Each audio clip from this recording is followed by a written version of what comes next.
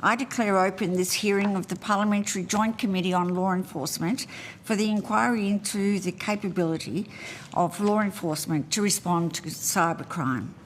I begin by acknowledging the traditional custodians of the land in which we meet and pay my respects to their elders past and present. I extend that respect to Aboriginal and Torres Strait Islander peoples here today. The committee will be conducting today's hearing in person via video conference. These are public proceedings being video streamed live via the Parliamentary website, and a Hansard transcript is being made.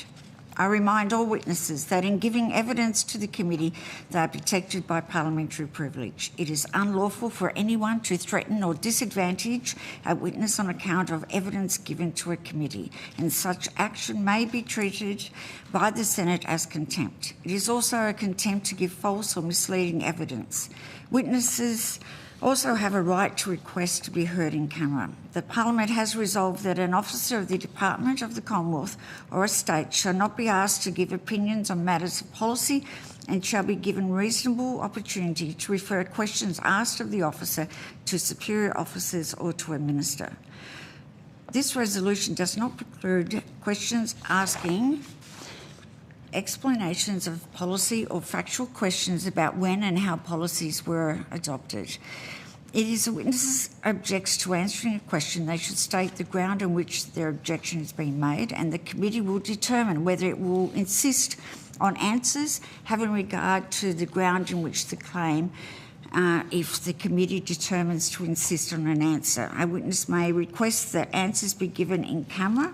Commonwealth officers appearing today are also reminded of the Senate order specifying the process by which a claim of public immunity shall be raised.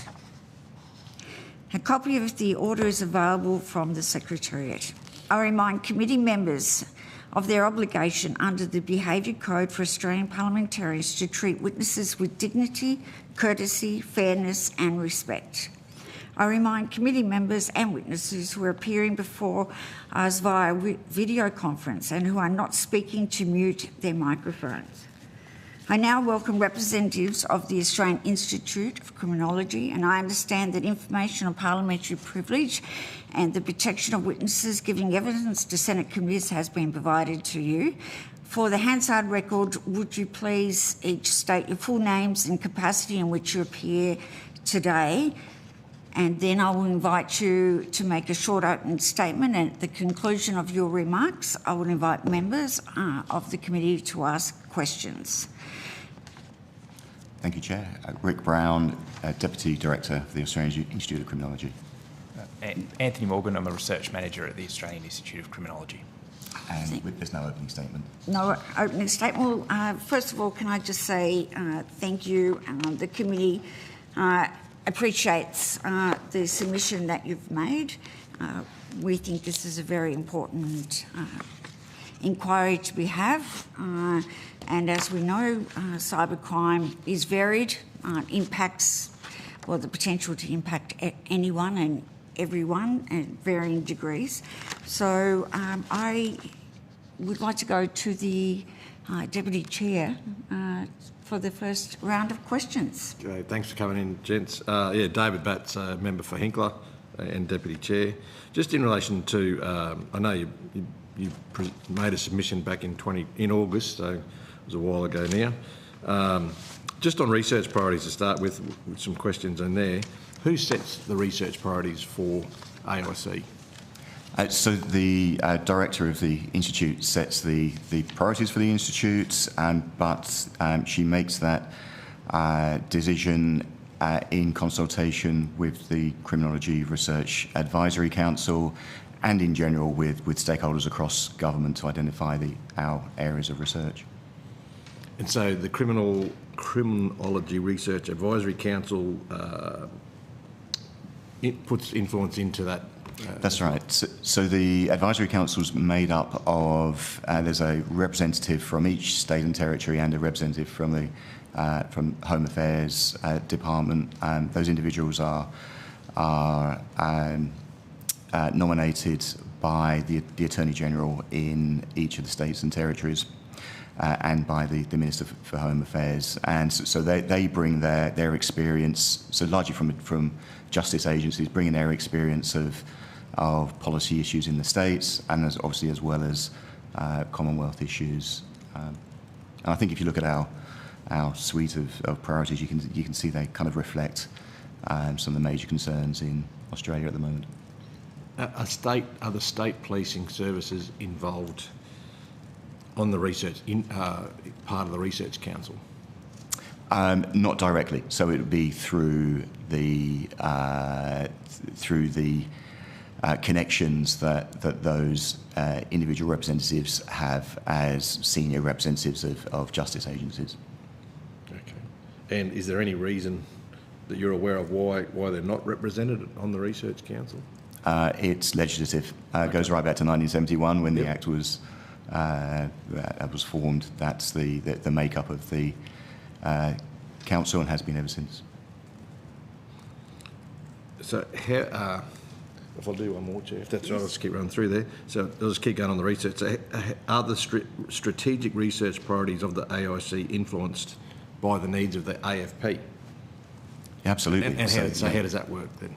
Yeah, no, and obviously with Australian Federal Police, we're in the same portfolio, and we'll have regular contacts at various levels within the AIC with AFP representatives, and they will feed into, particularly cybercrime, they feed into various of our research projects. That they will typically receive advance copies of papers, etc. So there's a close working relationship with the AFP.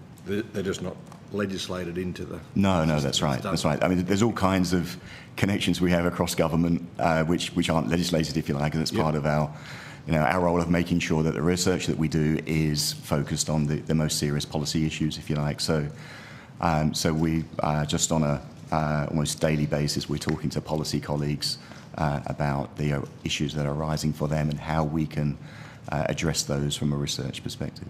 Yeah, so that's where I was sort of getting at, is if it's not in legislation, it's how does it... Oh, yeah. How do we continue on that to make sure it happens all the time, unless it's just a conversation between people who get on all right? And it's the sort of thing that, I guess I'm missing because it's so in-ground in what we do that we're speaking with different levels of government, and we have steering groups for particular priorities where they can formally feed in, but there's an awful lot of that kind of interplay that we have to make sure that we're dealing with the issues. Because often, you'll have a priority that's set for 12 months, but something new will emerge, and we need to be aware of that so we can see what we can bring to the party in terms of the available data that we've got to inform those issues.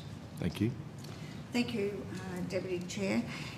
In relation to your research and the work and the relationship you have with the AFP, how's your research interacted with the AFP in terms of disruption of organised crime through cyber security and cyber crimes?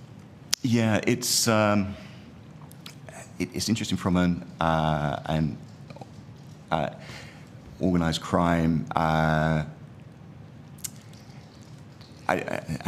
guess I want to separate, if you like, the kind of overarching policy perspective from the tactical perspective, if you like, that we're focusing more on understanding the big picture of what cybercrime looks like, rather than involved in operational issues. So there's a bit of a distinction there, which draws us more towards kind of being involved from a kind of strategic analysis, understanding of cybercrime. Now, a lot of what we've been doing has been focusing on measuring in a way that no one else is the impact on the community of cybercrime. So you'd expect the work that's happening with AFP and its partners to have an impact eventually on the community in terms of levels of victimisation. So we've really focused more on victimisation than we have on offending. That being said, we do have work in the organised crime space, but less in the kind of specifically cybercrime, organised crime, I would say. One area that we have been recently working with them, again, it's more from a prevention than an organised crime perspective, but to work with AFP on messaging to identify ways in which we can improve the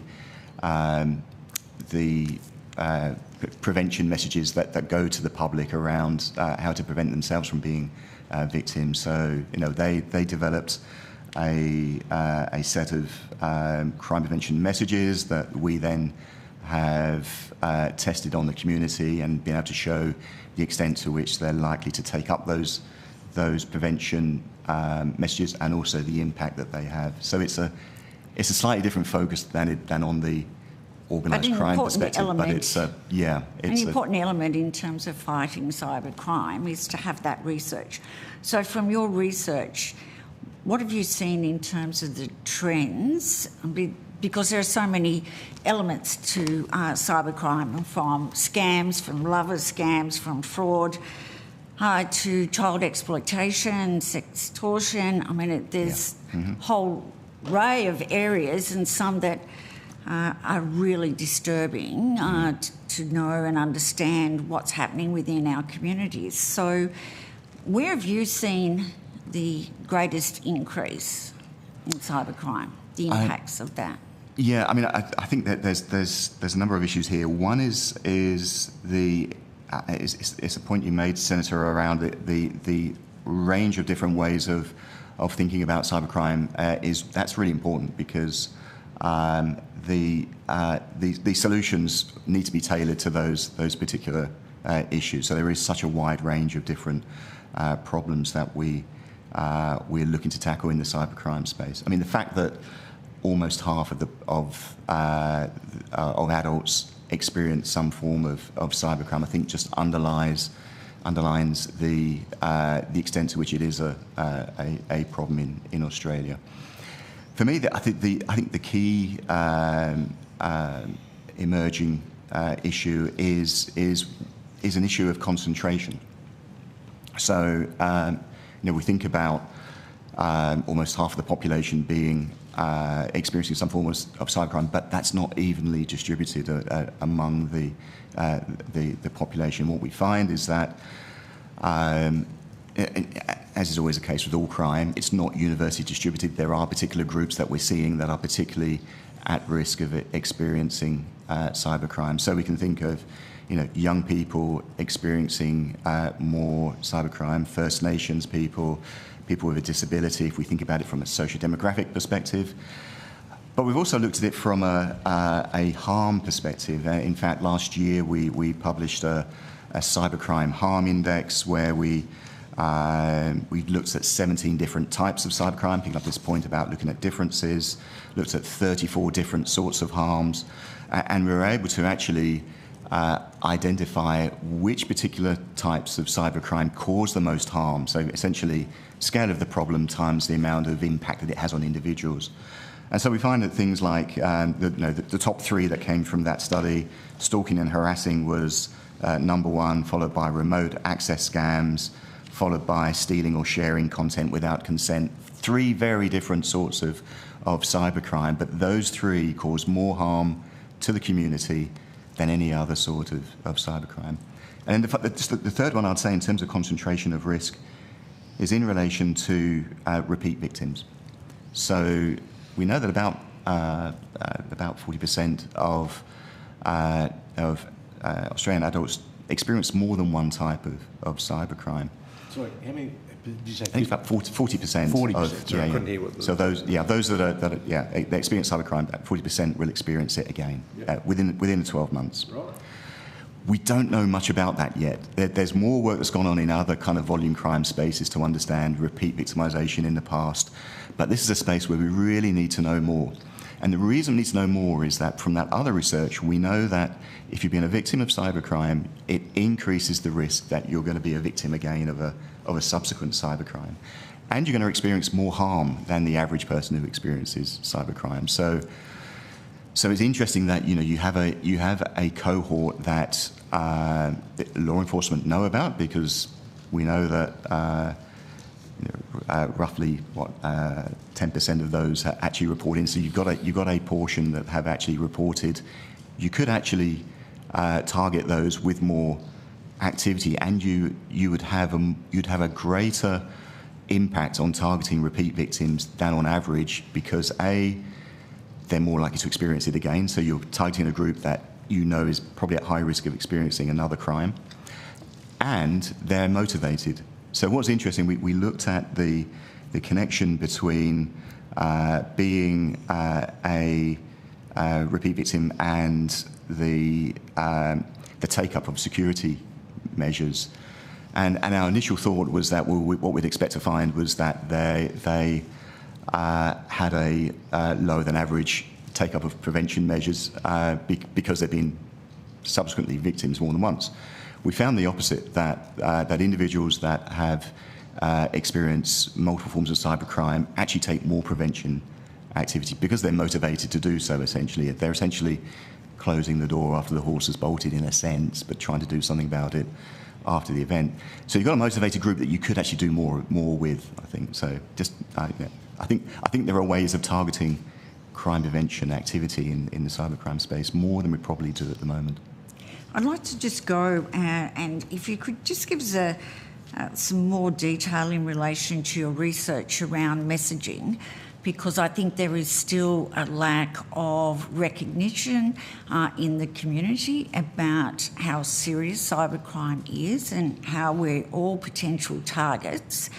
And there is still a stigma that people feel if they have been scammed or defrauded in whatever way. And we know particularly for young men and young women, in terms of sharing content, as you already alluded to, can be devastating and have a huge impact. But they also are fearful of reporting. So in terms of the messaging, what's your research telling you?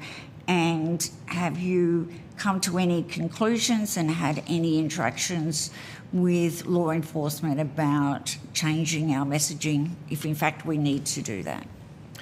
So I'll throw to my colleague Anthony Morgan to talk about the specifics of the messaging study that we've yet to publish, that we're just finalising in a second. But I mean, there are a couple of points I think to make generally about messaging. One is it's one tool in the toolkit, and unfortunately, on the whole, it's not a hugely impactful tool. So what we find is that the take-up of messaging isn't huge, and the actual impact in reducing risk isn't great, and that's because it relies. There's a distinction between, if you like, active and passive crime prevention. What we know is that crime prevention works best when it's passive, that the user has to do nothing, that it's done for them. That's when we know it makes the most impact. So just from a theoretical perspective, messaging falls into that active crime prevention camp, that you're actually relying on the user doing something about it to make themselves safer. And on the whole, individuals don't. So our research shows that kind of roughly a third of the population take up the common forms of security measures. They check their security settings and patch their security settings. They change their passwords. They use long passwords. All those things. Kind of roughly 2/3 of the population don't even do the basics, if you like. So you're starting from a very low base to improve their own crime prevention risks, and then what we're finding is that on the whole, the research shows that it's not that there aren't great outcomes from that. So anything you can do which does it for them in terms of making applications secure by design, so that they don't, it's already built in, or regulations in place, or activities are done on their behalf to make them more secure. Those are more likely to have impacts than actually relying on the the individuals to make a change themselves. But I'll throw to Mr. Morgan to talk a bit about the study, if I can. Sure. So in terms of the targeted prevention messages, we partnered with AFP and also eSafety Commissioner and developed messages that were trying to essentially build on what we were already doing as far as awareness campaigns, but to do so in a way that the evidence says is more effective at actually getting people to change their behaviour. Obviously with eSafety, the focus was around online abuse and harassment. It was very different to what we were focused on with AFP, which was more about profit-motivated cybercrime, fraud and scams. Whereas most awareness campaigns are kind of broad messages about things that people could do, what we wanted to try and do was to provide far more actionable advice, so things that people could do very quickly and very easily, and that was more directed towards them. So one of the problems we have with awareness campaigns is there's so much information out there that either people are overwhelmed or they essentially block it out because there's too much information and advice around what they could do to keep themselves safe. So we were trying to tailor messages more around things that would be kind of more impactful, so around particular timing. So romance scams around Valentine's Day is a really classic example, shopping scams around Christmas time. So the messages were timed around those kind of high-risk periods, and they were giving people very specific actions that they could take at that point in time without creating additional stigma and suggesting that they were doing the wrong thing and perhaps exacerbating feelings of shame or embarrassment. What we saw was that people were more likely to take up those actions. We ran it as an experiment. We were able to show that we could change people's behaviour, and in the case of the profit-motivated cybercrime, we could reduce the amount of harm that people were experiencing from cybercrime. So by just making a few changes to those prevention messages, we were actually able to make a difference. Now, one of the things that we took away from that is these weren't universal community-wide campaigns. They were very targeted. We were trying to reach directly into people, and I think picking up on the earlier point around targeting repeat victims, it's kind of the perfect environment to try and target some of these messages where you've got a motivated group and you know who they are and you can tailor your messages according to what their experiences of cybercrime have been in the past. So I think some really important lessons from that work. Have you found in your research, has it actually borne any results impacting research now that there's a restriction of underage having access to some of these platforms where we know that there's opportunities there to groom young people? So has anything come up now in your research to support the decision that government made, which other countries are following?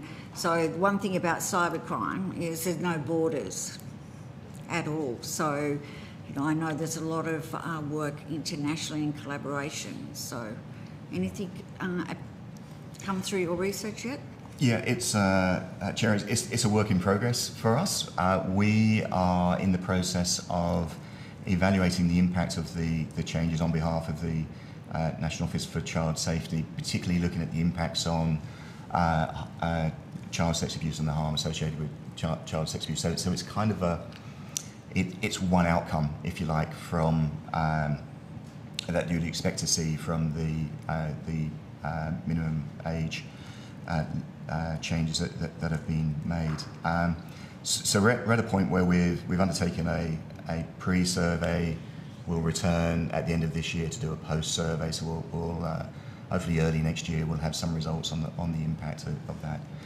In advance, we had actually using the Australian Cybercrime Survey, we surveyed parents about their thoughts around the changes.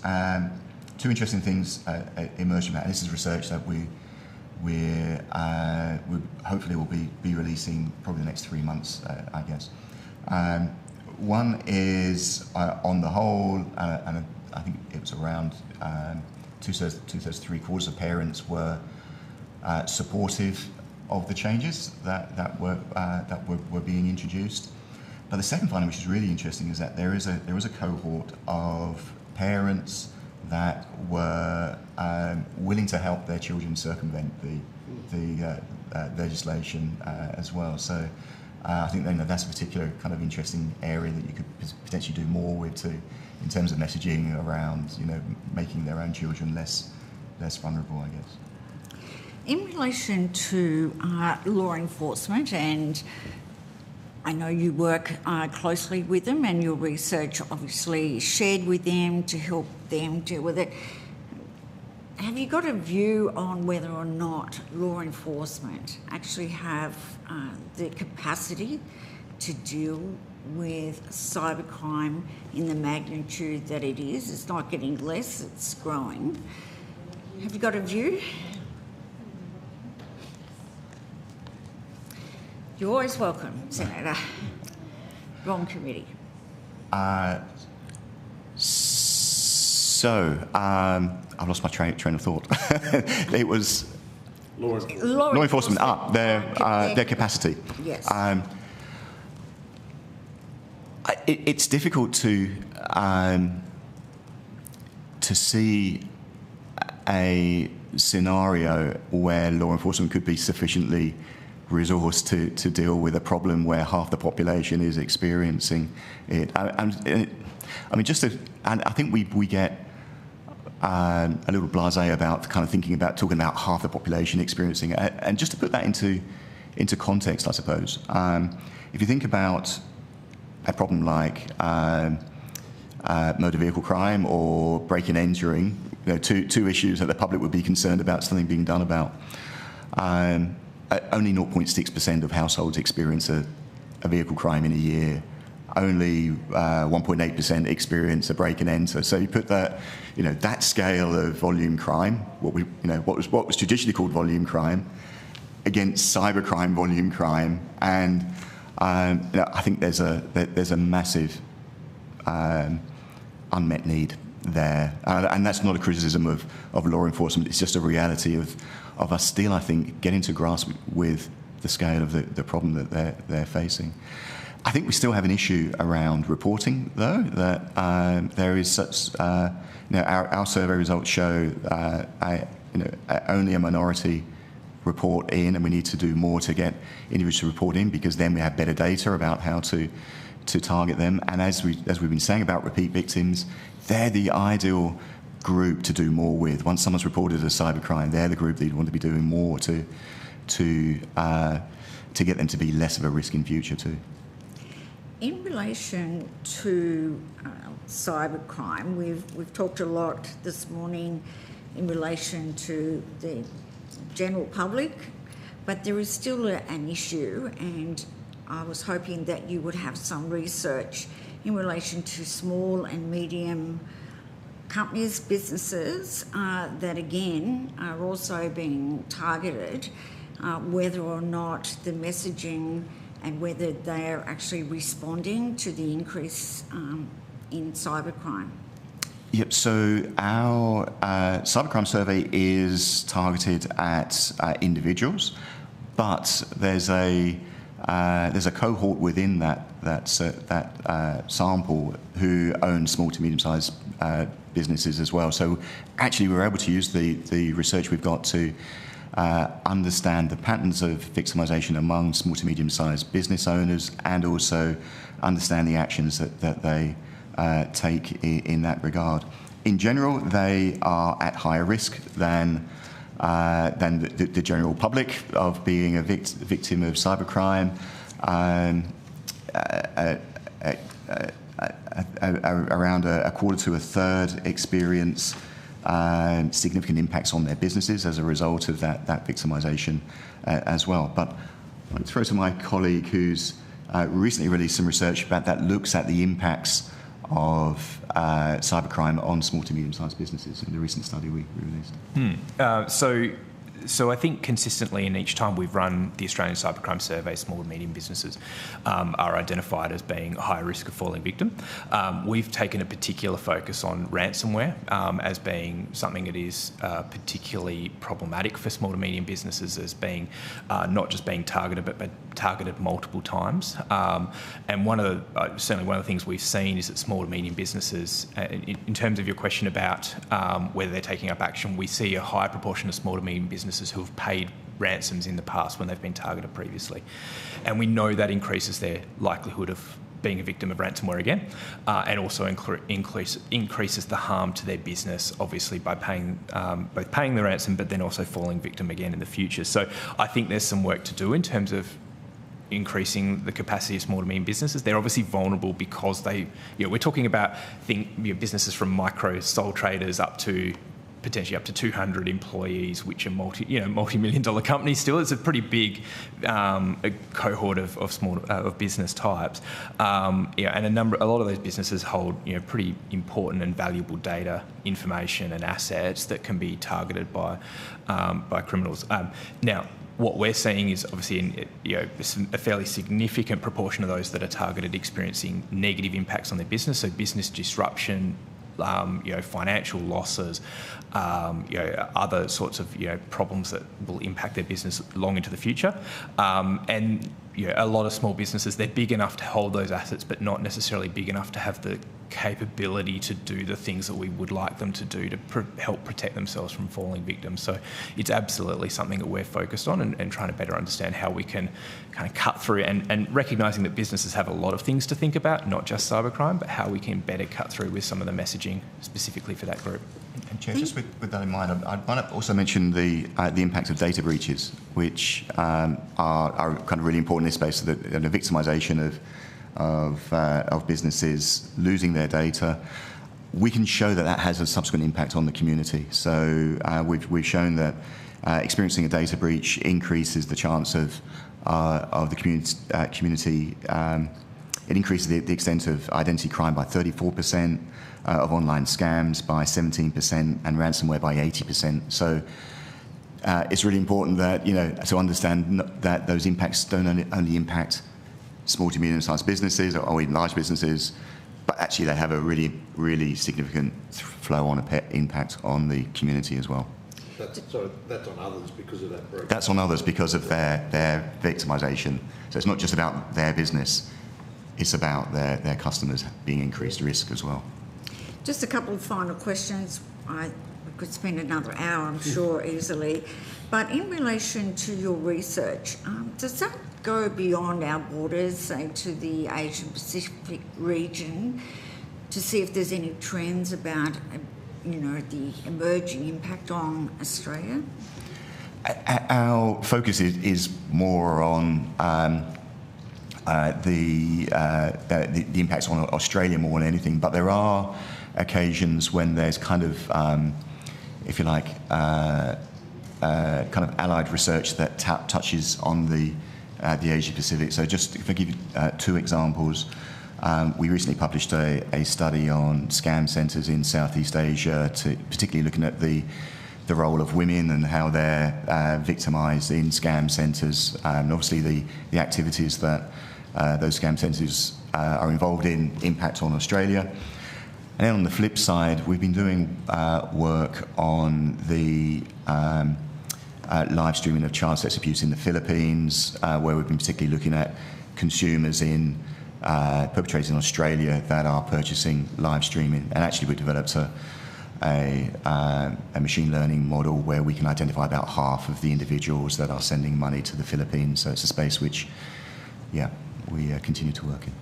Are there any international models that are effective that you're aware of that we could introduce into Australia?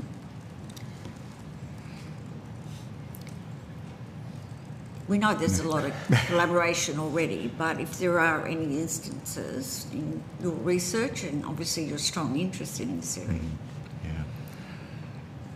Nothing's springing to mind on either. I mean, I think part of the problem is that it's that problem-specific aspect that it very much depends on what the issue we're looking at in terms of what we see internationally may be working. So I mentioned the live streaming space. The UK 2 weeks ago introduced Amber Alerts, for example, to raise the profile of that occurring in the UK. Well, it's something that potentially could be looked at here as an issue. But I think we're so focused on what's happening in Australia. Perhaps we need to look more internationally. We also are a target because we're seen to be a wealthy country, just as we are drugs, we pay more for our drugs, and obviously we're a target for organised crime. But can I, on behalf of the committee, thank you very much for not only your submission but appearing before us today. We appreciate it. Thank you very much. Thank you.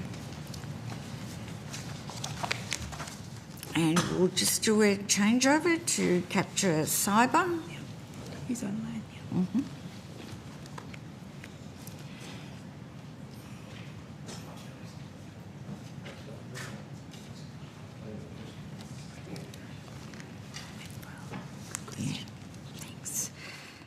I'd now like to welcome representatives from Capture Cyber via video conference. I understand that information on parliamentary privilege and the protection of witnesses giving evidence to Senate and joint committees has been provided to you. For the Hansard record, would you please state your full name and the capacity in which you appear today? Yes, thank you. My full name is Darren Anthony Hamilton. I'm appearing in the capacity of Managing Director of Captura Cyber. Thank you, and again, welcome to you. Would you like to make a opening statement? Because you're welcome to do so, and then we'll ask you some questions following on from there. Yeah, great. Thank you. Good morning, first of all, and thank you for the opportunity to appear for you.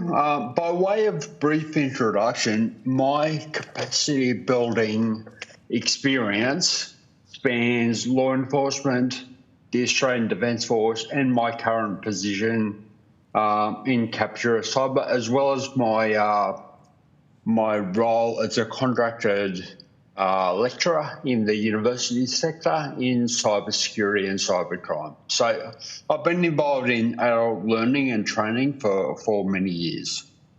My initial submission to the inquiry back in 2024 was made in direct response to a question the chair asked to another witness regarding the specific education and training needs for law enforcement they still required.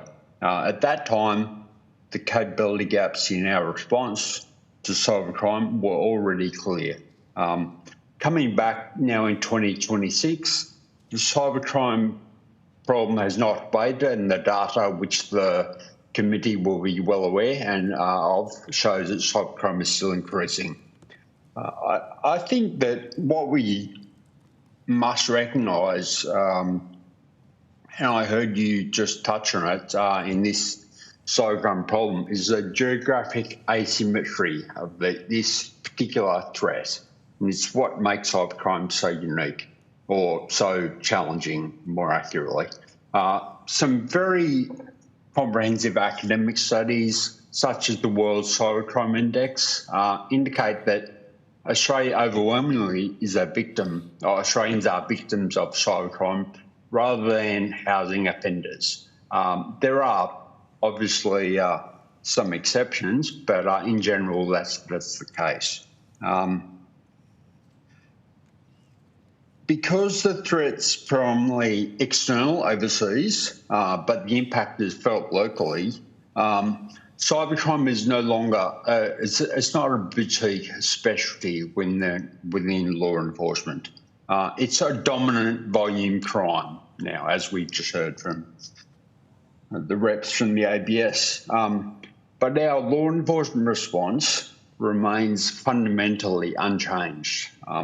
We're trying to protect Australian victims from sophisticated borderless syndicates, but we're still using a federation of decentralised, disconnected training models to train our law enforcement personnel.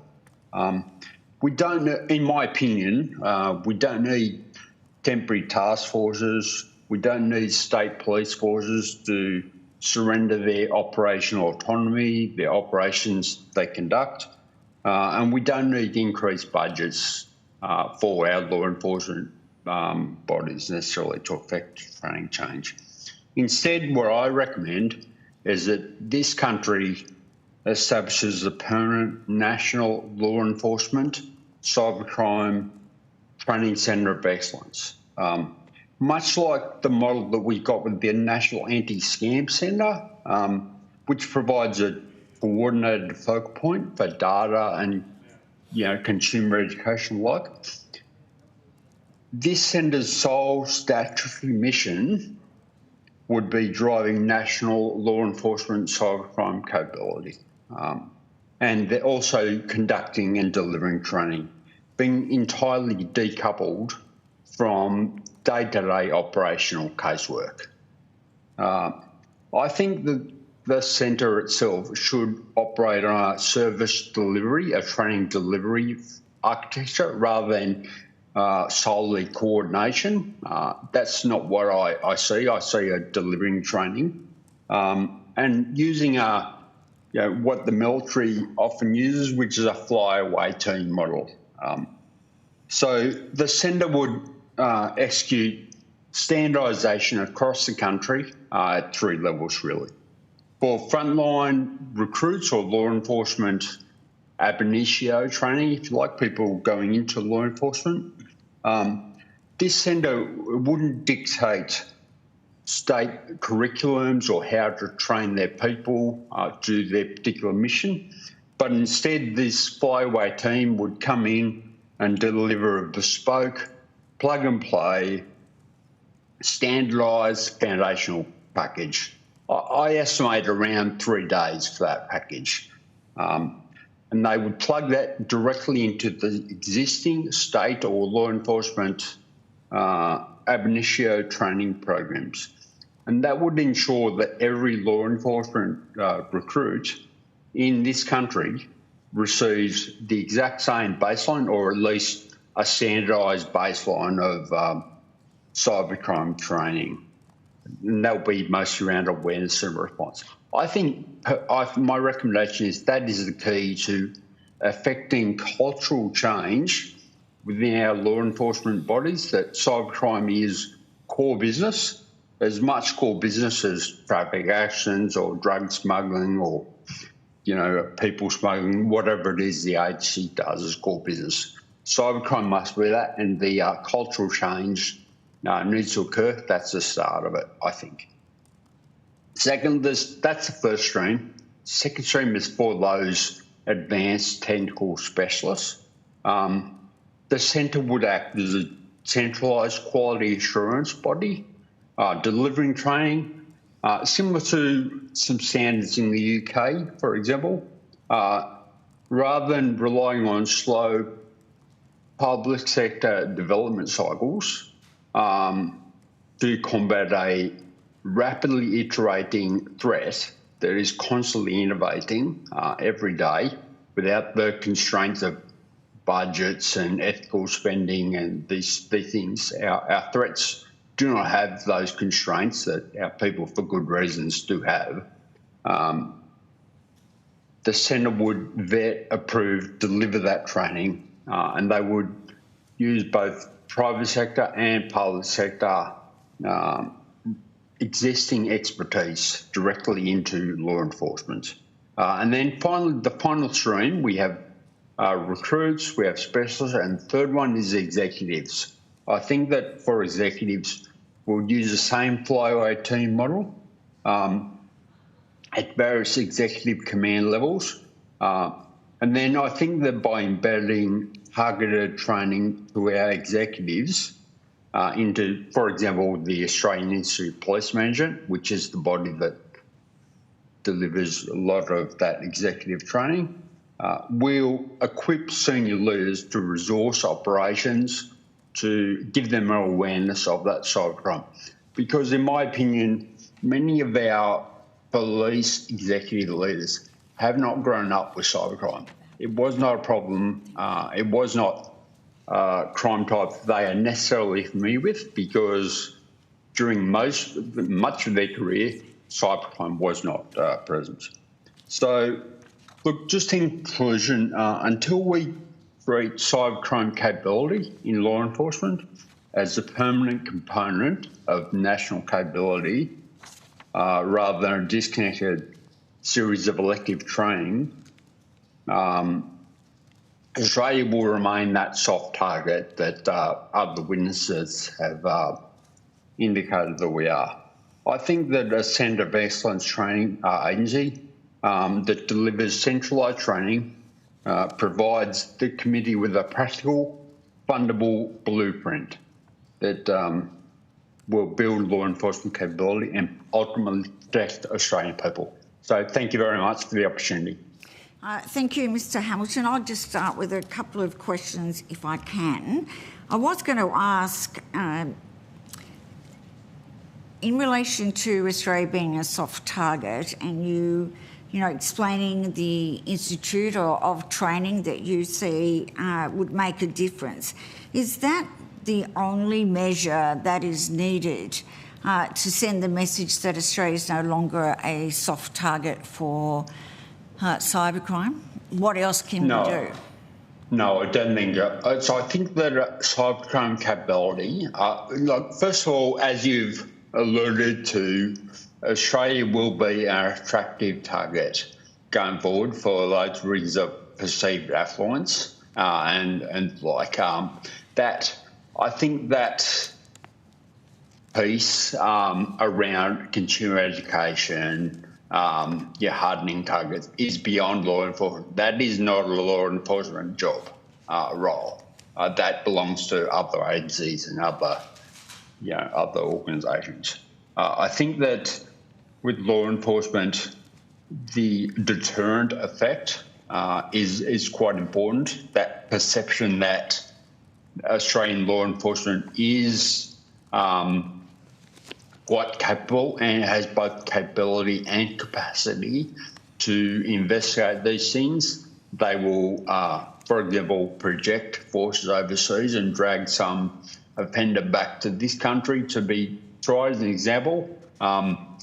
When you're a cyber criminal, and we know this from call centres, that you have the entire world to choose from.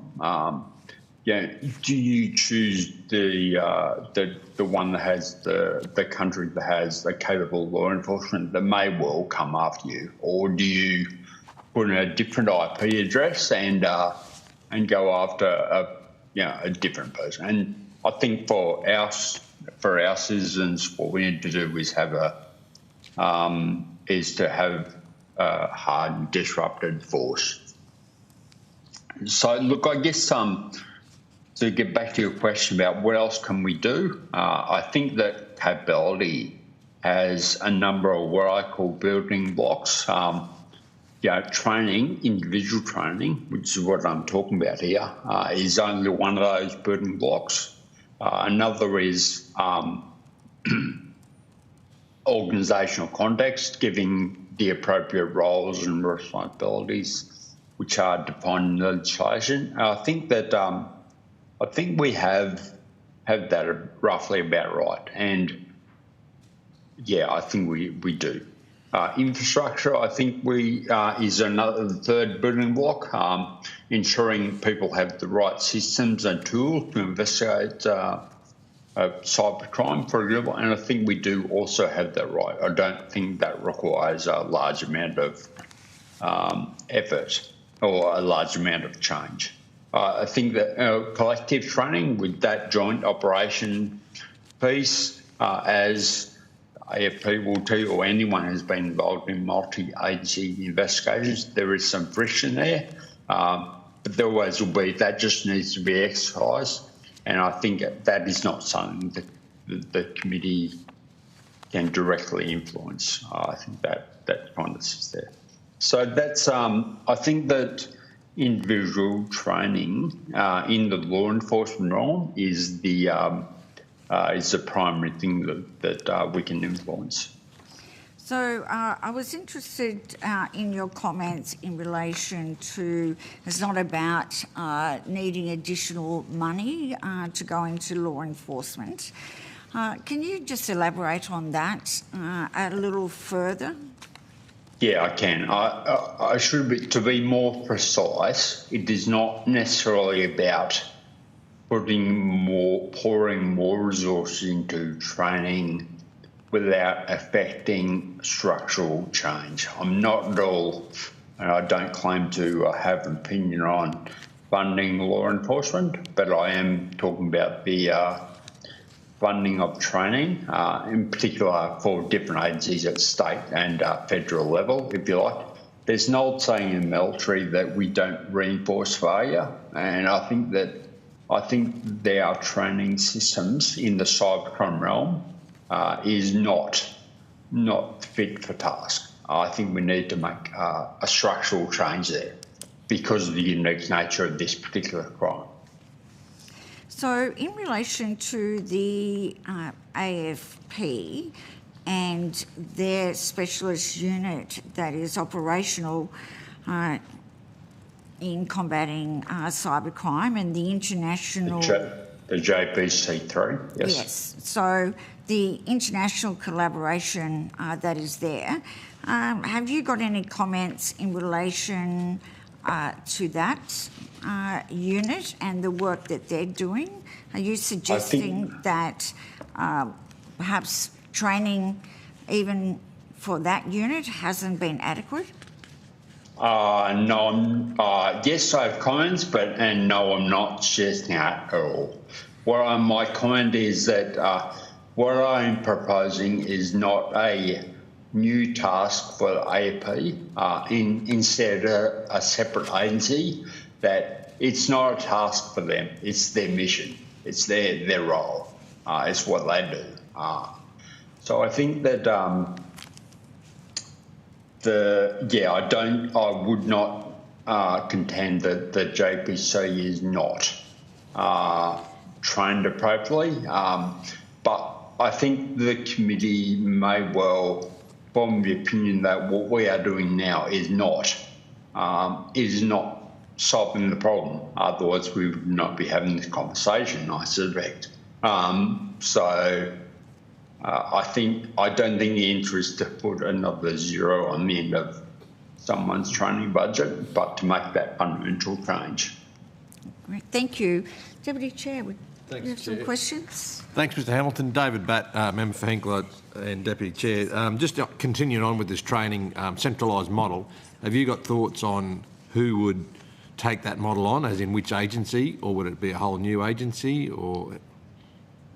I think it would be a new agency. I think, look, it could fit in the AFP or DOJ or wherever it might sit, but if you do that, then you have the challenge that will be absorbed in the greater mission of that particular agency.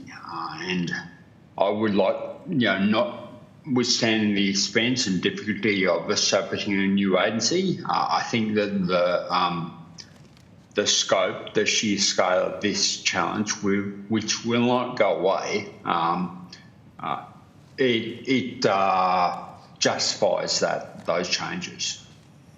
And given the fast changes happening all the time in this space, I'm guessing that it'd be up to that whatever they are, that group, to continue to innovate that model and continue to change the training whenever it's needed? Absolutely, and I think that's one of the real values of that model, that you can innovate, you can bring together the public and private sector staff, expertise, and you can orient yourself far more quickly than agencies who have their eye on other priorities. And if I can, one more, Chair. Senator Cox might want to ask one as well, but I'm not sure. You mentioned about the Five Eyes countries in there in a bit in your submission, and that they do this better in training models. What you're suggesting for here, like modelled from there, the best of them type thing? Is that what you're looking at? And sorry, can I just add another one to that, if it is the case? Have you looked at their increase in arrests, convictions, those sort of things because of their training? Is this better training you're talking about leading to more arrests? Yeah, I don't. To answer your second question first, I don't know. I have not done research, and that causation between training and arrests that's some deep statistical stuff that is beyond my area of expertise. To answer your first question about other models in the Five Eyes countries, what I'm proposing is not directly used in. Well, it's not a straight copy and paste from other countries, but it does have some similarities. Certainly in the US, there is federal agencies that provide that centralised training. In Canada, some of the police college over there provides that centralised training. Bearing in mind all these jurisdictions are quite different to ours. But I note that in Canada, for example, legislation is being passed, or it's before Parliament as we speak, to establish a new federal agency called the the Financial Crime Investigation Agency, or similar. That is similar in that you recognise a unique crime type requiring a unique response and a specialised, highly focused response. Yep. So what I'm proposing is quite similar to that. In the UK, there's it's probably close. There is a number of cybercrime programs where private sector trainers deliver training to, I think there's 43 law enforcement agencies in the UK. So that's that public-private partnership as well. Yeah. But I'm not aware of any countries where there is a separate bespoke agency that delivers that training at a national level. Thank you. I have a further question, if I can. Do you know what training in terms of whether it's state police forces or the AFP, how much in their basic training, what's the delivery of training currently dealing with cybercrime? Because I think there's usually most people, if they're going to report it, will go to their local police first. So can you, have you got any knowledge of what currently the training is so that we've got something to compare in relation to the institute that you're talking about? Yeah. Firstly, I think you're exactly right. I think that in most cases, our victims, our citizens, go to their local police force, or a state police force, and they report it. So that's the first thing. Secondly, to answer your question directly, no, there are 8, or no, I don't have direct knowledge of what the 8 state police academies teach their recruits. I suspect not very much, based on my own experience. Admittedly, that was some years back, but it was not a component of that training, and I don't know that there's that specialised training. Certainly, what I can offer anecdotally is more recently, victims of these cyber crimes they experience what I call victim ping pong, where they try to go to their local police station. They, surely you're advised something to the effect of, no, that's international, it's an AFP problem. So go to AFP, maybe a referral then to ASIC because it's maybe a corporate fraud or perceived to be a corporate fraud. ASIC perhaps does not have jurisdiction, and the poor old victim ends up being bounced between these various federal agencies or these various law enforcement agencies miraculously before they ultimately get no action there. And I think we can do better than that. And that's circling back to my initial point that I think we need to train our initial recruits, our local police behind the counter. Here's a cybercrime. That's what we do. That's one of the many things that we do, and here's what to do with that. I don't think we're there yet. Thank you for that. Just one final question. In relation to the centralised training model, what agency would actually be responsible for delivering that training? Yeah, so I think that it's either a new agency, and what I'm proposing is we build a new agency that's all I do. But again, back to my previous answer, in the interim, we could look at it could be either a component of the AFP, Home Affairs, probably see some in that law enforcement space. Only one of those two jurisdictions. Now, thank you. Any final questions?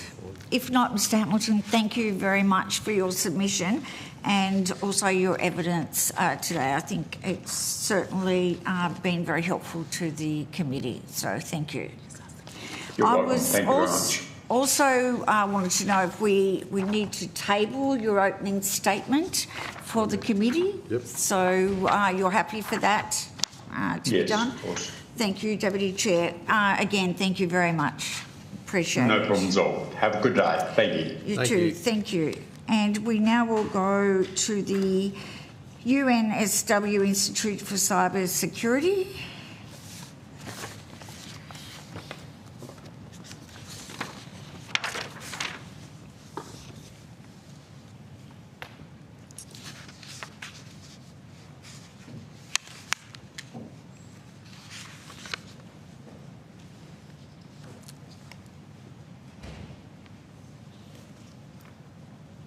Good morning.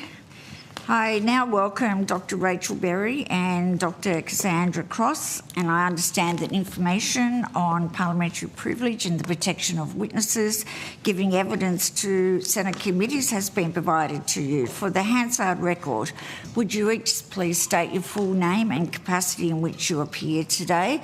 After that, I will invite you both, one of you, to make some opening comments, and then we will go to the committee to ask some questions. Dr. Berry? I'm Dr. Rachel Berry. I am a senior lecturer in anatomy and forensic anthropology at the University of New South Wales, and I'm here today representing the university's Institute for Cyber Security. Thank you. Welcome. Good morning. My name is Dr. Cassandra Cross. I'm a professor in the School of Justice at Queensland University of Technology. Thank you both for giving your time today. Would either of you or both of you like to make an opening statement? Yes, I can kick us off. My opening statement and my research involves the intersection of artificial intelligence, child sexual abuse material, digital forensics and child protection. And my research specifically investigates the challenges posed by AI-generated and AI-manipulated child sexual abuse material, or CSAM, as we refer to it. And looking at the implications that has for law enforcement in terms of victim identification, in terms of detecting this material, and in terms of policy and framework development. The problem with AI is that it's rapidly changing the child exploitation landscape. So unlike traditional CSAM, it has the ability to create images, like highly realistic images, videos, and completely synthetic material at a terrifying speed in vast quantities, and it's a technology that's highly accessible to anyone. And I think, although it doesn't necessarily always involve direct contact with a child, it still has significant harm. So it still can be used to create sexualised content of real children, so using innocent images and videos. It can be used to manipulate existing CSAM that's out there and circulating to make more extreme and graphic content. And it can be used for things like grooming and extorting and all those sorts of things. And I think from a law enforcement perspective, what that does is it creates a certain level of uncertainty. So when you have that material in front of you, you're not sure whether it's real, you're not sure whether it's completely synthetic, or whether there's some kind of element of both of those involved. And that's going to complicate things like case prioritisation, victim identification, and also in terms of the already limited resources that law enforcement has, where to allocate those resources. And I think that the scale and sophistication of AI-generated CSAM is increasing. And I think that law enforcement is struggling to keep up with keep pace with it in terms of its detection, its investigation, and then eventual prosecution of offenders. And I think in terms of what could be given to law enforcement to help them improve their capability, perhaps some changes in legislation that I've identified. There should be greater cooperation and intelligence sharing between agencies and groups both nationally and internationally. And I think greater investment in digital forensics and specialist AI training would also be one of my recommendations as well. And I welcome any questions you have on that opening statement. Thank you very much, Dr. Thank you. Barry. Dr. Thank you. Cross? Good morning. As noted, I'm a professor in the School of Justice at Queensland University of Technology. I'm before you today as an expert in the field of cybercrime, with a primary focus on fraud and scams, and also the associated issues of identity crime and data breaches. I've been researching this field for 18 years, having first started while working as a research and policy officer in the Queensland Police Service. So my statement today, my submission, and any answers to your questions are based around that degree of knowledge and expertise across that time. Cybercrime is no longer a niche or technical issue. It's one of the most widespread forms of victimisation affecting Australians today, yet it remains one of the least visible within our justice system. In research that I conducted with colleagues a number of years ago, more than 80% of adults in our sample had experienced some form of cybercrime, but only 17% of incidents were reported to the police. And I think that gap matters. It means that our policy responses, our resources, our legislative frameworks and our understandings of the problem are built on a fraction of the actual issue that's out there. But the issue is not only underreporting, it's what happens when victims do come forward. For most Australians, and as previously noted by the gentleman before, the first point of contact is not a specialist cyber unit or a national portal, it's their local police station. General duties officers are the front door to the justice system. Yet our research found that as few as 8% of surveyed officers had received formal cybercrime training. Victims arrive with complex and urgent problems, while frontline officers are expected to respond without always having the training, the tools, or the referral pathways they need. From the victim perspective, cybercrime is deeply personal. It extends well beyond financial loss and sometimes has serious and devastating and long-lasting psychological consequences. Victims often do not know where to go, they do not know who is responsible, or what outcomes are realistic for their incident. Some are passed between state police, federal police, and online reporting portals, with no single agency taking clear ownership. From the policing perspective, this is not a lack of commitment. Officers themselves report low confidence in their organisation's capacity to investigate cybercrime, to detect offenders, and to prevent further harm. Cybercrime differs from traditional crime. Offenders can operate anonymously, across jurisdictions, and at scale. And we know that evidence is digital, transient, and often held overseas. Police understand these limits, but the public often does not, which creates a damaging gap between community expectations and law enforcement reality. And this mismatch has consequences.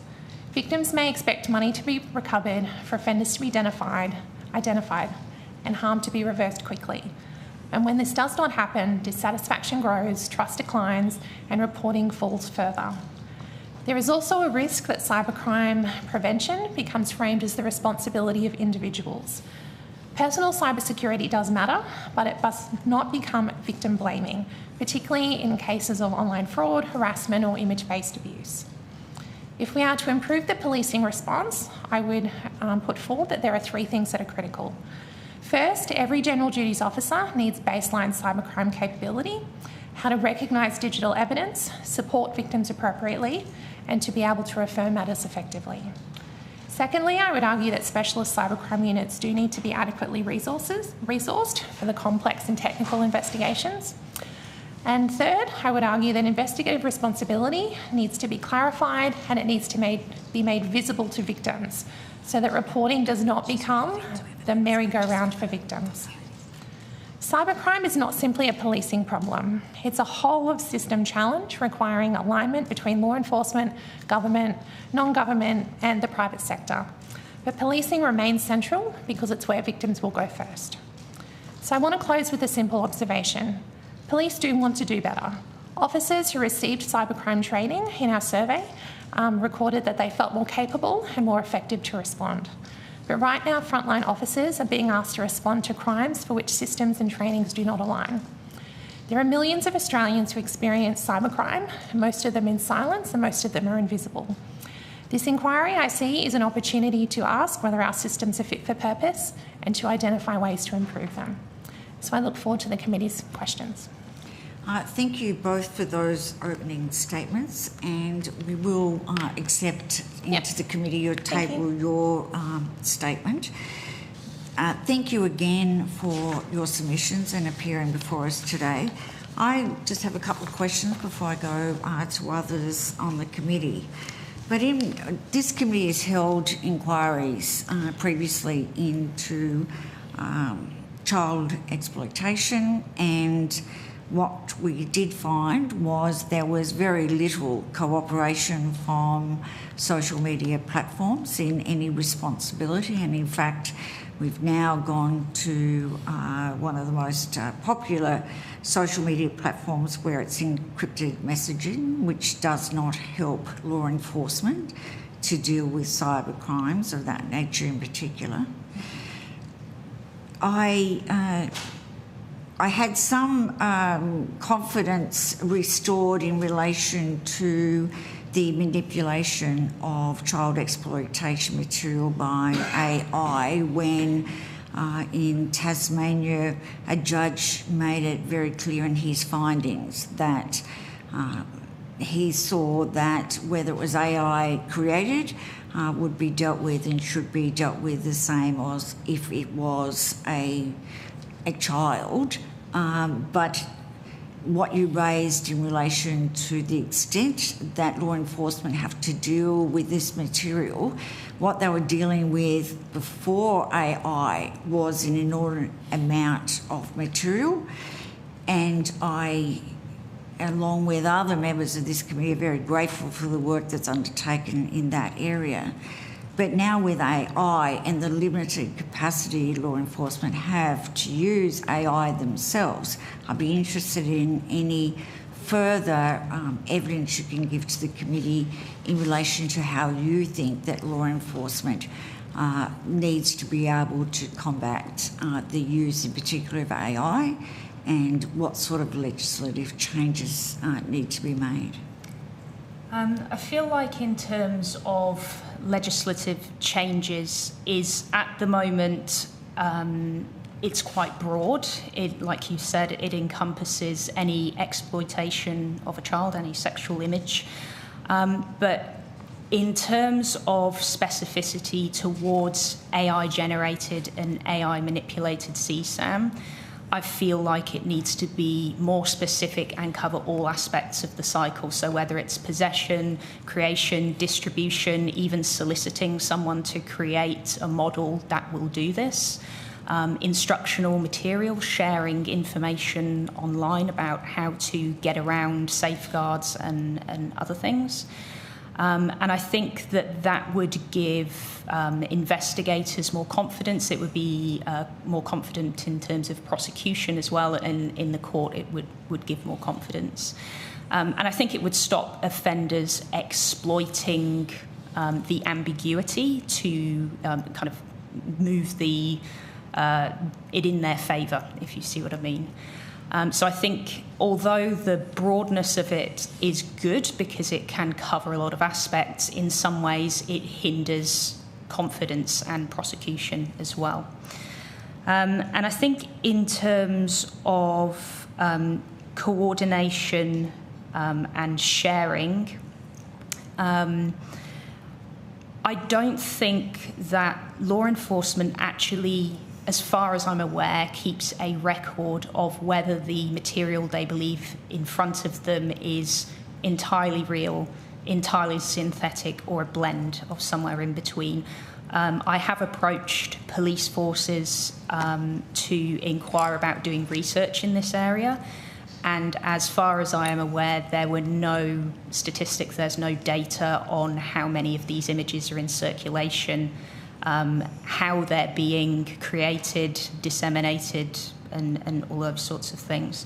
So I think in terms of intelligence, there needs to be more work rather than focusing on detection of content that's already out there, more of a move towards prevention and findings before this content gets created or the models get made to create this sort of content. I think there needs to be a dedicated reporting system as well. And I think that at the moment we're kind of working on systems that use AI against AI to detect these images, but at the moment they're relatively primitive and 60-70% kind of accuracy. So I think more funding and more investment in that, and training investigators to actually identify this kind of material. Although if it's highly realistic, the human eye can't tell, unfortunately. In relation to the University of New South Wales, what other research has been done around cybercrimes? In terms of cybercrime, I believe there is research into hacking. There is some dark web research happening as well. Those are the ones that I'm aware of because I have been involved in those. I'm sure there are lots of others being done in terms of cybersecurity and security of the country and that sort of thing. But again, with law enforcement's capacity to deal with the amount of generated or real child exploitation material, the same with the dark web. Are there things that, is it just a matter of training? I know there needs to be some legislative changes, as you've already given evidence to, but are there other things? Is it a matter of law enforcement not resourced enough? They have the PJC3 unit that's operating and dealing with both of these areas and others. Is there anything else that you would like to add? As I said, I think for me it's mainly the fact that we are reactive rather than proactive in terms of law enforcement. The content's already out there, we're trying to detect it, and we're trying to remove it from the web.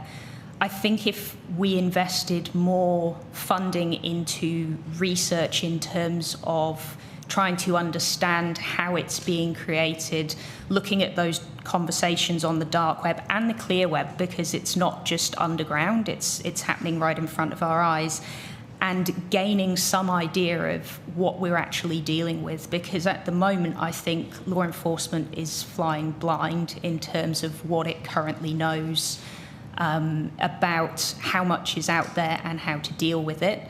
The UK have the Internet Watch Foundation, which is an independent not-for-profit organisation, and since 2023, every year it's published a report on AI-generated CSAM and the trajectory of the scale of the material that's out there, the graphic nature of it. More than 2/3 is category A, the worst of the worst kind, and another 30% was category B. So that makes up most of it. And as I say, every year they publish the report and show you the updates, what they've kind of worked out and they know about how to detect it and how to combat it, and frontline kind of a frontline report of what they've experienced, how many reports they've had. And I think something like that for Australia and the law enforcement here would be beyond helpful. As I say, we're flying blind at the moment. We don't really know what we're dealing with. Thank you. I'll go to the Deputy Chair. Thank you, Chair. In relation to, probably a question for both of you, Cam, but it was for your Institute for Cybersecurity to start with, but the research that you're both doing on the Australia's legal frameworks, and having that, you want that holistic approach, which I think we all agree with. Has there been any, since you've put these forward 12 or 18 months ago, whatever it was, some of this reporting, has there been any amendments made through any of the jurisdictions on as a result of your research? And if not, how do we get, have you got any ideas on how we move that forward? Like, is it working with AIC or someone like that? How do we get that in? Go first. Sure.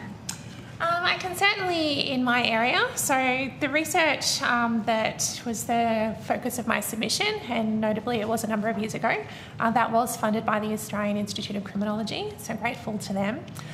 In terms of cybercrime relevant to the spaces that I'm most familiar with, the biggest legislative change in recent times has been the passing of the Scams Prevention Framework, which came into effect in 2025 and is currently being implemented through a number of different,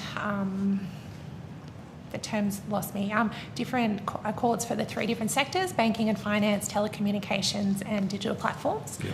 I think that will have a significant impact in terms of fraud and scams and the deception related offences that are encaptured within cybercrime. It will be interesting though to see how that rolls out, because I think one of the challenges in this space, cybercrime is so broad, there are so many agencies that are relevant and invested in this space. And if you think about that particular piece of legislation, it focuses on agencies outside of the criminal justice system, and I certainly think that's warranted, given that for many fraud and scam incidents, it is based on the money that's going through, obviously, banking and finance sector, and the communication between victims and offenders that are happening on the telecommunications and digital platforms. But I think it would be of concern, and we haven't, I guess, seen what the implications are in terms of the relationship between how that those sets of requirements interact with policing agencies at both state and federal levels. And also I think we do run the risk in some ways of taking fraud and scams and taking it out of the justice system and making it more of a financial issue, which I do think is significant for victims that have lost substantial amounts of money. But I'm not necessarily sure we've thought through the implications for justice. There's a requirement from the Scams Prevention Framework for agencies to be able to share actionable intelligence that they are able to collect from the incidents that are happening. But I'm not sure that there's a clear framework around how that is to be shared, how that is to be used, and also the relationship around that actionable intelligence with law enforcement. And again, I think we come back to the fact that cybercrime now is already so overwhelming for agencies, and there's a lot of intel that's out there, but it's around our capability to make sense of that intelligence and then to actually be able to action it in a way that is of benefit to the individual victim. In terms of AI-generated and manipulated CSAM, I know there have been updates and amendments to Acts in 2024 to try and cover the scope of AI-generated material, to make it more broader, to, as I say, to cover that. But like I've said before, that's a bit of a double-edged sword because it leaves a bit of ambiguity for offenders to exploit kind of loopholes. And from reading around the literature coming out of Australia, there's very little research being done. The Australian Institute of Criminology, which Cassandra just mentioned you got some funding from, they have been doing some research in this area and published last year, and they again could find very little information on the current landscape in Australia, and that's the same as myself. I've tried to do a systematic review and look at what's happening and what we know and what we don't know purely in Australia, and it seems like we know a lot less than we do know. And so, as I say, the money and the funding needs to go into looking at the proactive approach, I believe, rather than the reactive.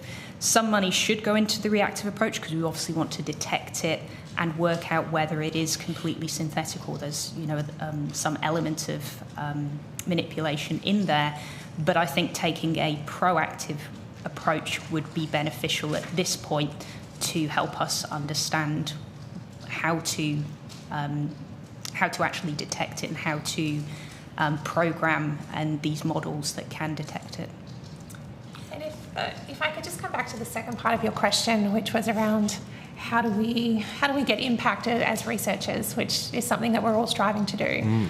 I think in a policing context, it's very challenging because policing, as everybody in this room knows, has many tensions and competing priorities. So police have finite budgets, police have finite personnel who are able to respond.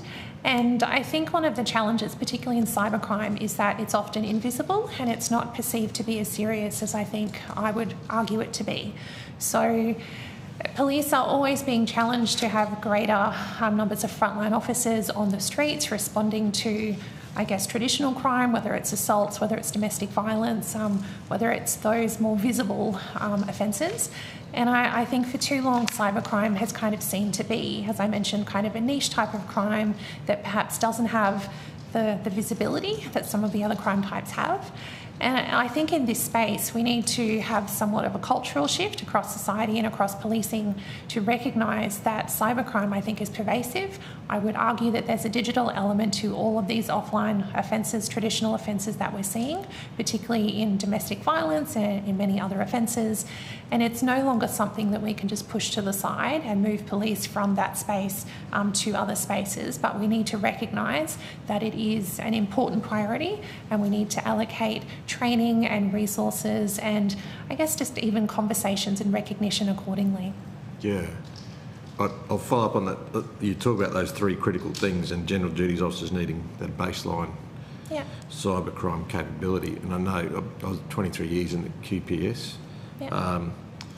It's that, from my point of view, that it's everything's got their borders, like you only deal with what's in Queensland or what's in New South Wales, and when something comes in like this and you're doing a DV or whatever the job is, you go on job to job and then you pop one of these in, it's like, well, whose responsibility is it? And that's what we've just heard again from Mr Hamilton, and where that needs to be, that needs some clarification and some sort of overviewing body to make sure, because it does cross state borders but also international borders, I suppose. But is there, after me saying all that, is there anything that you've seen since you've done your report 18 months ago, even in Queensland, that there is more training for on general duties police or any other jurisdictions that you've seen in cybercrime since then? Not that I'm aware of. I think, and again, it's just recognising, and you'd be well aware of this, that in training police officers in any state or other jurisdiction, there is a finite period of time in which trainees are at the police academy. It's a very congested agenda that they need to go through. And I know that everybody is always arguing for space in that training agenda. I think we are well beyond the time where cybercrime should be considered kind of an additional nice to have in terms of training, and I would argue that we need to be increasing the capacity of offenders, not necessarily to know the specifics of all of these types of offences, but to have a baseline understanding and recognition of the complexities, of the types of evidence that they might need to capture at a point in time when a victim comes to them. And I think just more broadly, and I don't think this inquiry can honestly overcome this. But as you mentioned, policing is very much bound in geographical jurisdictional borders. And cybercrime clearly transgresses all of them, both within the country and external to the country. And we know that. And I guess for 20 plus years we've been talking about this as an issue, and yet there is kind of no ability for us to overcome that. And I don't see in the future that we will be able to overcome that unless we have kind of a global significant shift of some sort. But I don't necessarily think that that's just kind of an excuse that we should roll out at every single committee inquiry or every time that this happens. I think we do need to try and figure out, this is the landscape that we're operating in, this is the landscape in which offenders are operating in, and so we do need better ways of acknowledging this, of providing information to our frontline officers who are dealing with the victim in front of them, even if it's around language, how they interact, believing them, not necessarily humiliating them and kind of laying the blame at their feet, but trying to do something constructive. And I think also being far clearer around the responsibilities of the agencies to avoid the merry-go-round. I know the previous gentleman called it the ping-pong effect. The merry-go-round that I would say of being passed between agencies who, because of the nature of this and the nature of having a single reporting portal through Cyber, Report Cyber, there doesn't seem to be kind of any agency who will openly take responsibility or accountability in a transparent way. Thank you very much. I'll do one more, Chair. That's all right. Yes, it's for Dr. Berry, or from the submission from the university. There was some comments in there about the vulnerability disclosure program. In the submission was suggesting about current laws may leave security researchers vulnerable to criminal charges for participating in a vulnerability disclosure program. Are you aware of that side of what was in the report in your submission, or in the university submission, and are you aware of, has anything changed since then, like law-wise or support? Well, the reason I was actually invited here on behalf of the Institute was because they felt like there were no updates from that particular report. I'm not aware of that. And if you would like a response to that question, I can take it on notice and give you a written response to that one. That'd be great. Thank you.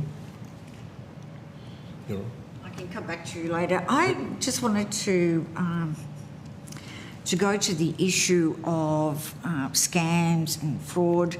You know, there is obviously underreporting. We know cybercrime is overwhelming to law enforcement, but there is also only so many hours in the day and resources that are available to them. So there is a view, I think, that is reflected in perhaps a small issue with people reporting these crimes, is that, you know, they obviously will need to focus on crimes, for instance, that are of a greater value, and yet the argument that I like to put to you is that if you have a person from the public who is scammed $10,000, to that person, that $10,000 can equate to $200,000 to a company.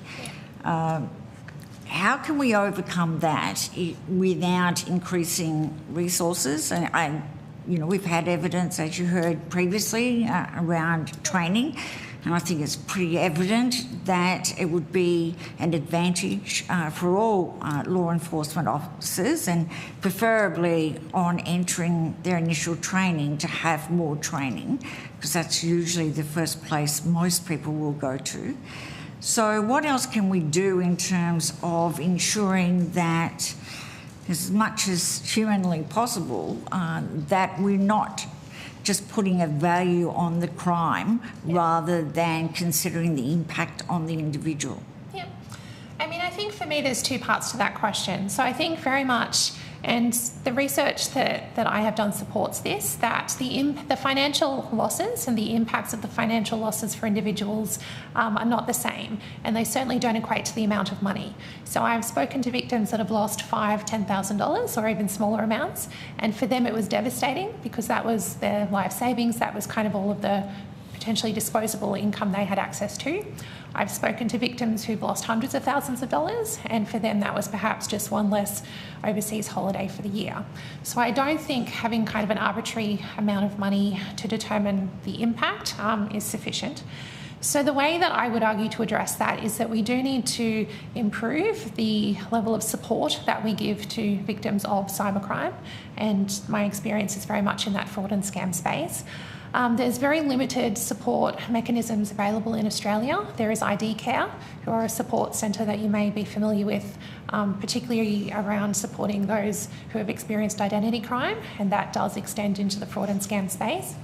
But victims of fraud and cybercrime are currently excluded from many of the other victim support mechanisms that are currently available across the country, because fraud and cybercrime is not seen to be a violent crime, it's seen to be a property crime. So if I had one suggestion, it would be to rethink how we categorise, or I guess how legislation and the categorisation of offences triggers the ability to access supports, whether it's victim assistance, whether it's financial counselling, psychological assistance, etc.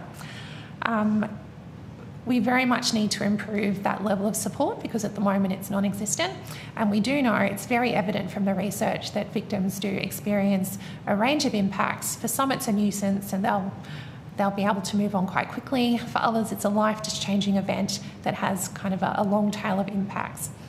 The second part to that, I think, is around education.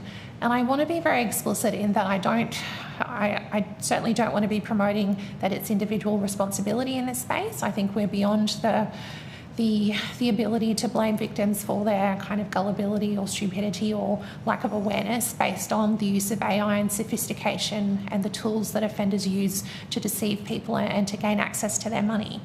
But I do think the prevention, the education space is really important, and it's always been very challenging, because there's a wealth of information out there about passwords, about securing accounts, not doing this, not doing that. But in many ways that is completely overwhelming, I think, to the everyday citizen. And also there's a lot of, I think, complexity and a confusing nature between the messages that are from banks, from governments, from other agencies. And most importantly, that message doesn't connect to the individual. Most people don't think that they will be a victim. They don't recognise in some ways their own vulnerability, or that it could happen to everyone in this room and all of your constituents. And so a lot of the messaging, I think, is lost because it doesn't have that point of connection. So I have argued previously that I think in some ways we need to take the fraud out of fraud prevention, that we need to be focusing on areas that perhaps have less baggage and less stigma associated with them.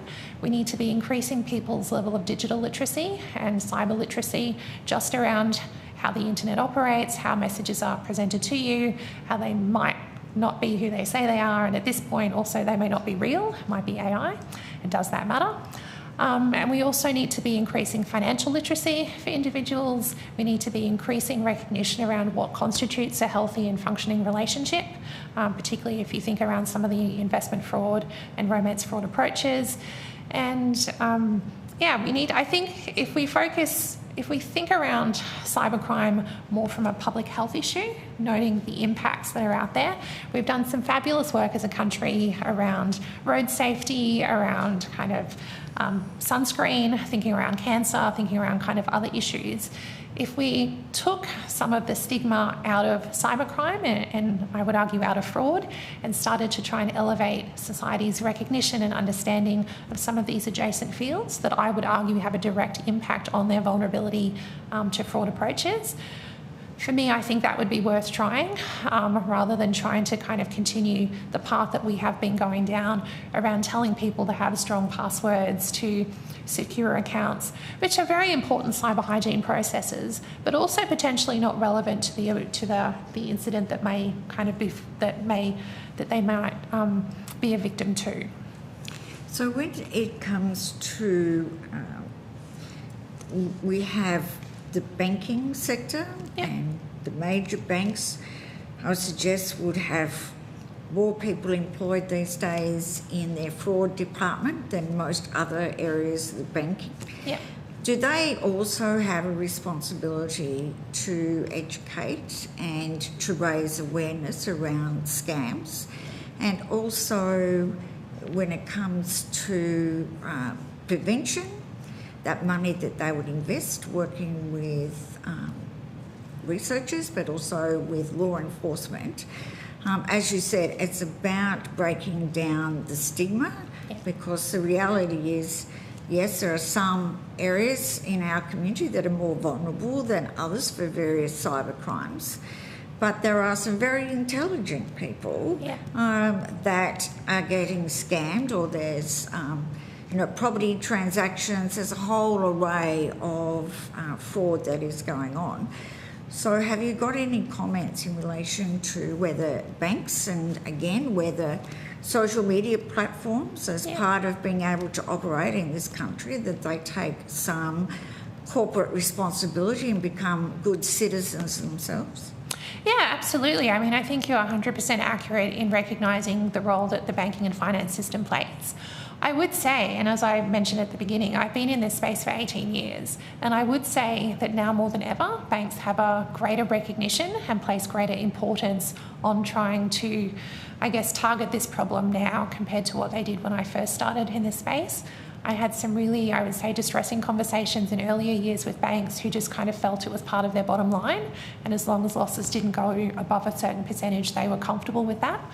Whereas now banks do very much have resources available, they have a focus, and they do have dedicated teams who do spend a lot of time on the phone with customers who have had transactions that have flagged or have not gone through, or have been, the customer has contacted them.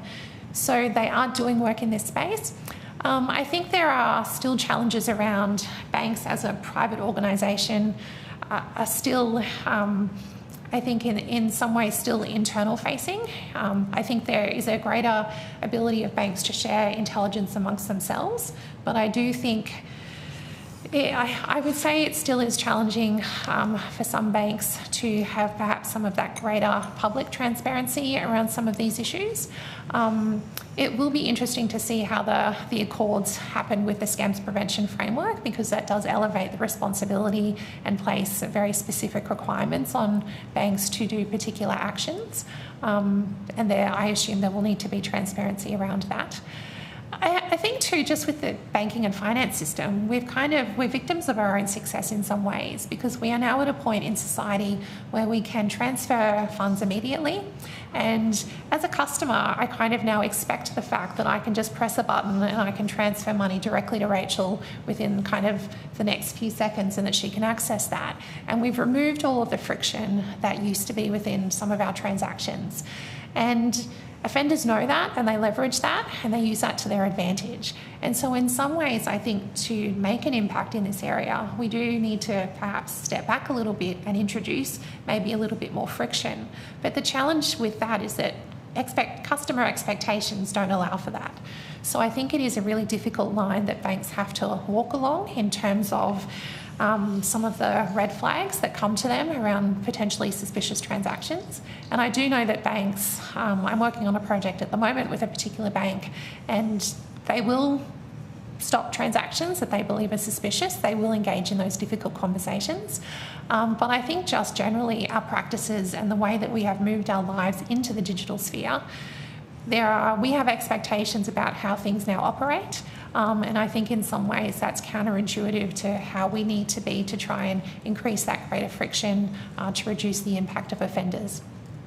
What about social media platforms? Do they have a responsibility to be good corporate citizens? I mean, social media platforms, I think, are a really challenging and complex space. So my research, I guess, doesn't specifically engage with social media platforms, so I'm not as familiar in that space. But certainly I think the challenge for the everyday consumer is that or everyday constituent, is that we are being presented with a range of different advertisements or a range of text messages or emails, and it's very difficult in many cases to be able to identify whether it's true, legitimate, or whether it's fake, or whether it's synthetic, whether it's been created, and the impact about whether or not that matters in that context.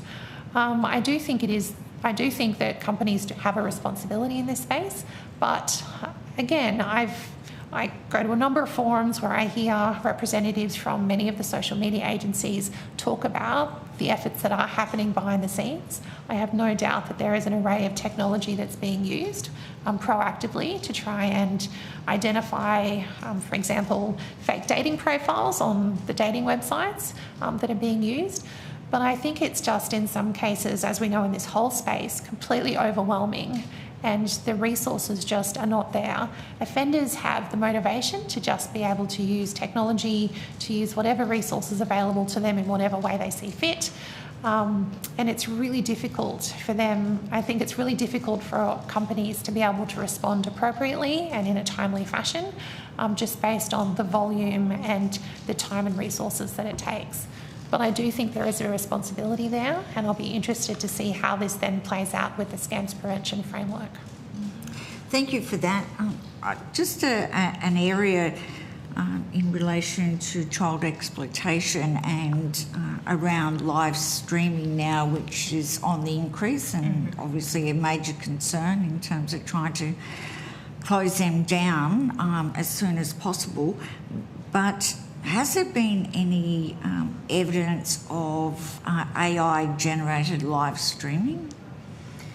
Not to my knowledge. But as I say, when I have approached law enforcement to kind of try and do some research into this sort of thing, I don't think they keep a record of those sorts of things. So it's difficult to know if it has happened and it just hasn't been reported and logged, or whether it just hasn't happened yet. But it is only a matter of time before it does start happening, because with the technology, it's becoming easier and easier to use. And we all have seen videos of a certain American president doing things that he obviously hasn't said or done. And I think that it is only a matter of time before there is live streaming and that material is manipulated and synthetic. There's already members of Parliament that have already had their images and their voice already used. Yes. So it is here. So it's not Yes. just in the US, but you right for... I did have one, but Yes. is that all right? Yeah, that's all right. Well, just to finish, Absolutely. I'm enjoying this part of it. So it's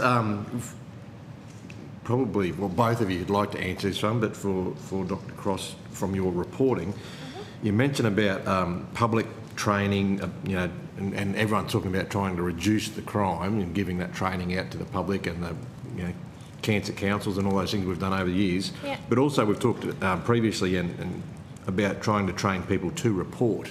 Yes. As well, with, like you've said, 17% of incidents reported, so we want to get that up. Yeah. But my question is about as you've said in there, no single agency taking clear ownership. Yes. How do we do, when we want to tell people to go and report this thing, but when they do, Yep. they're hitting these hurdles that this Yes. is what this is all about. Yep.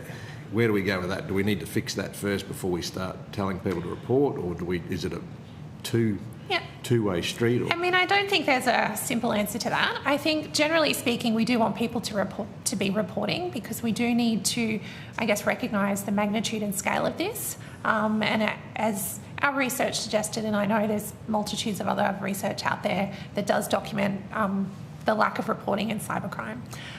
So I do think we want to increase reporting, but then I guess there are consequences for that. So if we're asking people to report, we then need to be able to match an expectation around what comes with that reporting. So not only do we, I think we perhaps as a parliament, but also thinking about policing agencies, we need to have clear lines of responsibility around reporting.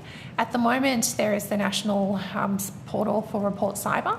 I would say that is challenging for people who have experienced cybercrime to be directed from a police agency back to an online portal to report an offence where, in most cases, they've been deceived through online means.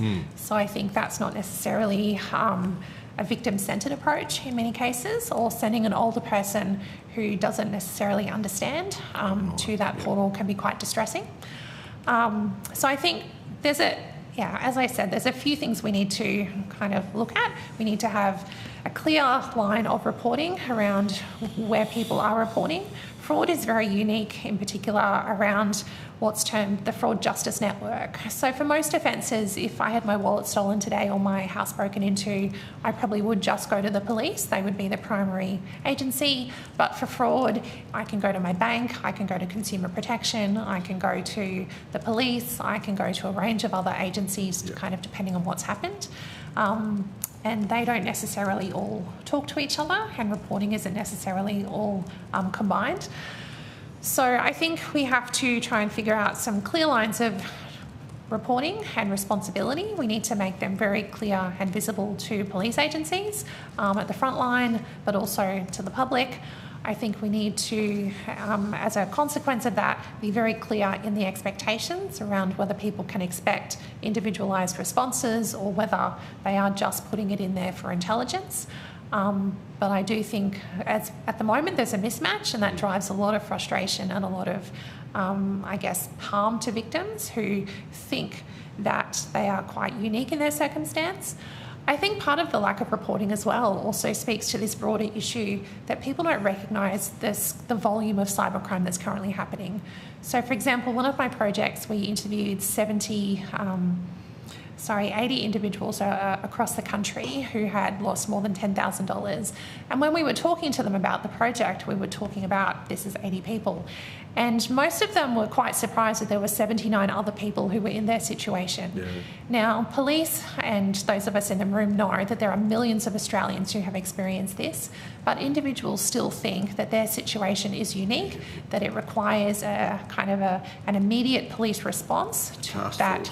Yeah, that's it. That, I guess, is reminiscent of the magnitude to which they are experiencing something. Yep. And we know that that can't, I'm certainly not calling for that to be met, but we know there is a huge mismatch between expectations and that drives a lot of harm and frustration. So I think we need to be clear around the expectations once somebody does report. And I think aligned with that, as I've spoken previously, we need to be improving our victim support services. We need to be recognising that for victims of cybercrime, there are financial costs, but there are far more non-financial harms that I think we can account for in a much better way than what we currently do. Wonderful, thank you. And in terms of AI CSAM, I think, yes, the reporting is pretty much non-existent. I think that the way law enforcement deal with it currently, and I completely understand why with the limited resources they have, is that no human wants to actually view the material, so it gets put through an automated system. That automated system categorises it as A, B or C, and the number of images in category A, category B and category C, and they base their kind of how they deal with it on the results of that. And none of that is actually helping us understand how much of that is AI generated or AI manipulated. Yes, it's still illegal, and yes, it needs to be dealt with, but as I say, for me, it's not knowing what we're dealing with, and we are taking that reactive rather than proactive approach of trying to understand how offenders are making this material, making instruction manuals. A lot of them are actually downloading open source models, so models that have their code available that they can tweak and then train themselves on existing CSAM that's out there to create more, as I say, more graphic and more extreme material. And that, because it's offline, they can download that and do that offline, it's bypassing all of the safeguards and the security mechanisms that these companies have put in place.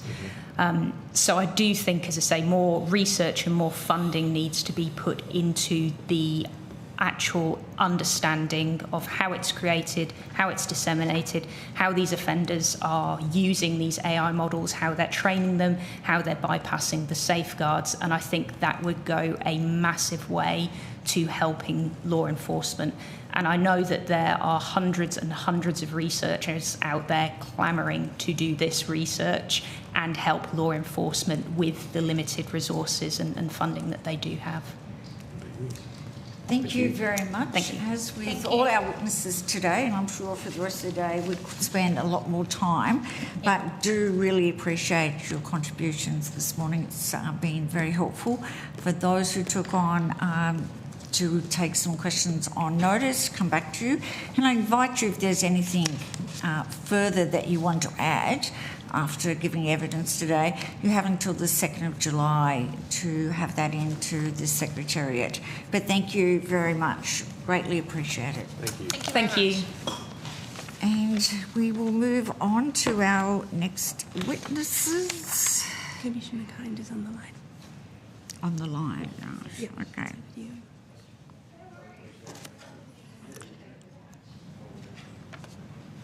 I now welcome representatives from the Office of the Australian Information Commissioner via video conference.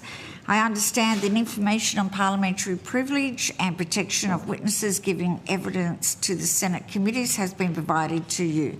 For the Hansard record, could you please state your full name and capacity in which you appear today, and at the after that, we will give you the opportunity if you want to make a opening comment, and then we will put some questions to you. Thank you, Chair. Good morning, everyone. Carly Kind, Privacy Commissioner, and I don't have an opening statement. Thank you, Chair. Thank you very much for appearing before us today. An important inquiry, and I have lost my Deputy Chair, so I will lead off in some questions, but thank you again for the submission. Your organisation last provided evidence to this inquiry in 23 and 24. And I understand there's been several developments in the privacy and cyberspace since then. What have you found? Are there any key concerns that you want to recommend today to the inquiry? And can you give us an update and set the scene for us? Absolutely. Thanks, Senator Polly. Indeed, we made a submission in 2023 and I gave evidence in 2024. And I would say that the environment has changed dramatically in that time, as I'm sure other witnesses to this committee have attested. From the perspective of the OAIC, I'd remark on a few different facets of those changes. The first is that our own enforcement powers and enforcement posture has shifted considerably since, say, pre-2023.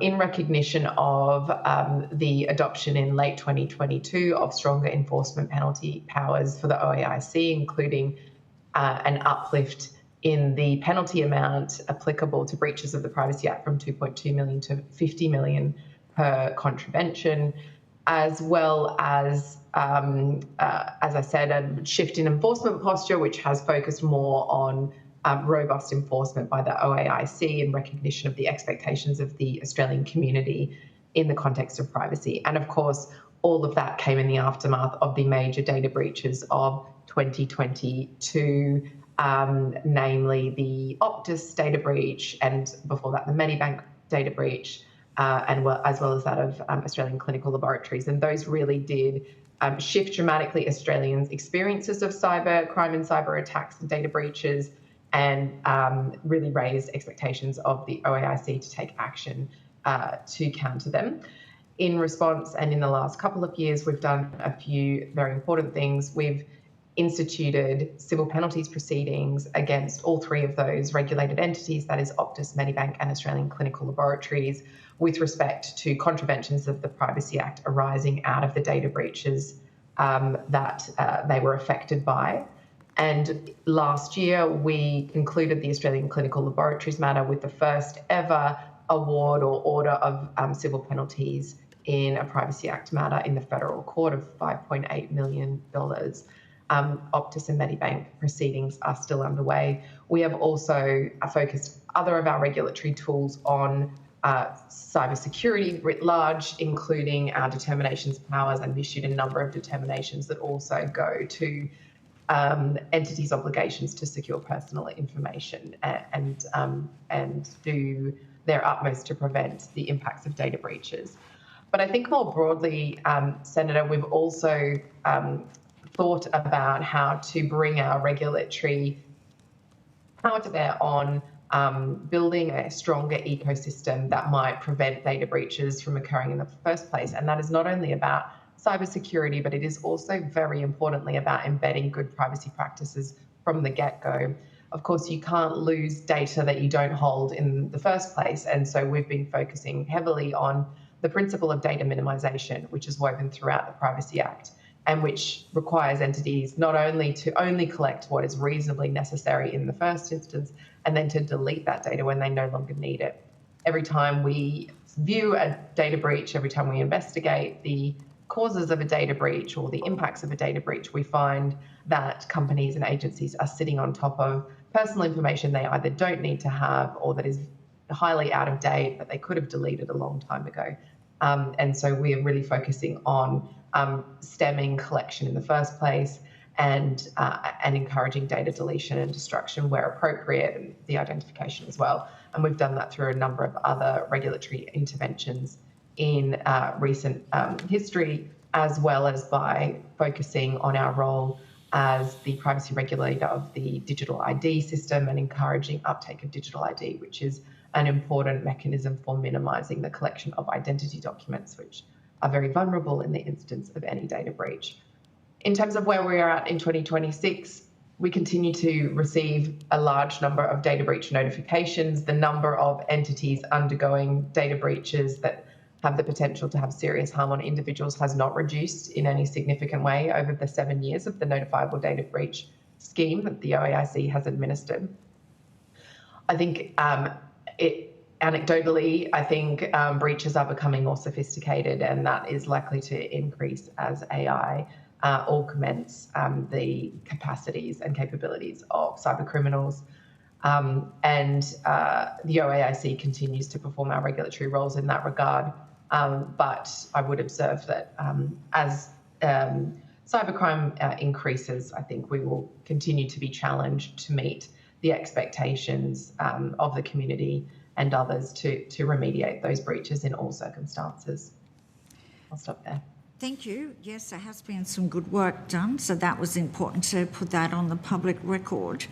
In relation to small businesses, my understanding is that some businesses are subject to the Privacy Act, but there are some that are exempt, some small businesses. Can you give us some details about that and whether or not those exemptions are actually counterproductive and makes cybersecurity potentially a bigger issue, makes them a bit weaker. So can you elaborate any further in relation to those concerns?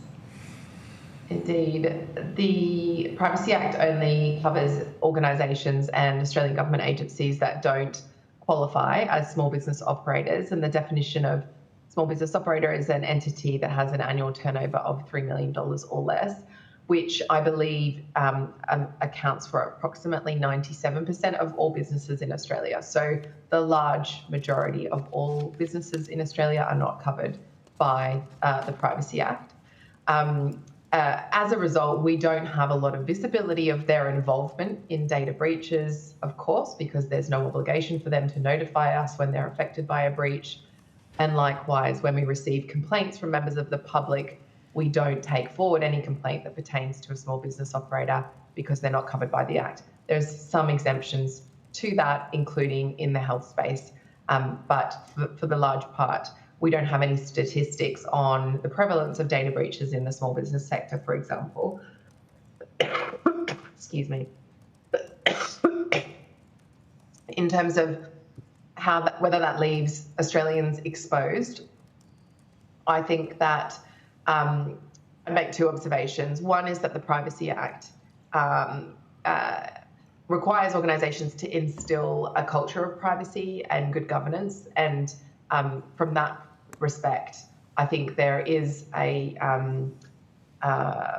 I think there's a missed opportunity to support and encourage the Australian corporate sector to demonstrate best practice and adopt best practice, including reducing the collection of personal information, knowing what personal information you hold, destroying it when you no longer need it, etc. All of those things are encouraged and required by the Privacy Act.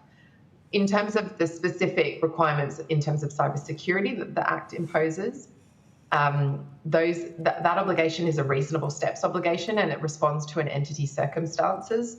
So we don't ask the same of a local, tradesman as we might ask of an Optus or a Medibank in terms of the cybersecurity protections that they should have in place. It scales with size, circumstance, types of information, etc. So again, I think that the obligations in the Act would support a stronger culture of privacy in corporate entities and organisations beyond just that small slither of corporate Australia that's currently covered by the Privacy Act. When it comes to the breach, for instance, say Optus or any one of those three that are generally well known, has there been any correlation between that data breach and any cyber crimes that's been reported? Because, I mean, there was a huge amount of people where their information was out there. Has there been any work to see what the real impact has been from a cybercrime point of view? We have some statistics, Senator. I couldn't speak to that matter in particular, not least because we're currently in litigation and some of those matters are facts to be determined by the court. But certainly in terms of our public attitudes research, those who experience a data breach, who are notified that their information has been caught up in a data breach, report experiencing much more in the way of scams as well as spam in the aftermath of a data breach. So I think, and that number has increased. So, for example, around 3/4 of Australians whose data was involved in a breach experienced at least one form of harm in the 12 months following that breach.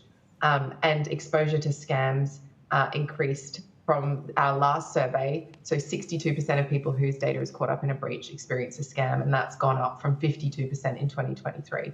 So on that front, we certainly know that scams, spam are common harms that occur in the aftermath of a breach. I think probably what is less common but absolutely more harmful is issues like identity theft, for example. But we don't have statistics per se on what percentage of people experience those in the aftermath of a breach. And as we know, there is underreporting of any cyber crimes, so the statistics would still be questionable. In relation to the committee's work in addressing whether or not law enforcement has the capacity to deal with cybercrime, it's huge in terms of the financial loss, but there's emotional loss and obviously other impacts of this sort of crime. Do you have a view of anything that needs to change? We've obviously had evidence from a couple of witnesses already today that there needs to be more specific and detailed training of law enforcement officers around cybercrime. Have you got anything to inform the committee in terms of a view from your experience? I think the only thing I'd offer, Senator, is from where we stand, and as I said before, I think the environment is getting more complex and the ability of entities to protect themselves absolutely from cybercrime and cyber attacks is diminishing. In that context, I think that prevention is the best cure. And in that, relatedly, I think Privacy Act adherence puts entities in a good place to prevent particularly cyber attacks and data breaches, because it does require them to make sure their security is up to scratch, as well as getting on top of the information they hold and ensuring that they only hold what is absolutely necessary.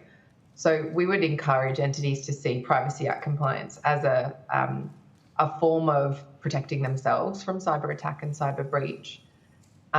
The only other thing I'd say is that in terms of the OAIC's ability to perform an important role in remediating cyber attacks and data breaches, I think that role has a ceiling as cyber attacks continue to take place. We're seeing increasingly that the complexity of the issues, as well as the acts of the entities themselves, may not necessarily warrant the OAIC taking action in all circumstances, even with respect to major data breaches that affect a large number of people. And I think that's likely to result in an unsatisfactory situation for the community, who would like a form of redress for having undergone often the inconvenience, but also the distress of being involved in a data breach. And I'm not sure that those routes for redress are necessarily evident on the face of the current legislative environment, as well as resourcing for an agency like ours. Just on the numbers alone, when data breaches affect, in the last 6 months of 2025, there were 2 data breaches that affected more than 1 million people. And in terms of the OAIC's ability to provide redress and remediation for those members of the community, I think that does have its upper limit. Thank you for that. My final question before I go to the Deputy Chair. Your written submission called for better collaboration and information sharing mechanisms. Can you just elaborate further on that? And does the OAIC currently engage with other government agencies and with non-government entities? And what are the issues or any reforms that you see is needed in this area? Thank you, Senator. I think this is an area in which, again, there's been quite a lot of development since the 2023 submission.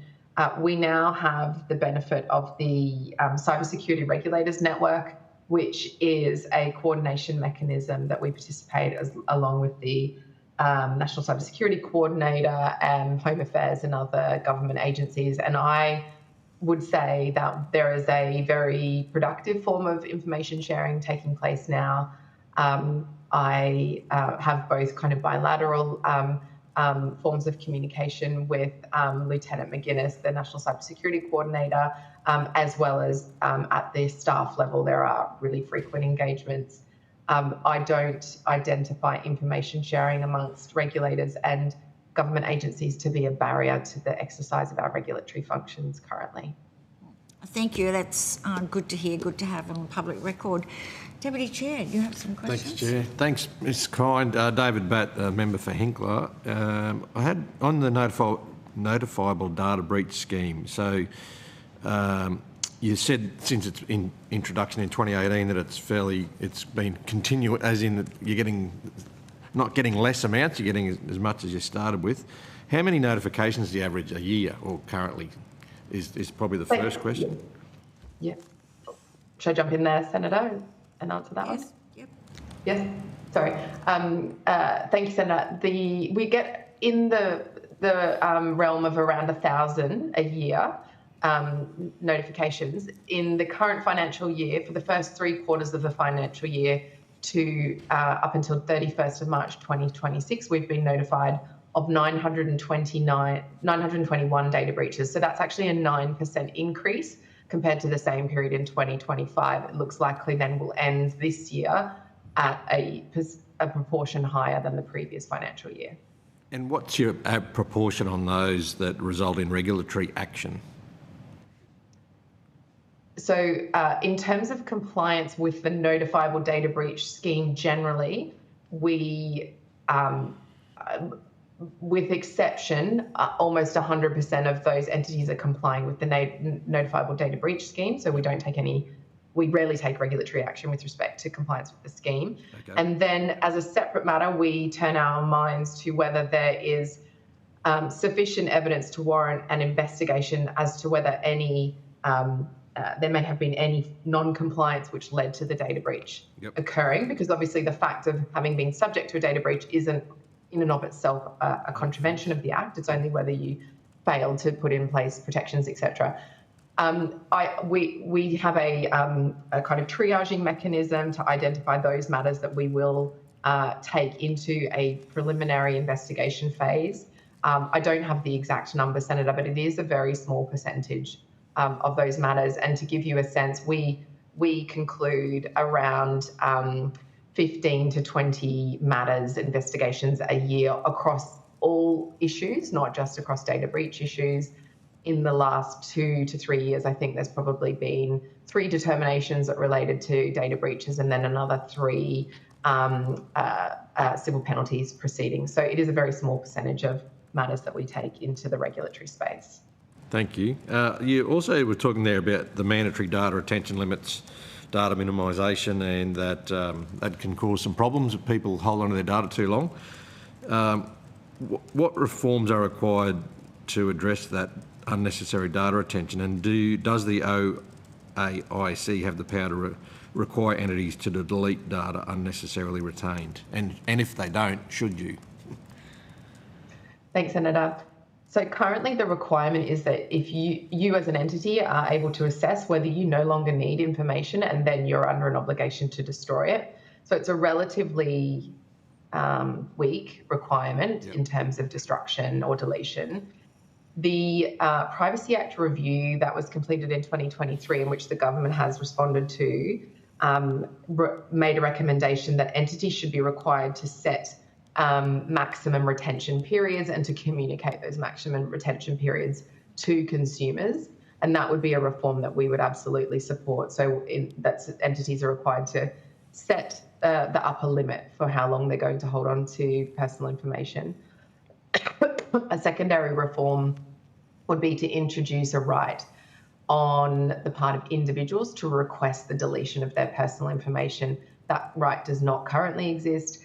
The OAIC doesn't per se have a right to require the deletion of data, although if we conduct an investigation, make findings of non-compliance, we can then make a declaration ordering the deletion of data. Yep. But we don't have a kind of unilateral right to assert that, nor do individuals themselves. So that right to erasure or deletion of data is, again, a recommendation of the Privacy Act review that I believe the government has accepted, at least in principle. Very good. I had a couple more if we've got time. There's another one there during the limited use obligation, which was legislated in 2024. At the time, we reported that the OAIC had some concerns about the obligation and how it could potentially impede the NDB reporting. Are you satisfied now or concerned with how that is working in practice?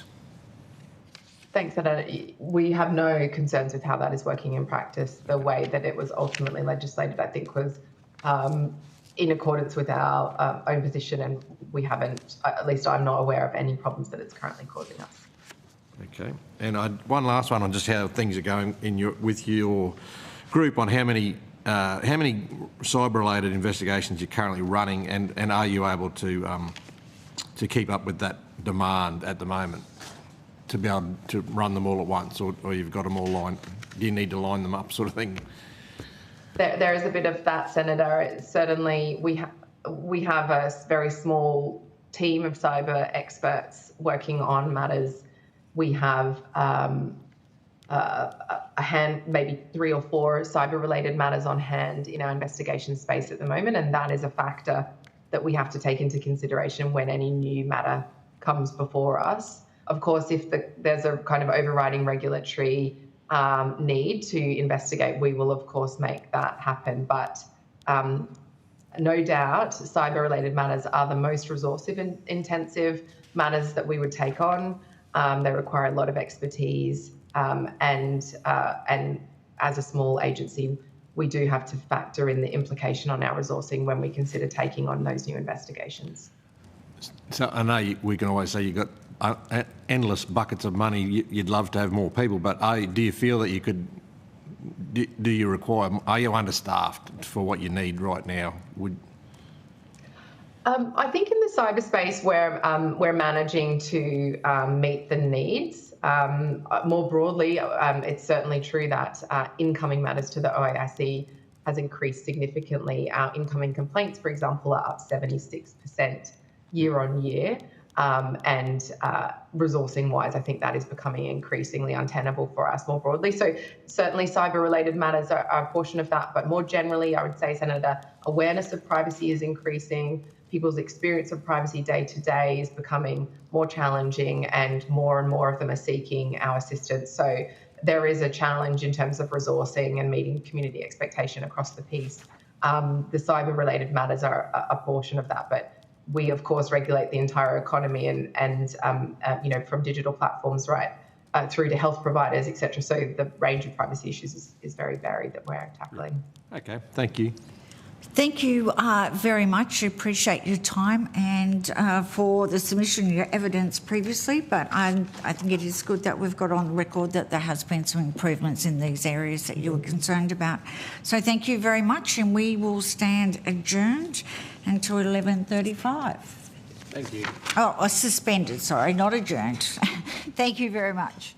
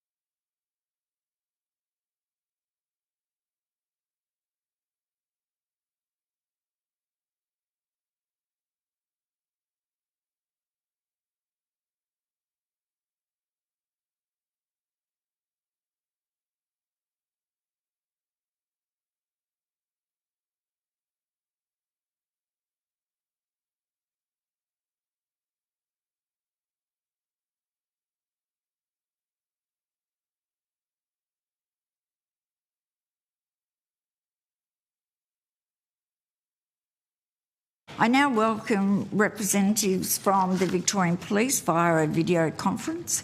I understand that information on parliamentary privilege and the protection of witnesses giving evidence to the Senate committees has been provided to you.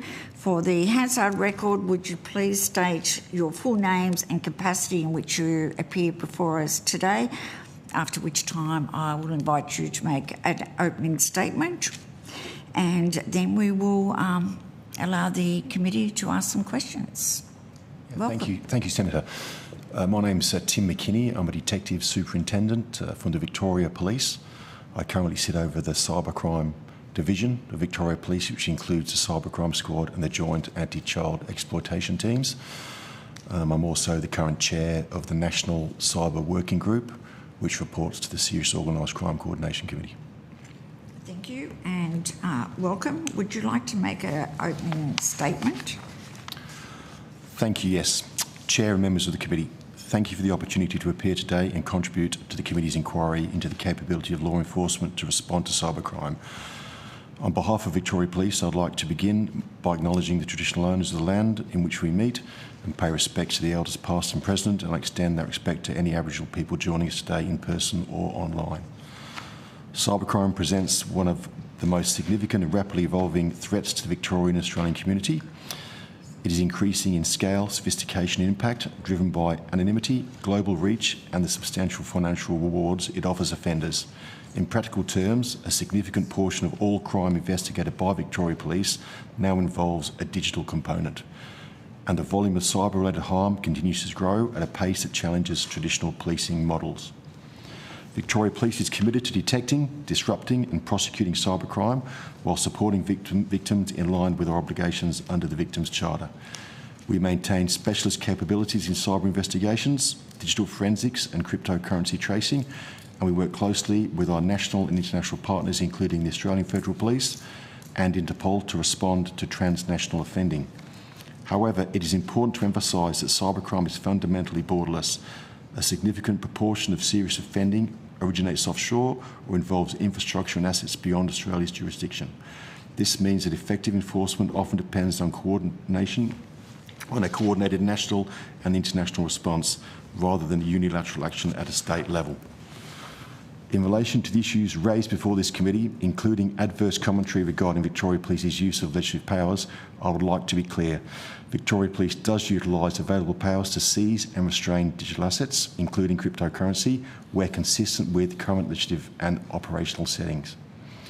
The application of those powers is governed by legal thresholds, evidentiary requirements and judicial oversight. Cryptocurrency tracing alone does not establish ownership or control of assets, and investigative actions such as freezing or restraining property must be supported by sufficient admissible evidence. Further, in many cases where assets or offenders are located overseas, matters are appropriately escalated to national or international partners in accordance with established processes. Victoria Police acknowledges the significant harm experienced by victims of cybercrime, particularly in cases involving financial fraud. We recognise that there is often a gap between community expectations and the legal and operational realities of complex cyber investigations. Addressing that gap requires not only clear communication, but also ongoing investment in capability, legislative reform and strong national coordination. This inquiry provides an important opportunity to advance that discussion. Victoria Police supports continued strengthening of our national mechanisms, including improvements in intelligence sharing, referral pathways and specialist capability across jurisdictions. Victoria Police remains committed to working collaboratively with Commonwealth partners and other jurisdictions to enhance Australia's collective response to cybercrime, reduce harm to victims and hold offenders to account. Thank you.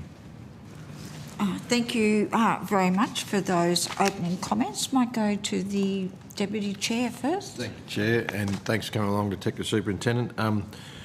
We have heard this morning from different other organisations and departments, and a lot of them along the same lines of that uniformed police or frontline police aren't well trained in cybercrime and online crime that as part of their training, and that there's all different ways forward to where someone can report this crime to for all the different state jurisdictions. And one of the recommendations was about a permanent national law enforcement cybercrime training centre for excellence, where that centre would go and train each jurisdiction and give some sort of general training for all police. Your thoughts on that, and or what has happened previously, and where we could go into the future? Okay, thank you for that question. Like national training and a national training curriculum is on everyone's agenda from a law enforcement perspective. I can say it's a priority of the National Cyber Working Group, and it's a piece of work that's currently being undertaken by the AFP through some previous National Cyber Coordination Fund, Capability Fund training. So they're working on a three-tiered model of training. Foundational training, which all police should undertake, which would be an online course. And in saying that, I'll say that most young police are much more cyber literate in the first place than I would be, or I don't want to disparage anyone else in the room, but they seem to have a handle on how it all operates much better than I do. Second tier would be an investigator level training course, again a standard curriculum which detectives would do through their investigator training. And the third level would be specialist cybercrime investigation training, which would go on to more detailed activity. The object is by the end of this year that those curriculums will be delivered, hopefully, and delivered to states and territories, and then they need to be embedded into the various training courses as they can be. We can't dictate how each jurisdiction will do that, but as long as we've got a consistent curriculum, which each jurisdiction can consider, it's going to be a great starting point. So that's more of a AFP, or someone does a curriculum which is then given to each of the states and territories to embed into their own training? Correct, but the working group being managed by the AFP is represented also by the states and territories. Yep. So it's a national approach being run through the JPC3. But again, it's a priority for that curriculum to all three levels to be delivered before the end of this year. Okay. And was there something like that previously that has been done? There's been no consistent training. There's been some ad hoc training. Certain organisations used to do specific training. The AFP used to provide some online covert capability training. Victoria Police, again through NCCF funding, have managed a training curriculum for specialist investigators, which was funded, again, which allowed for 3 courses for specialist investigators to do, managed by Victoria Police, and also through other funding. We also ran cryptocurrency tracing training across all jurisdictions and partner agencies, and trained approximately 100 people in cryptocurrency tracing from not only law enforcement but also other agencies. And would that be each state would have to find the funding then to do that extra training, or is there a pot of money available to do that federally? The three-tiered training curriculum is funded through the National Cyber Capability Fund, which is now ceased. The cryptocurrency tracing was funded through the same fund, and the specialist investigator training was all nationally funded through the National Cyber Capability Fund. So those opportunities for national funding, ability for national training programs is no longer there, with that fund now no longer existing, which will be a significant impact on states and territories for sure. So how much was? Oh, sorry, you're right. How much was that fund, and when did that cease? Look, it stopped beginning of last year. I think some of the funding we received approximately $3 million to run an ID care project, national ID care project.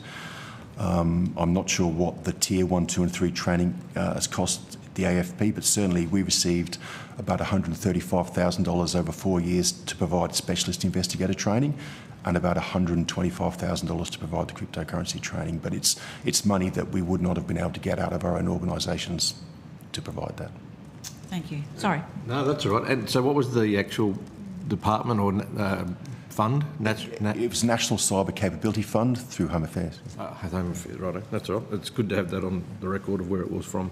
Another theme this morning has been about reporting of cybercrime through different jurisdictions and federally as well, and the different ways to do that, and the idea of maybe having one front door or one way to do that to start with. Your thoughts on that? I think myself and my colleagues would say there were too many opportunities to report cybercrime, and having a single front door reporting portal is where we need to get to. and that not takes away from the value that a lot of agencies are providing. I think the two main doors would be through the NASC and through Report Cyber. From a law enforcement perspective, Report Cyber is what's promoted as the place to report a crime. Through the NASC portals, the National Anti-Scam Centre, again, they're reporting volume scams, but they also do report criminal offences that sometimes don't find their way through onto Report Cyber into our databases as offences. The way we've worked as a national cohort is that Report Cyber offences are referred to the state where the victim lives. Each state and territory deals with those slightly differently. The way we deal with them in Victoria, it comes to a triage team that assesses a report. Reports that meet the threshold of being a crime are transitioned onto a corporate system, recorded as an offence, and all of those victims are contacted by us to make sure they get the support they need. At the moment, we can see that some victims may fall through those cracks, and to have a single reporting mechanism or for all the data to end up in the same pool where it can be appropriately assessed allows us an opportunity to gather some valuable actionable intelligence out of the back of that. And again, with the development of Report Cyber 2.0, over the next 18 months, we are working with the ACSC to make Report Cyber more appropriate for each state and territory, for which agency what they need and how they can do it. And we're trialling intelligence tools that can be run over the back of it. So when we've got data that can be actioned, big data analytics can do some crime linking. We can interdict when we need to. Some banking data can be included. Accounts can be frozen. Assets can be recovered potentially. That's where we'd like to get to. Thanks. If you got any... Well, if you want to keep going, I'll come in after you. That's all right. So where else? Is there any other legislative changes at a federal level that you can see from Victorian VicPol point of view that could improve law enforcement responses to cybercrime? I think when we look at state and territory police forces, we're left managing the victims at the bottom of the cyber offending. So we might have, I've heard today talking about large data breaches, personal information being stolen. We're not sure if it's ever been used, but the result of most of those big data breaches will be state and territories having scams or thefts or account takeovers or personal information being taken from them. How we react to those at a state level depends on the laws in each state and territory. So we're really keen at a state level always to engage with government, to look at what we can reform, how we can better respond to those crimes at a state level.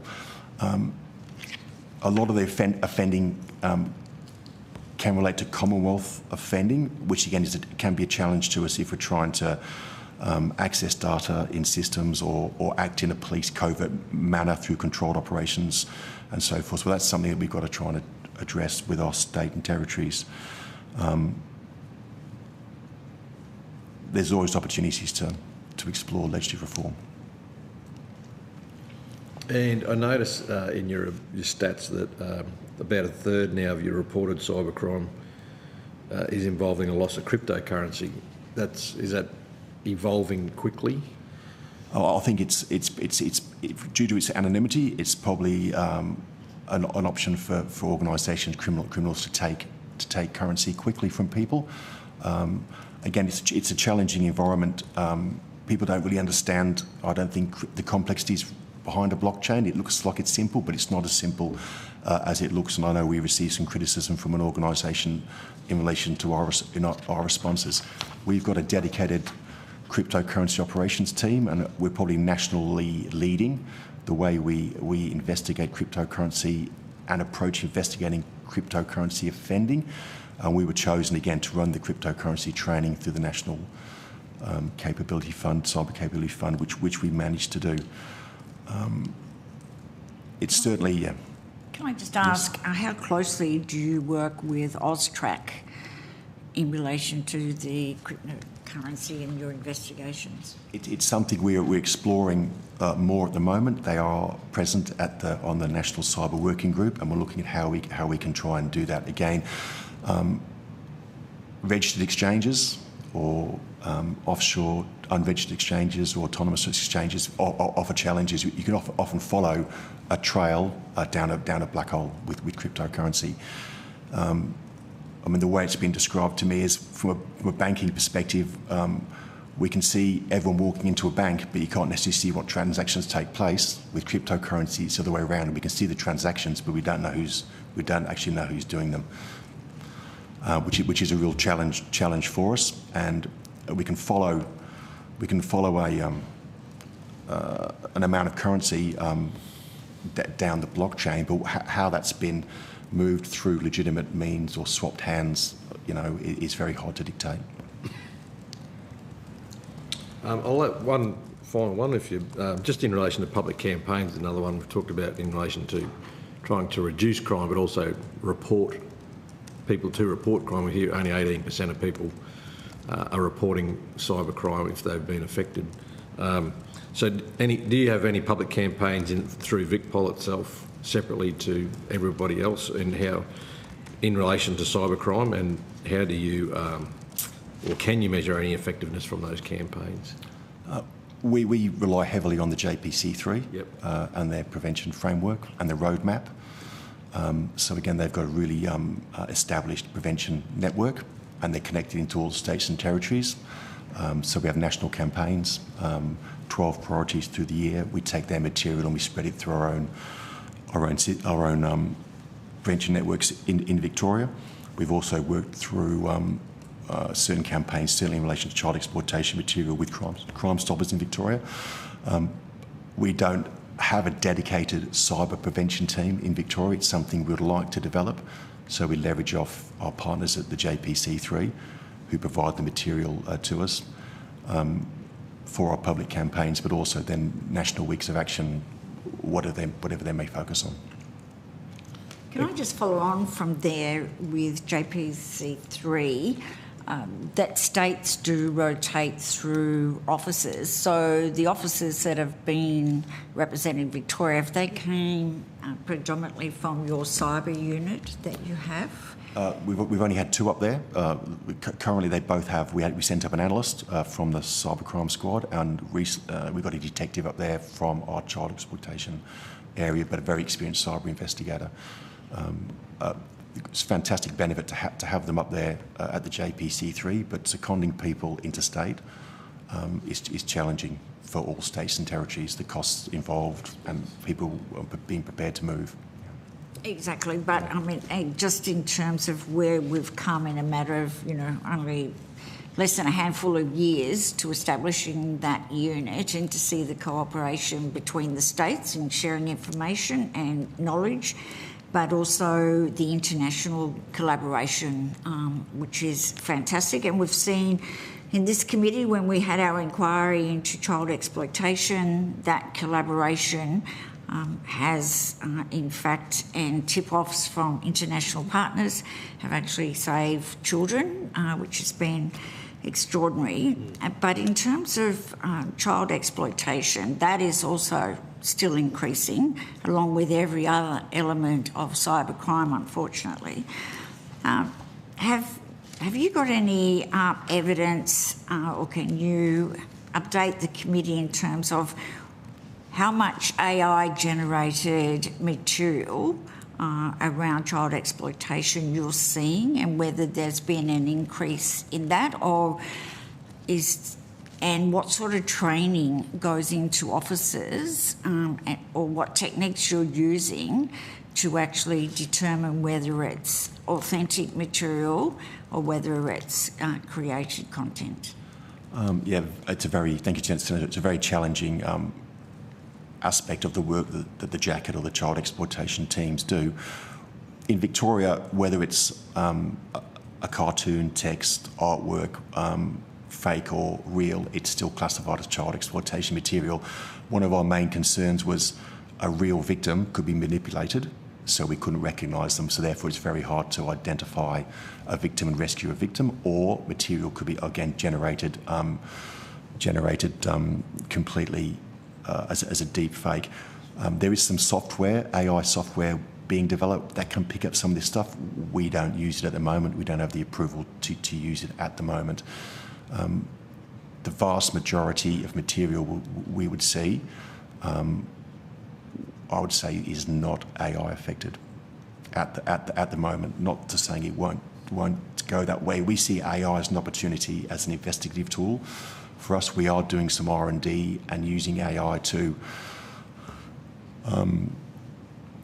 summarise child exploitation text. So an investigator doesn't have to read 50 or 60 pages of somebody's fantasies. It can be summarised down to a paragraph or two for use in a summary in a court case. We see it being able to classify images, hopefully, at some stage, at least do the majority of that work. It's not accurate enough at the moment, we don't think. Making personas through AI that can be deployed by police is something we see could be advantageous, but it comes with risks and it comes with ethical boundaries. We understand that. But if we want to prevent and disrupt the most severe groups, we need to be able to purport to be people and interested in certain material to get in the gate in the first place. So AI offers potentially an opportunity for us to do that with some very strict boundaries. Yes, and I can see that, as with everything relating to the internet, there's always a good side to it, but unfortunately there's the other side of it. But when it comes to child exploitation, there's things that AI can't currently do, and I know there was a case that involved an Australian child, and it was actually an officer from Victoria who I identified and led to the identification of the perpetrator by actually recognising, for heaven's sake, the inside door of a car. Yeah.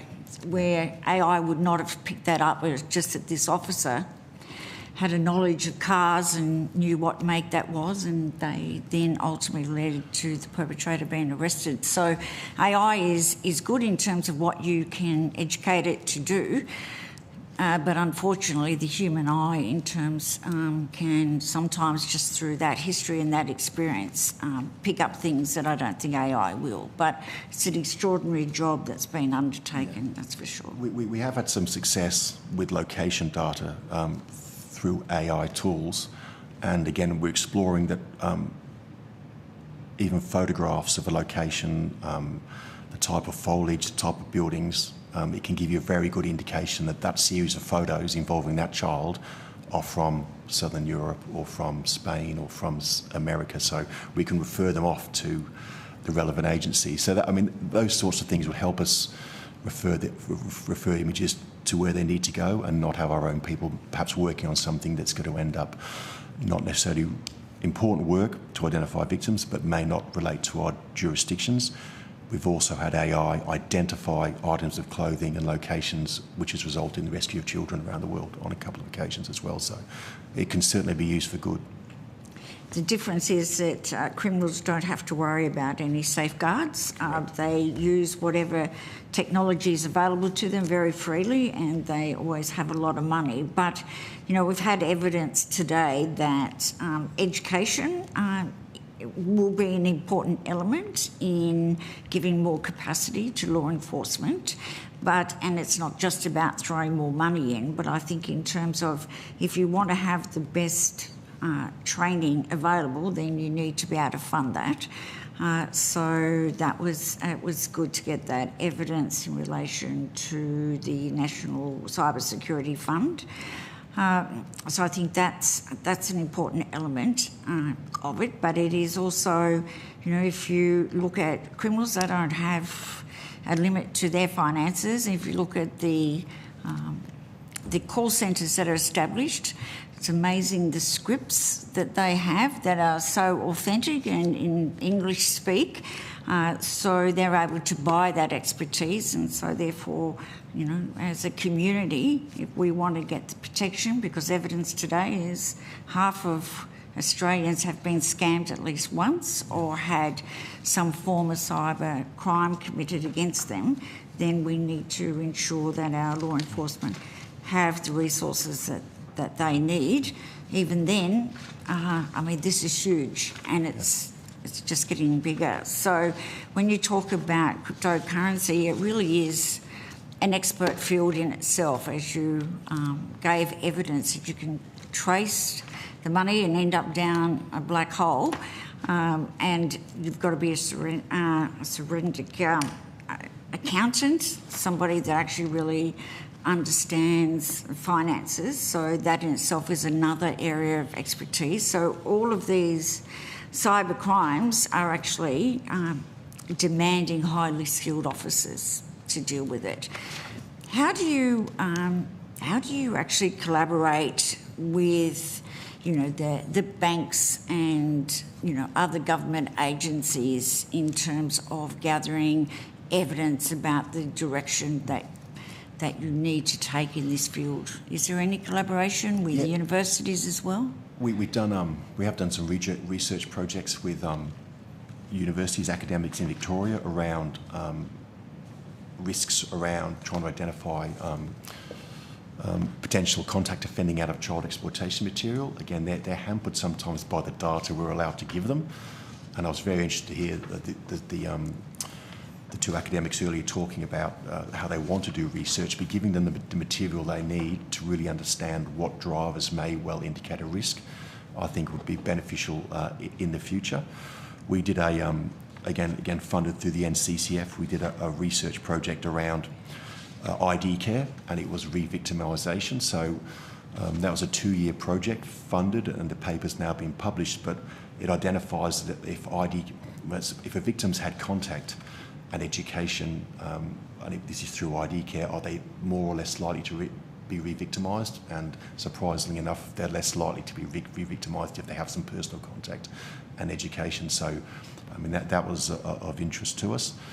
In relation to working with banks, the Economic Crime Forum and Fintel Alliance are two other subgroups that report up to the Serious Organised Crime Coordination Committee. And what we know from dealing with the banks, and again, trying to generate Report Cyber 2.0, what data can be given in relation to cyber crimes quickly and efficiently. We've often only got 48, 72 hours to try and stop transactions if we need them. And the banks are engaging us about how they will be able to, if somebody reports a cyber crime and they provide banking details of their account and where the money went, can that be automated quickly through the banks instead of having to do warrants or notices to produce or requests for information, which often take days or weeks? And the banks are engaging with us about being able to do that. And that's more at a victim offence level as opposed to the work the NASC do at a higher level in relation to interrupting scams with the banks. But I think the banks, from my experience over the last 12 months, certainly see the benefit for themselves as well, stopping the activity and stopping the funds moving if they shouldn't be moving. The evidence this morning from the academics was that we're actually reactionary to these crimes, and that we should be, doing some research around, particularly when it comes to child exploitation, how the contents are being created, how is it being disseminated. But is there an actual profile being created within law enforcement of a perpetrator? Because how do you prevent something without you can identify those most likely to commit that type of crime? Thank you. That's an important question. We receive so many referrals through the ACE, international referrals, through NECMEC reports. We monitor our peer-to-peer networks in Victoria. The amount of work that's there is beyond human scale to look at it all properly. We need some tools and some automated assessment to go over these tools. The volume of known images that are being recirculated around the internet is again beyond counting. We pick up maybe every month 2,000 new IP addresses that are downloading known images, and they're all over Melbourne and Victoria.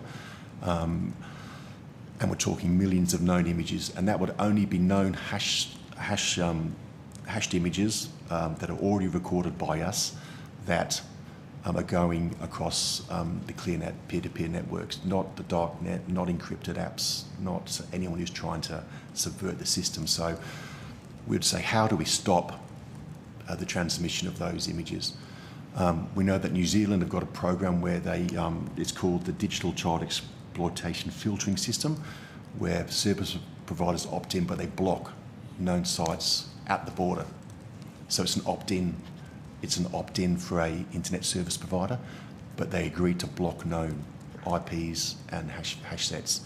That would be a good start for us to stop circulating images from places we already know they shouldn't be coming from. How do we respond to the volume? I think that there's got to be an appetite maybe for more open discourse in public, and maybe some public statements that this is being notified, this is being monitored, we do know it's happening, to maybe deter people. There was a suggestion that flush pages could be sent. People are concerned that people may self-harm if they think they've been caught doing this. It's one of the challenges we've got. We've got to think about how we handle the offenders as well.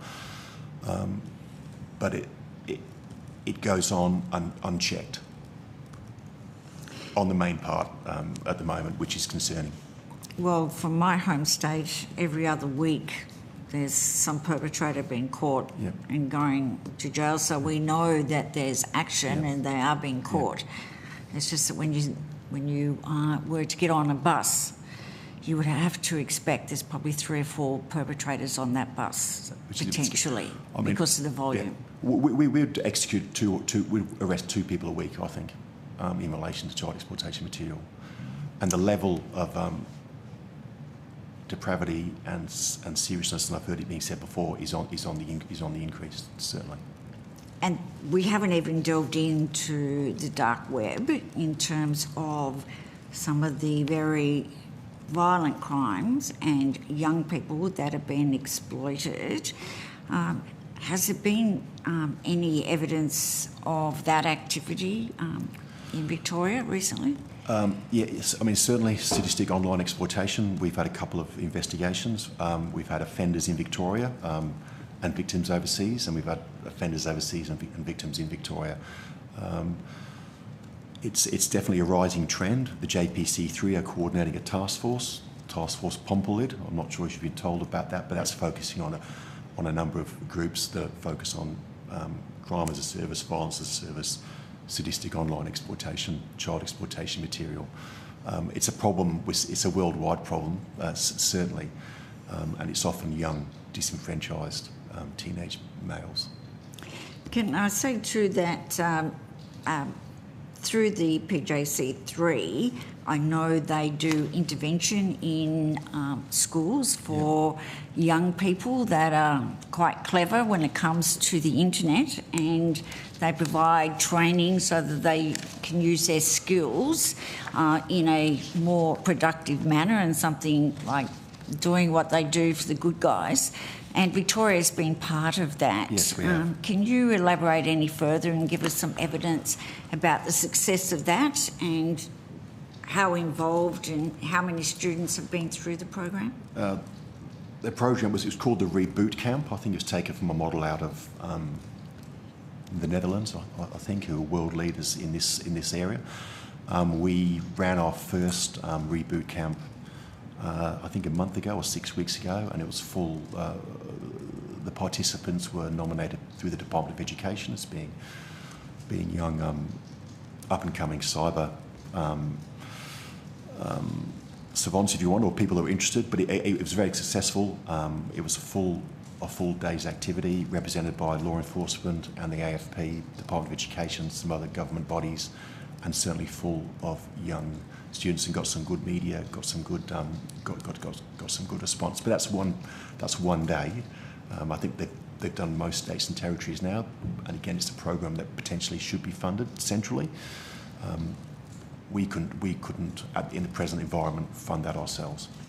Again, it comes down to funding and whether or not one day is really enough to give these young people the opportunity to learn to use their skills in other ways, because obviously they're bright, they're very interested in it. So I'm not sure whether one day, I mean, it's better than nothing, but is one day enough? So it still comes down to how much we value and how much the community is prepared to see their tax dollars go into helping to prevent future criminals and also to help reduce the impact of cybercrime within the community. So have you got any follow-up questions? Otherwise, we could still be here. I've said this with all our witnesses today. It's just been an extraordinary morning. We've had some great evidence given to us. It's such an important issue. And can I just, on behalf of the committee, just thank you and your officers for what you do every day. And, you know, it is greatly acknowledged and appreciated. No, thank you, Senator. Thank you. Thank you for the opportunity. Thank you. Thank you. Okay. Take that. Okay. A lot of questions for future witnesses. Thank you. Right. The next two are online already. Yes. Good to go. I now welcome representatives from the Australian Securities and Investment Commission. They are via video conference. I understand that information on parliamentary privilege and protection of witnesses giving evidence to Senate committees has been provided to you. For the Hansard record, could you each please state your full name and capacity in which you're appearing before us today? And then I'll invite one of your colleagues there to make an opening statement. Thank you, Chair. Chris Savundra. I'm ASIC's Executive Director of our Enforcement and Compliance Group.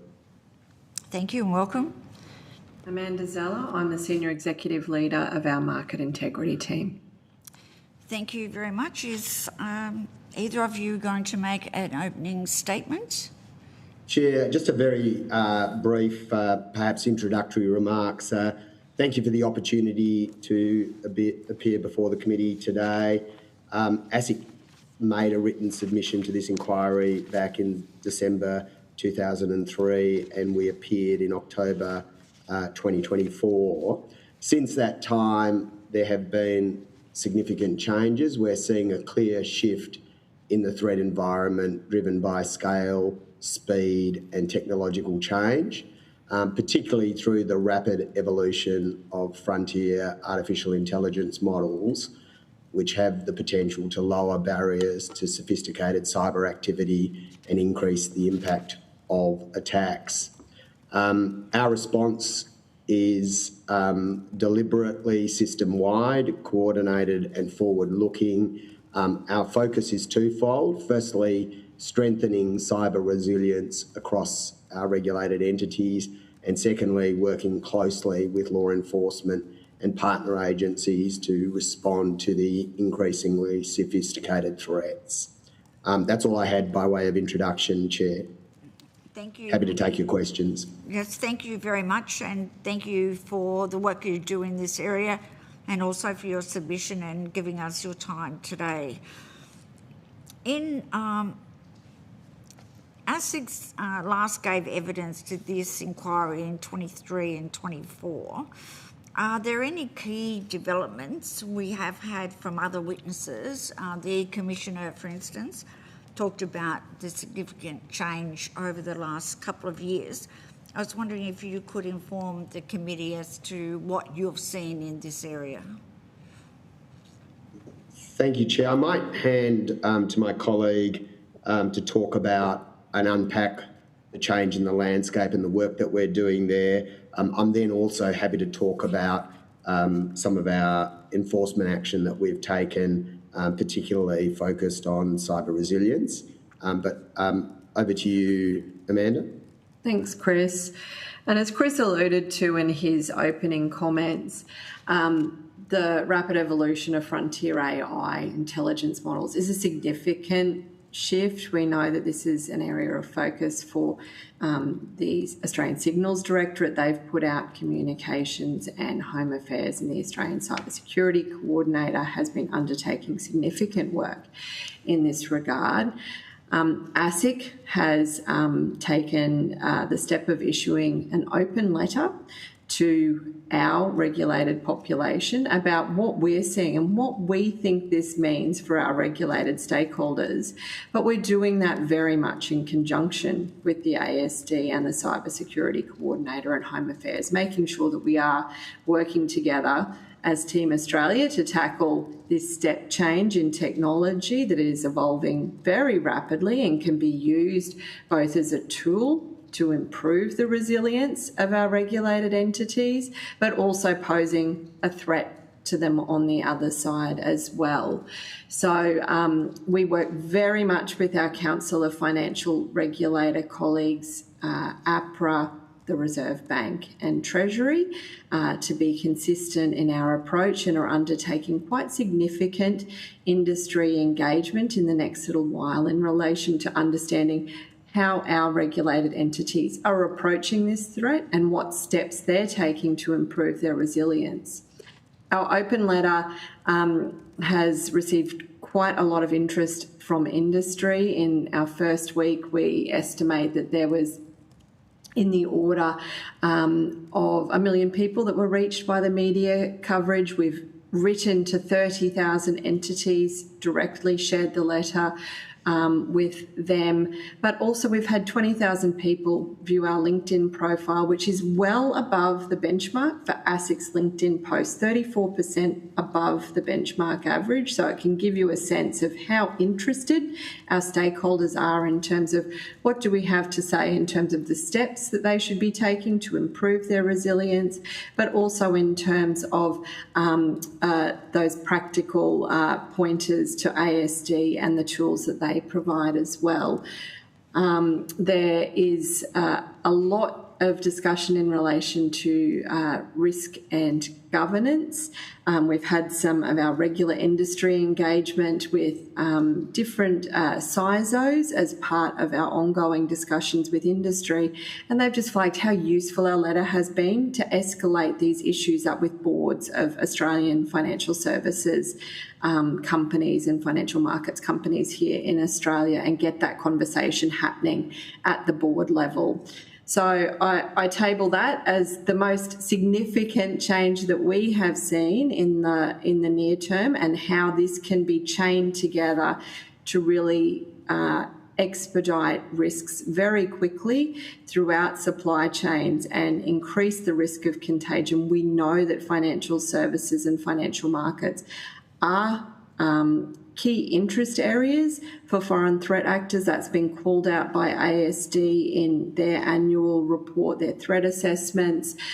So we're doing our bit to try and build resilience across the population, not just with the big end, but all the way down into the long tail of small businesses that we have. And we've been really encouraged by big business stepping up and saying, let us do take the lead and be involved in some conversations with small business to give them some practical tips to boost their resilience. So that's something that we're looking at taking forward too in the near term. Thank you for that. And Chair, I'm happy to talk about some of the more recent enforcement work that we've been doing.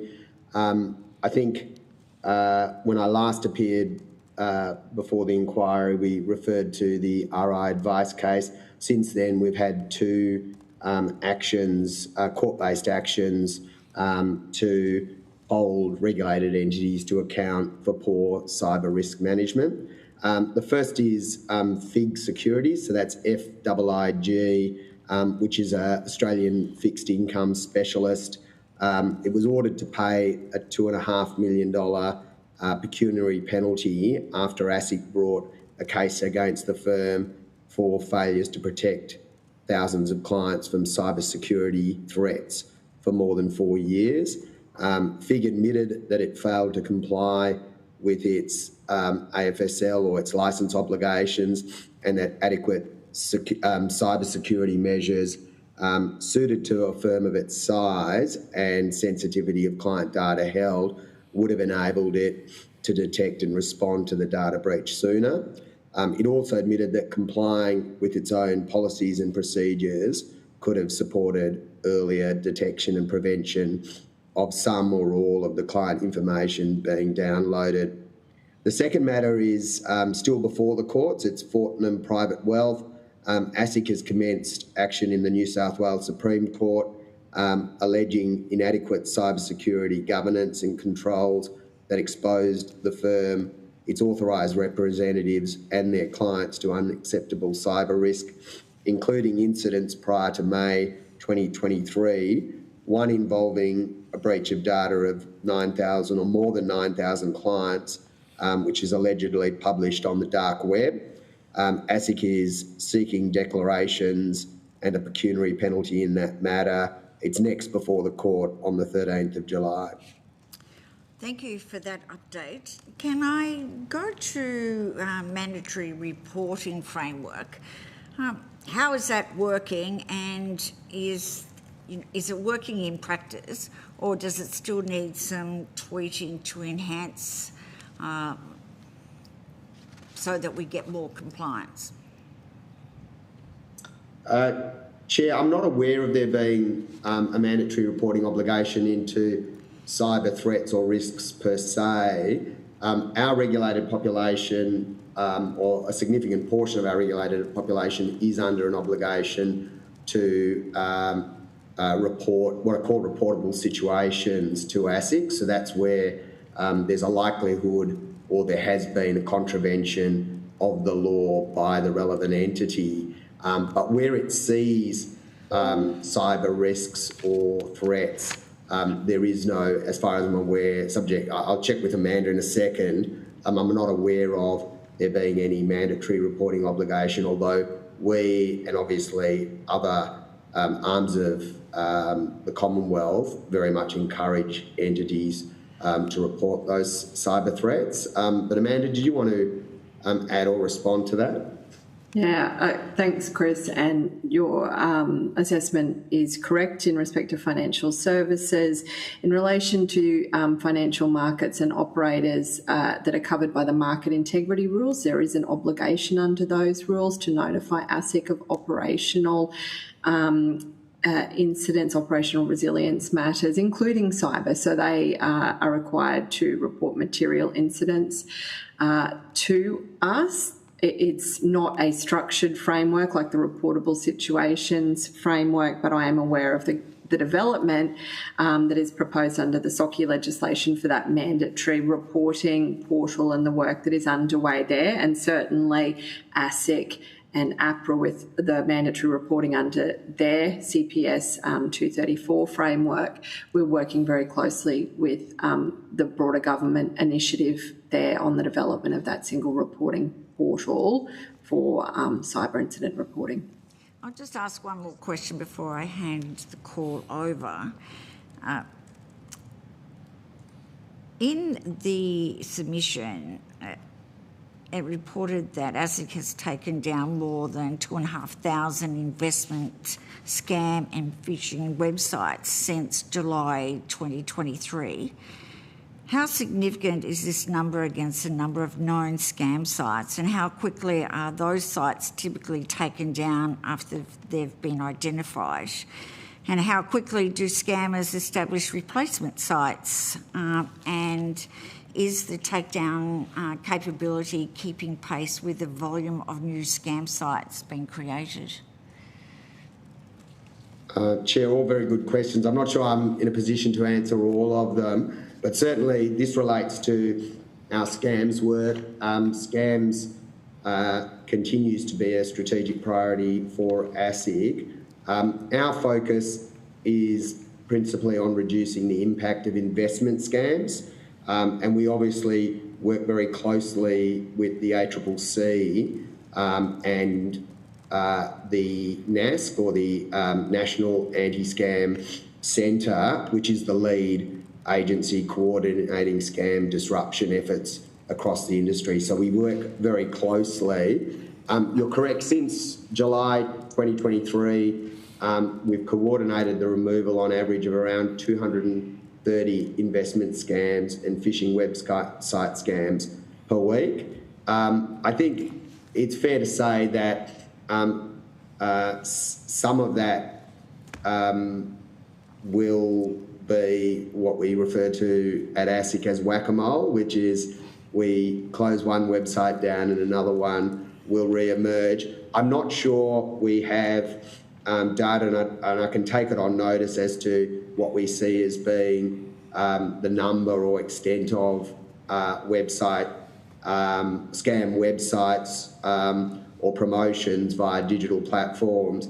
But I think it's fair to say that we continue to do what we can in terms of shutting these down, hopefully with a view to deterring those from re-establishing it.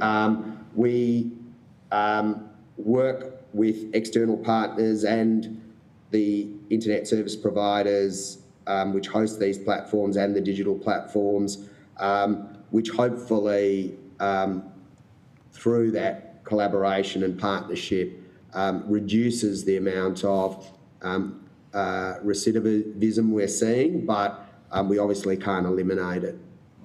Can I ask then, with the work and the success that you've had in taking down these websites, would that be on par with, at an international standard, like the US, England, Canada? I believe it is, and again, we get assisted by an external party in relation to these takedowns. A number of these overseas regulators, Canada obviously has regional equivalents of ASIC. They are utilising the same takedown service. But there's, I think it's an ongoing challenge. I think the advent of AI has made things quicker and easier.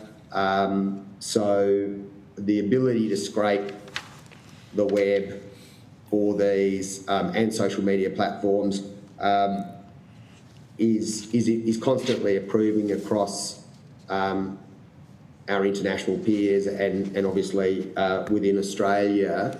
But it's just an ongoing battle. Can I ask then my final question before I hand over to the Deputy Chair? This inquiry is into the capability of law enforcement to deal with cybercrime.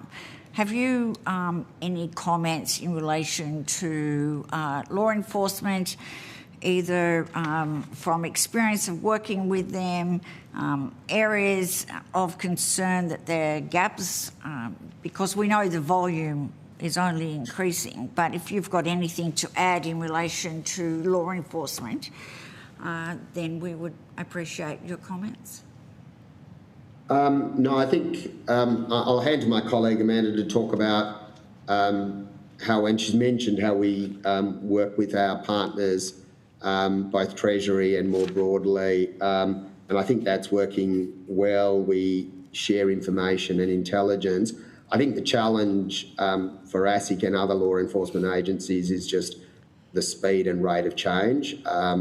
Frontier AI and other AI is just, it's obviously going to have the potential for us to utilise it ourselves to combat cybercrime, but equally the rate of change is something that we're all grappling with. But Amanda, did you have any observations or comments that you wanted to add? No, and I think there's a couple of different angles from which I'd tackle this. The first is the after the fact, where we've seen a cyber incident and the level of coordination between different agencies where we might have overlapping regulatory frameworks in terms of determining what might be an appropriate course of action going forward, if any further action should be taken. But then on the other side, where we're seeing account takeovers, for example, people's financial trading accounts, their brokerage accounts being infiltrated in the way that we might act using our financial market levers and working across international financial markets to act to preserve funds and to escalate with businesses quickly, where we are seeing activity that is enabled by cybercrime to access those accounts. And I think that partnership is more occurring with the businesses themselves, and they are very responsive to acting to protect their clients and their customers in that regard. And at times we do need to engage with other agencies overseas and at home as well to partner from that protective aspect. There's always opportunities for enhancement, but I think the connections are growing. Great, thank you. Deputy Chair. Thanks, Chair. David Batt speaking, the member for Hinkler in Queensland. I know your submission was a while ago now, but in there it says that the greatest concern was the inadequacy of current information sharing arrangements. So I just wanted to go along those lines to see if that was still the case. The submission again was, you mentioned a case in there about a third-party vendor that couldn't get information on. Probably the questions are, what constraints prevented that, and what needs to change, or has it changed since then? Chris, I'll take that one if you're okay with it. So in that particular instance, we had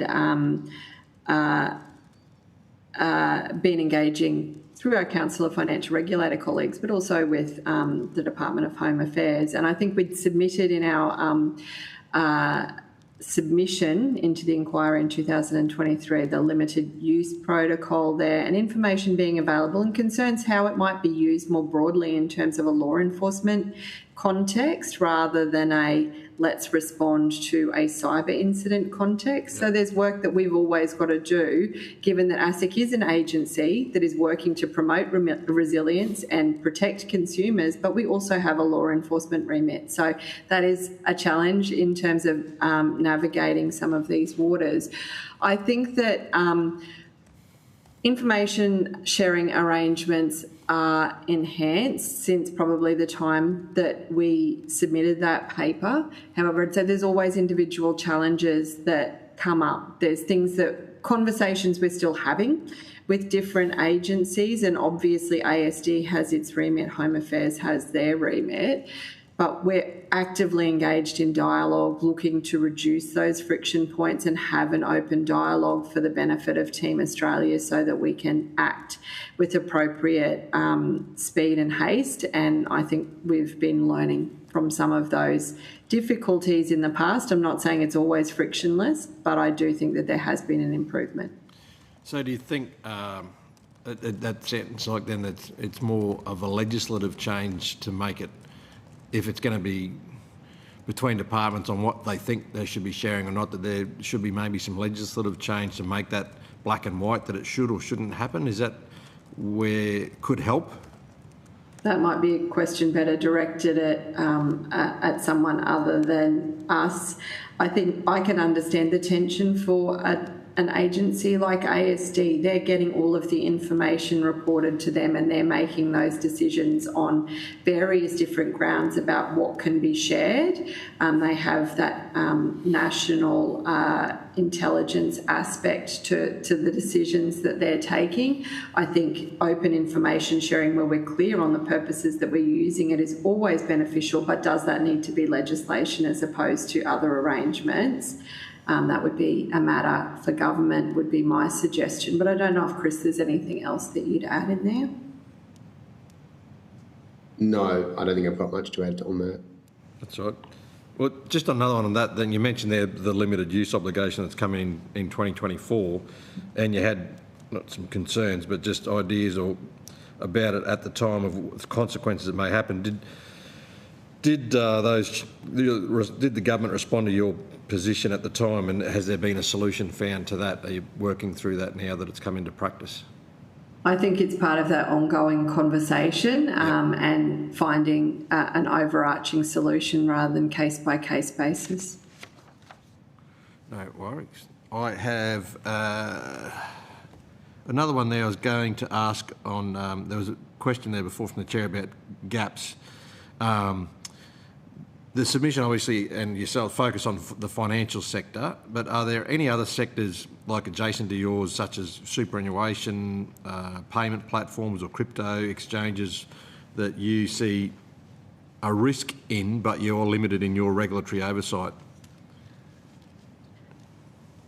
That's a very interesting question, and I think a very nuanced response as well. I think there are those that are very clearly within our regulatory remit, but beyond those entities, there are technology vendors that provide services to vast swathes of our regulated population, for example, maybe the financial advice space or credit brokerage space. And those technology vendors aren't necessarily regulated by ourselves, and that can be a challenge. But then there's also really big vendors that are international, where you can have less sway because of the size and control of the market that they have as well. So I would say, yes, there are gaps. I know that it is a matter of ongoing conversation. It is something that Home Affairs is quite alive to, and we're speaking to our Council of Financial Regulator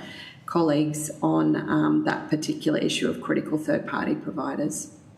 Okay, thank you. Thank you, Deputy Chair.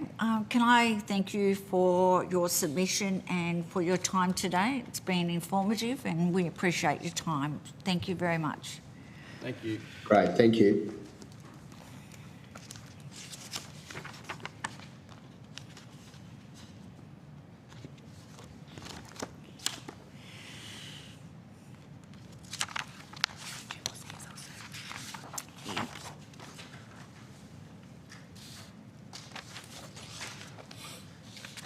I now welcome representatives from the Australian Competition and Consumer Commission via video conference.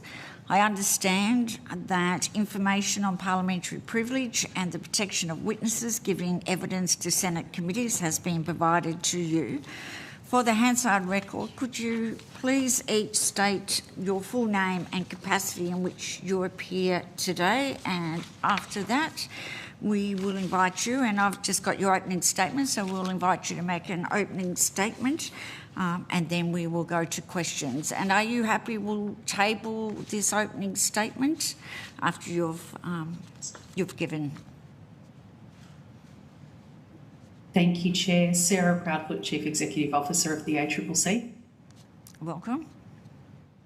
Thank you. Thank you, Chair. Kathy Standen. I'm the Executive General Manager of the Scams Prevention and Digital Markets Division here at the ACCC. Thank you very much for giving your time. We're looking forward to the evidence. Who is going to give the opening statement? That will be me, Chair. Thank you, and good afternoon to you and committee members. I'd like to begin by acknowledging the traditional custodians of the lands on which we're gathered today. For me, that's the Gadigal people of the Eora Nation, and my colleague Ms Standen is on the lands of the Wurundjeri people of the Kulin Nation. I acknowledge continued connection to country and would also like to acknowledge Elders past and present and pay my respects to any First Nations people with us today. The ACCC is now and has for many years been committed to supporting and enabling Australia's law enforcement agencies to detect, disrupt and investigate scams and other cybercrime, as well as to prosecute those responsible. We acknowledge there is quite a significant overlap between scams, frauds and other types of cybercrime. Some but not all scams will be involving cybercrime, and similarly, some but not all cybercrime could be described as a scam. And given that, we think it's really important that government agencies coordinate to leverage the strengths of each of us in fighting the crimes. The ACCC has a broad expertise in scams and has operated the ScamWatch reporting platform for over 15 years. Our deep knowledge comes from the ScamWatch intelligence as well as our broad compliance and enforcement experience. In 2023, our capability was strengthened with the establishment of the National Anti-Scam Centre, which sits in the division that Ms Standen looks after. The National Anti-Scam Centre focuses on three key capabilities: collecting and sharing data and intelligence, coordination of scams prevention, disruption and awareness activities, and helping consumers to spot and avoid scams.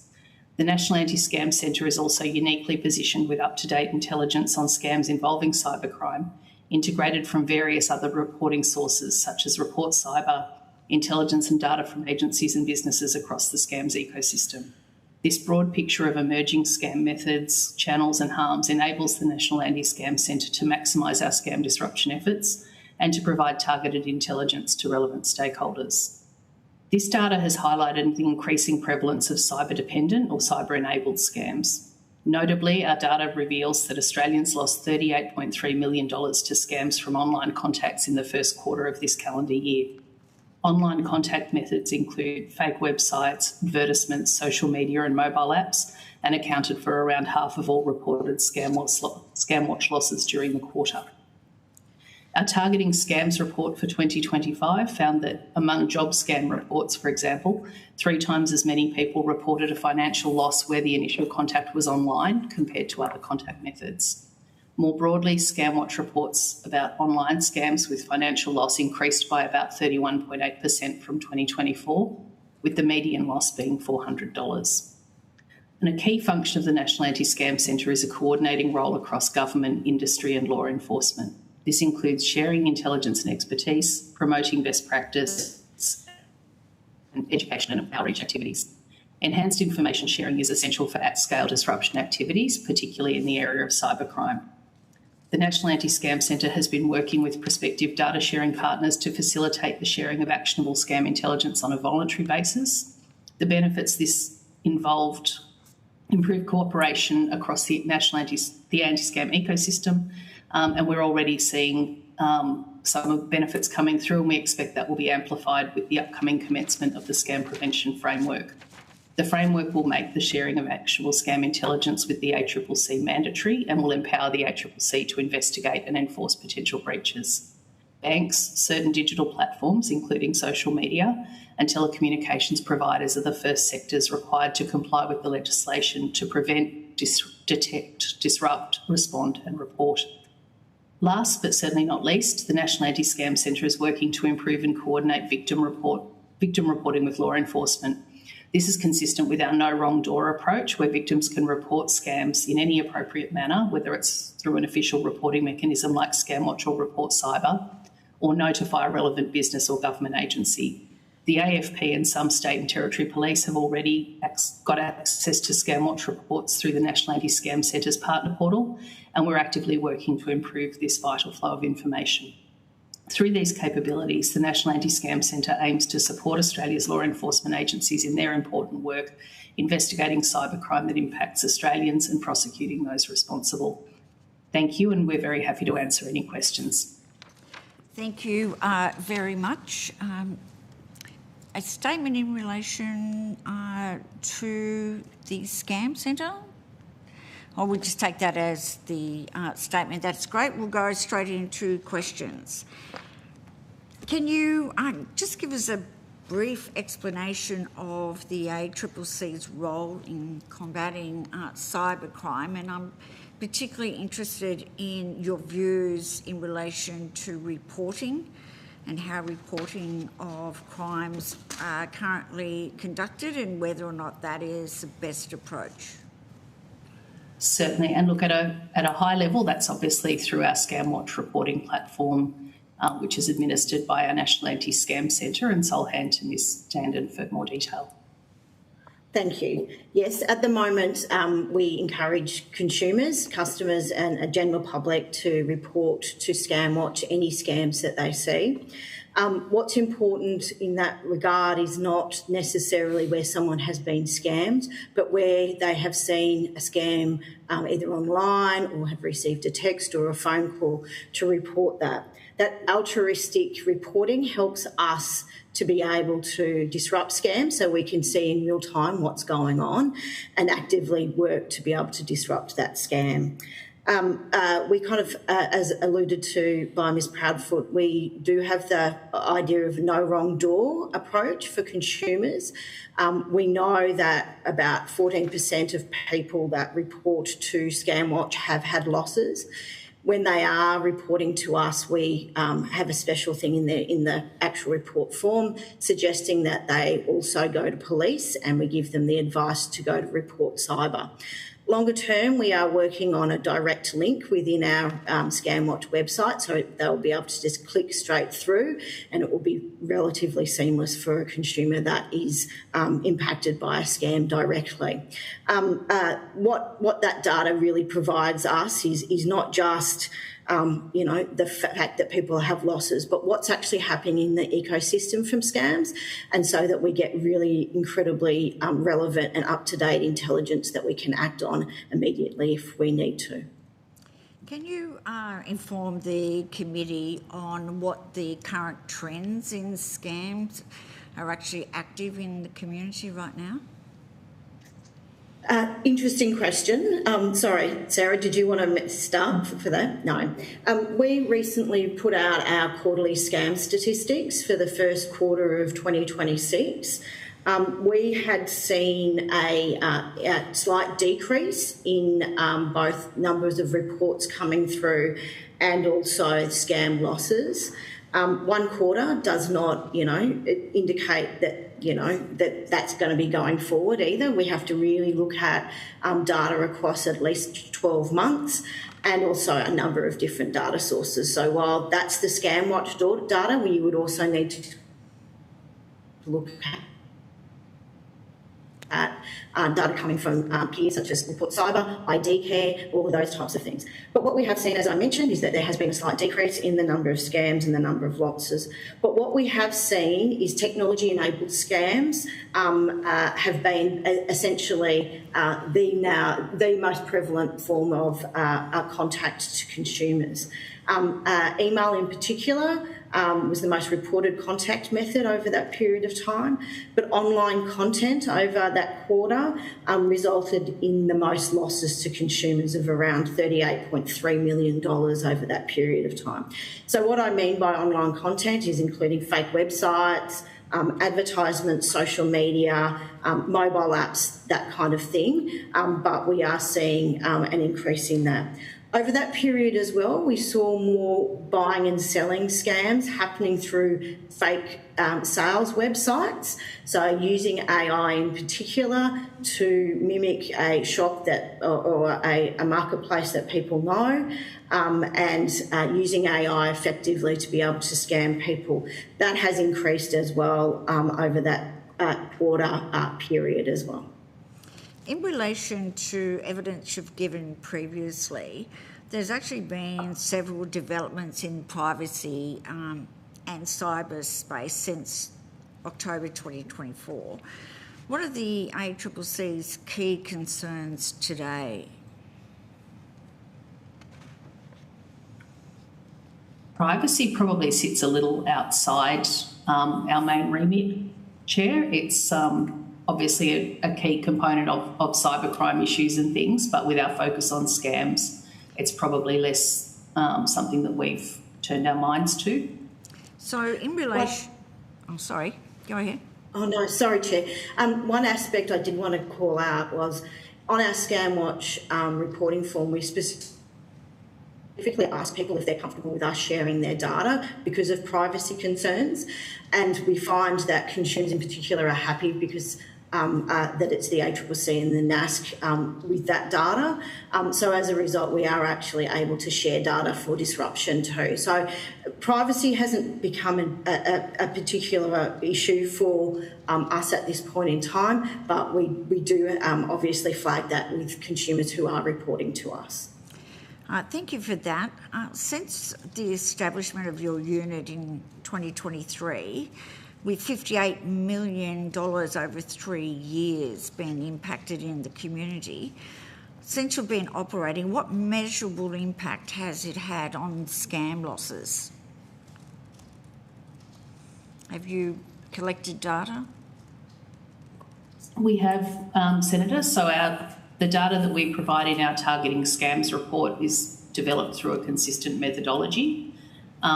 In total, since 2022, when the total losses were $3.1 billion, there has been, as at the 2025 Targeting Scams report, about a 29.7% decrease. And so for 2025, we calculated $2.18 billion in losses. It's important to note, though, that that is a slight increase from 2024. So it was about 8% higher than 2024, which was the biggest drop. And so it's, I guess, something that is emblematic of the challenges we have fighting scams. They're constantly evolving, they continue to target people, and so we still see losses that are way beyond what we consider acceptable. So The funding that was provided for the establishment of NASC, what will happen when does that expire, and what's the plan going forward? In relation to the funding, sorry, Sarah. In relation to the funding, we are funded for the next financial year, for 26-27 financial year. It does cease at that time, so the 30th of June. It would be up to government as to determine how we would be funded going forward from that point. Can you The ACCC, Senator, is separately funded for our role enforcing the scams prevention framework. But obviously the National Anti-Scam Centre performs a range of important roles in terms of that information sharing and education and disruption work in addition. Absolutely. So the capacity for the ACCC to take over the funding of that unit, is that a possibility? Senator, with all our funding, it's a piece around priorities, I think, and we've got a range of work. Obviously, unfortunately, there's always more that we could do, like any regulator, than we have, but at the current quantum, it would be very difficult for us to maintain the activities of the National Anti-Scam Centre without additional funding. And the reality is this crime, unfortunately, is not going away, and certainly if it is to go away, it's not going away soon enough, so I do understand that. Can you outline to us the NAS working arrangement with other agencies and with law enforcement and industry in combating cybercrime? Ms Stanton will do a great job of that, so I'll pass to her. Thank you. NASC, one of our key roles is collaboration and bringing together a whole lot of different entities in one place to be able to disrupt scams. We second people to the JPC3 work plan, and our people obviously then work with police around that. We provide data and share data with the AFP as well as other police force. We also work really closely with industry, and I think that is a really key aspect of the success we've seen recently around disruption. In particular, we run fusion cells, and fusion cells are short time-based focus areas that we will work in conjunction with police, academics and also industry as well as consumers to get specific scams either disrupted or highlighted for consumers. We've recently finished a fusion cell on romance scams, which is a particularly evil scam and targets vulnerable Australians. Prior to that, we also undertook scam fusion cells for jobs and also investment. Bringing people together allows people to have conversations about where trends are going to, but what disruption is actually effective in different kind of scam types. So, for example, we found that the most effective way of stopping romance scams, for example, was to actually provide education to consumers about what that is and empower consumers around romance scams. But in relation to job scams, for example, what we focused more on was disruption and takedown. So, in particular, takedown services looking at advertisements of jobs scams and working with key entities such as LinkedIn, such as the Meta platforms and others around that disruption. So bringing together that kind of industry, law enforcement and also consumer groups into one place, I think has allowed us to be able to be effective in terms of the disruption component of scams. Thank you. And before I hand over to the Deputy Chair, I just want to touch on some evidence that was given to us this morning in relation to, and it wasn't directed at any agency, just that the view was that consumers aren't always supported when they report either cybercrime or a scam. In your experience, because you have a view too that, reporting, so if somebody goes to police station and reports a cybercrime or a scam, then, the response that they get there may be very different to somebody who comes through your agency. So are there areas of concern in relation to how victims are treated and to help reduce the amount of unreported crimes? What more can we do to support these individuals? Because there's embarrassment a lot of the time. People don't report, they feel embarrassed, they feel like they're silly. What more can we do to support, to stop the crime in the first place with consumers, but to support consumers if they have fallen victim? I think one of the things we've been doing in recent years, Chair, through our Scams Awareness Week, which runs annually and is a joint operation between the National Anti-Scam Centre and a range of public and private partners, is try to create sort of a destigmatisation of scams and highlighting that anyone can be targeted and be victim of a scam. And so last year, for example, we ran Scams Awareness Week around a theme of stop, check, protect, and sort of giving people a really clear guide on what they need to do to avoid being a victim of a scam. But we have also, in other years, and so in 2024, we used a theme of share a story, stop a scam, and we actually had a range of people who were really generous and told their story, and that was used in campaign collateral and material just to highlight, again, that people do have those feelings, but ultimately the benefits of sharing the story can come through. This year, the theme is no one's just a number. And again, that's really designed to highlight the fact that scams target everybody and to provide some statistics around that so that stigma, again, is broken down. And so that's been one of the ways we've looked at it. We also did some work a couple of years ago around language that we use in terms of highlighting that this is a crime. The people who perpetrate scams are criminals, and so people shouldn't feel ashamed, and it's really important to report. So we do have that encouragement mechanism, and as Ms Stannard alluded earlier, about 85% of the scams reported to ScamWatch are not reported by people who've been victim, but people rather who are looking to step up and try and protect others. But I'll pass to Ms Stannard for more detail.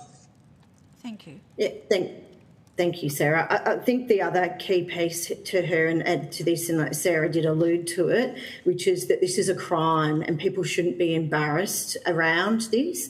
This happens to anyone. And importantly, the role of AI now in scams ensures that we can't necessarily determine what's a scam and what isn't.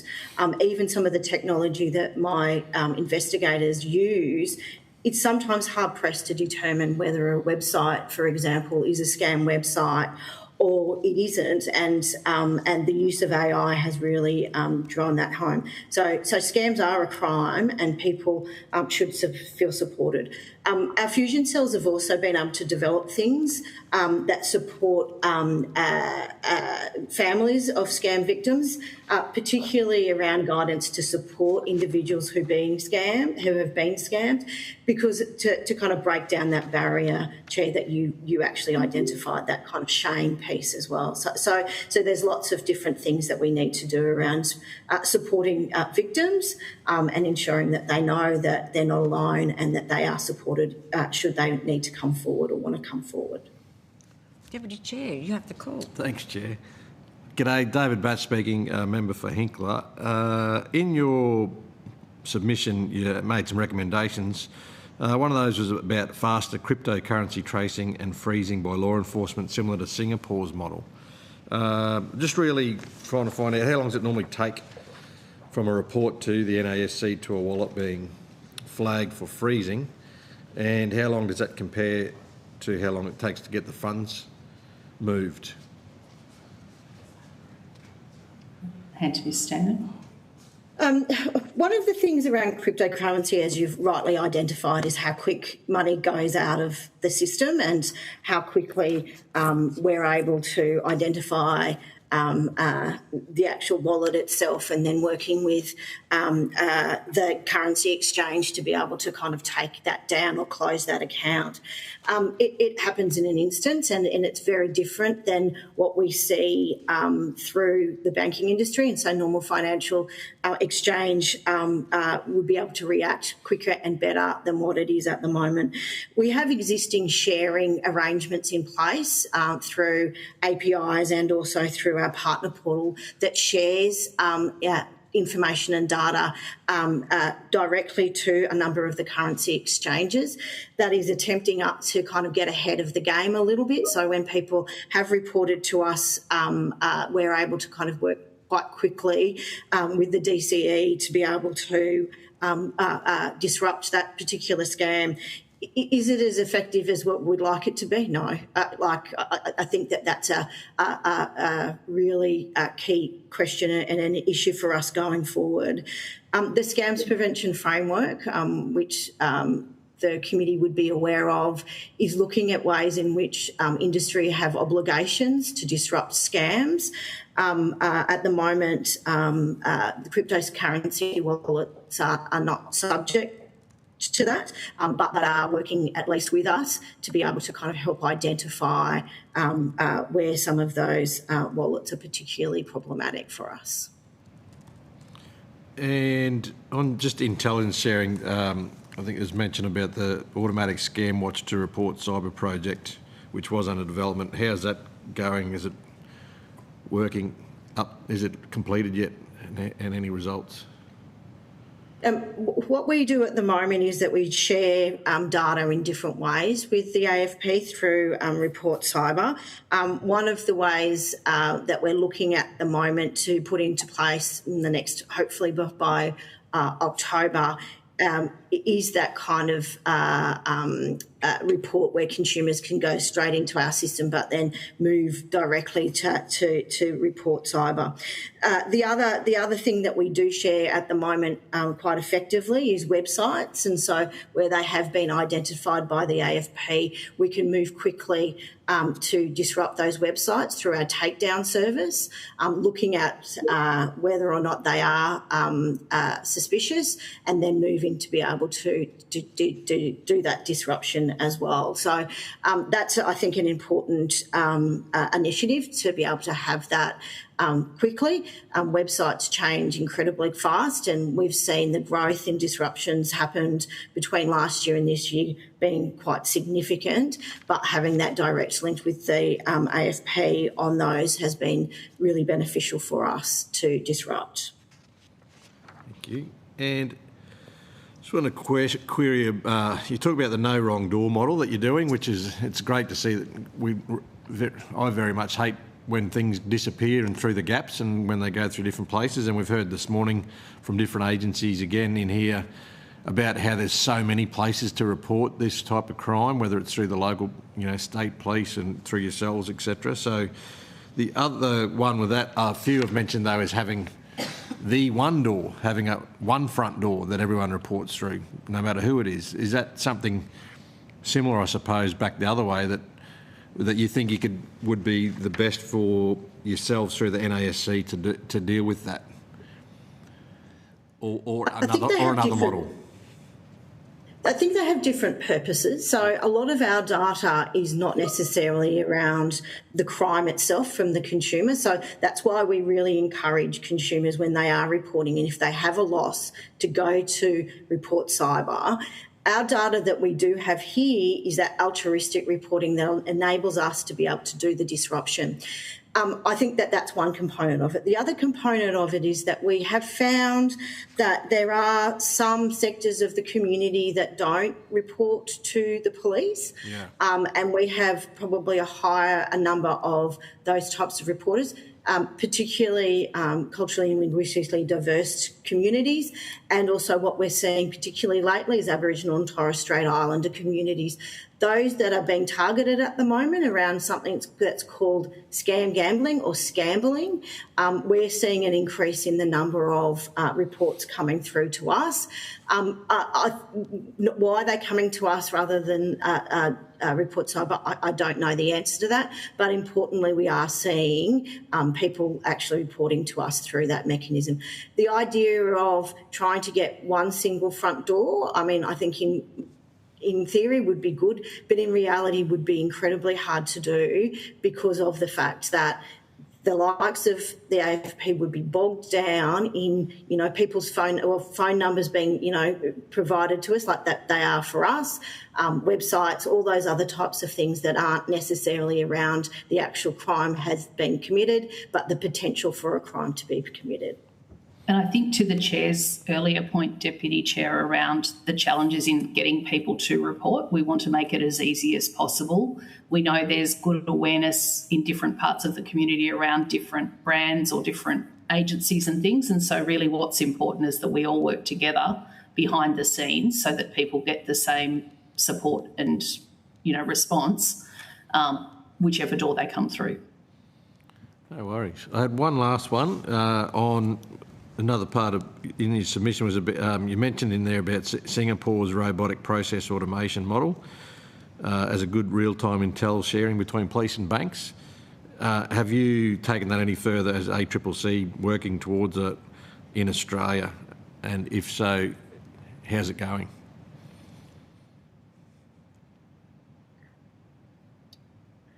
So under the Scams Prevention Framework, banks, digital platforms and telcos will be required to, in real time, to provide scam intelligence to us, i.e. the ACCC. That work has been underway in terms of the technology build for a long time, and we are ready to ingest data from other sources as well as provide that. We have arrangements in place with 52 arrangements in place for data sharing. However, as we move forward on the Scams Prevention Framework, there will be specific obligations of a number of entities to report data to us under what's called actionable scam intelligence. That's due to commence at the end of 2027. So that will lift, I think, our current data sharing arrangements that are in place to another level. Obviously, it's important that we receive it quickly and we can disseminate it quickly to law enforcement and for us to take our own disruption actions. But it's actually equally, if not more important in some cases, that sharing occurs between entities too, whether or not it's between a bank and a telco, a digital platform and a bank, so that in real time we can disrupt scams effectively. So that data sharing, I think, is quite exciting. We are seen as probably being world leading in a new framework that is coming forward, and we need to ensure that there are realistic requirements put on industry that are workable around actionable scam intelligence that make a difference, we think, to the overall scams landscape in Australia. Thank you. Nothing further, Chair. Thank you very much. The only last remaining question that I had was whether or not you could see any advice that you can give or critique of whether or not Australian law enforcement have the capacity to deal with cybercrime and generally, but also when it comes to scams. Anything that you can provide to the committee would appreciate it. That's a big question, Chair, and I think some of it goes to my earlier observations around the prevalence and the challenges we have. I think, to my opening remarks, the more we can be working out which agency is best placed to target this activity, including law enforcement, and be directing it appropriately, I think is really important. Ms Standen probably has a better sense day to day. I think what we really need to ensure is that there's a whole of ecosystem approach to scams. Obviously, prevention is important, detection, but then the police roles in terms of law enforcement and follow-up at that kind of when people have been actually scammed is important. So there's not one area that we should be focusing on, but we should be focusing on the entire ecosystem to ensure that Australians are protected through a really holistic approach to scams. Can I ask you? We've seen some really great. No, go ahead. Sorry, some really great outcomes from joint approaches. You know, with the AFP working with international counterparts, for example, and then providing details to the National Anti-Scam Centre, who was able to take on the role of notifying people who may potentially have been caught up in these scams. And so that working together, to Ms Stannon's point, and everyone targeting their part of the chain has been really effective. Well, no one can do it alone. That collaboration is terribly important. But can I just ask, in relation to whether or not, and I know the funding goes for another 12 months, but in terms of your capacity to deal with the workload that you have, and I know if I said you need more money, you go, yes, because if we had more money, more resources, we could do more. But with what you've got, it seems to me that the unit is being very productive. Are you coping with the amount of work? I know it's been a decrease for one quarter. It'd be nice to think it was going to continue, but I'm afraid I'm not expecting it to. We are very proud of the work that the National Anti-Scam Centre has achieved and the results and the outcomes, particularly in terms of building those relationships and getting better flows of data. And we think that will continue as we learn more. The fusion cells that Ms Stanton talked about earlier are really designed as experiments. We try to sort of think differently and think about who can best target, and we've worked with academics, we've worked with industry. As we learn more from that, we can then better target our own activities for best impact. Great. Can I just thank you for the submission over a period of time to this committee, but with making yourselves available today. Thank you for what you do every day to help protect Australians, and we appreciate your contribution today. Thank you. Thank you. Thank you. Thank you very much. And we will break for lunch and return at 2 p.m.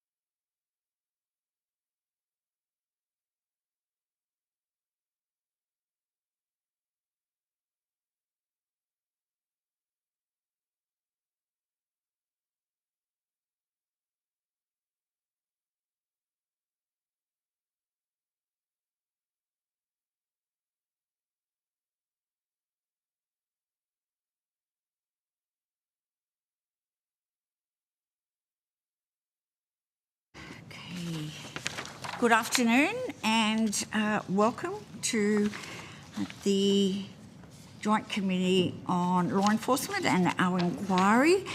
I have formalities to read out, so I now welcome representatives from the Australian Signals Directorate and Australian Cyber Security Centre.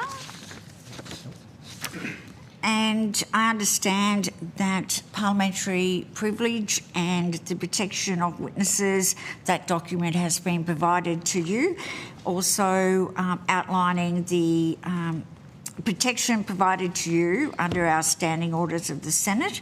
Would you please be able to give your full name and the capacity in which you're appearing before us, each of you, and then I will invite you to give your opening comments.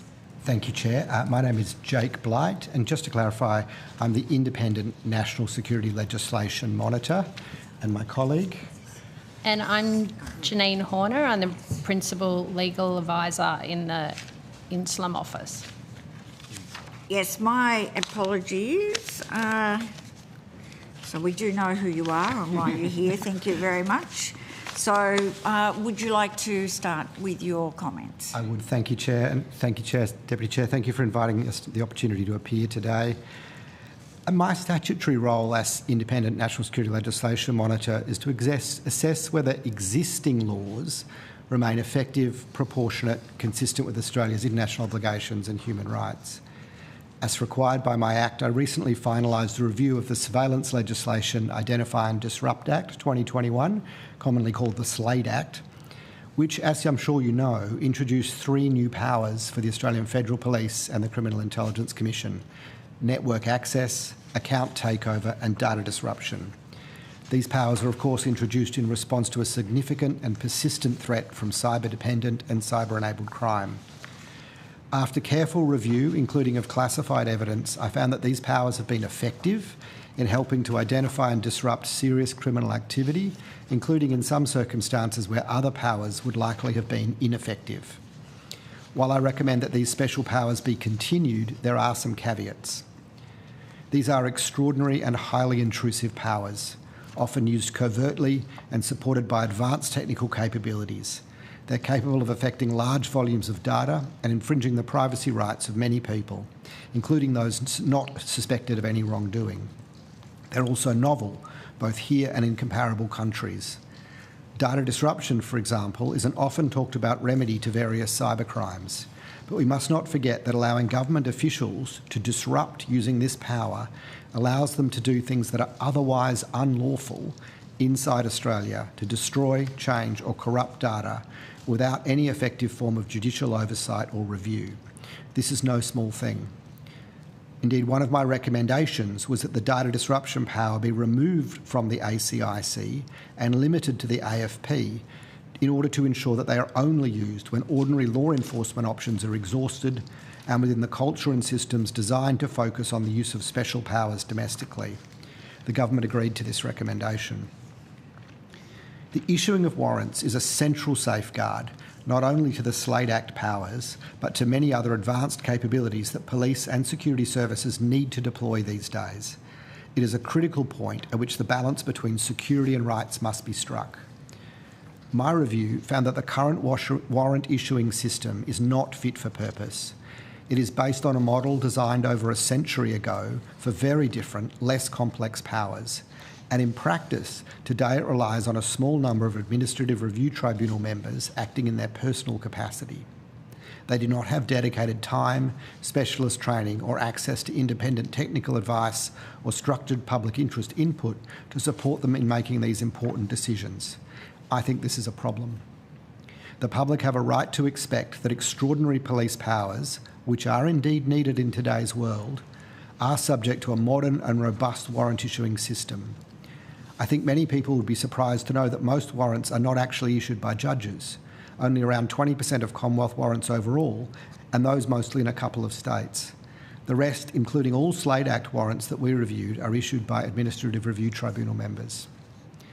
I don't think this is just a governance and public trust issue. It's also a question of efficiency and operational capability.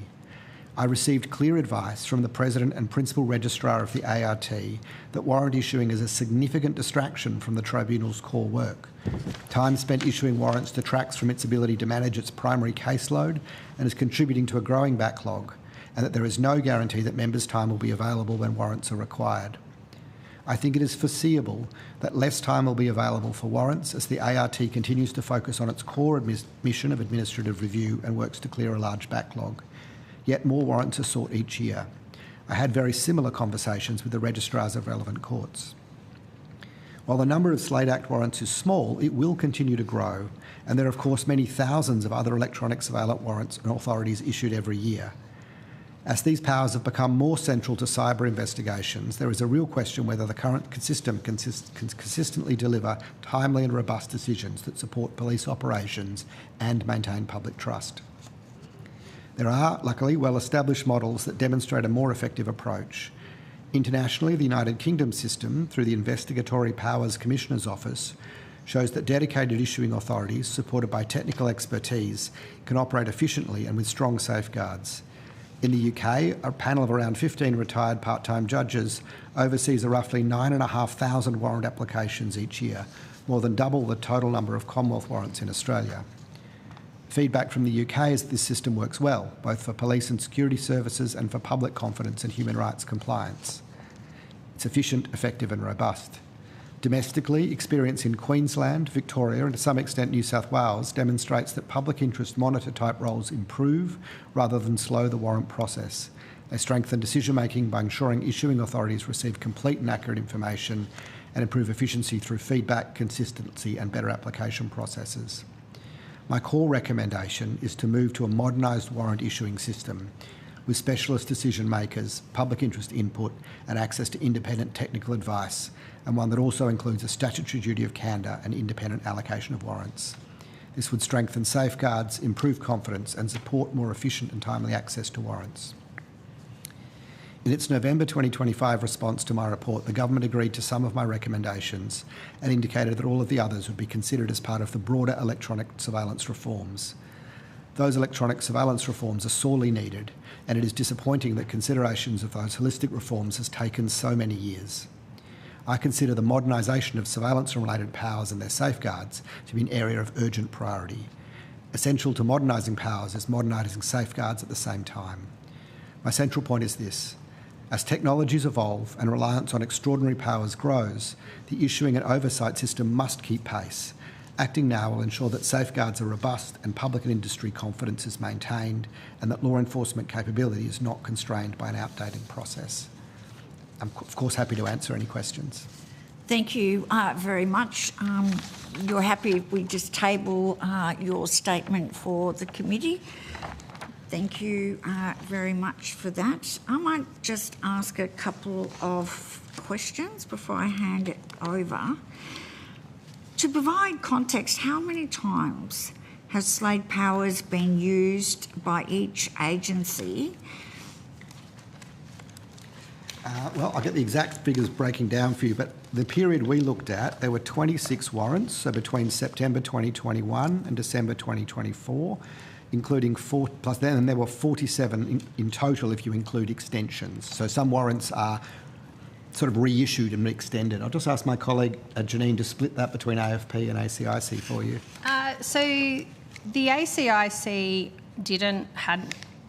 had not got any data disruption warrants or account takeover warrants in the period, and they had gotten NORs, and so they had a total of 3 warrants issued in the time, and then there were extensions to those warrants. And the AFP had 5 data disruption warrants and 4 network activity warrants, which with some extensions, and sorry, I'm just doing the maths on the while I'm looking at this, 5, 11, and 14 account takeover warrants in the period. So, as the monitor said, a very small number of warrants. Great, thank you for that. Of your 21 recommendations, the government has agreed to 4, agreed in part to 2 and noted the remaining 15. what's the status now of your recommendations? It's the same. There is a couple of very technical ones. I think one of the very technical ones has been implemented, and that's around ensuring that exculpatory material can be used even if it's obtained under a network access warrant. Quite a technical one. That was done in a general omnibus bill. I think they have in the ACIC proposed new framework. I do believe they're intending to take away the data disruption warrants, which was one of the key recommendations. But the main recommendations are to being rolled into the government's consideration of electronic reforms generally, the electronic surveillance review, they call it. Well, this area of cybercrime, though, is changing and moving at such a rapid rate. Can you give us any examples that has impeded law enforcement's capacity to bring about a process of criminal charges because of what you see as outdated warrants being provided from the ART? There's a few pieces to that, if I may. So focusing on the Slade warrants, the ACIC in the been a bit years that we looked at, as my colleague said, hadn't used two types of warrants at all. And so it's not that the warrants weren't there.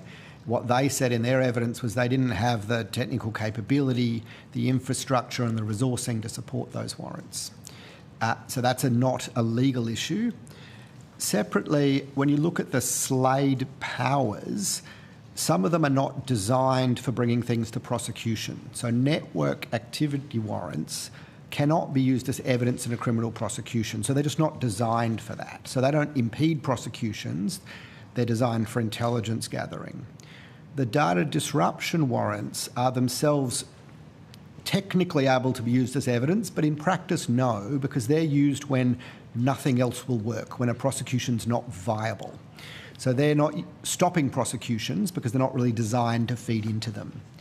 The account takeover warrants are used in collaboration with other warrants. So you get one warrant to take over the account, and you might use the controlled operation to operate the account to gather further evidence, for example. So they're supporting rather than impeding.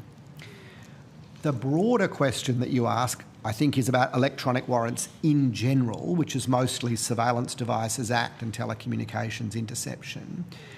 Now, that's not what we looked at in the Slade Act review, but I'm sure the agencies will be able to give you many examples of how those warrants are quite challenging in the internet environment, particularly the telecommunications interception ones, which are really premised on 1979 principles around copper wire and frankly, bulldog clips.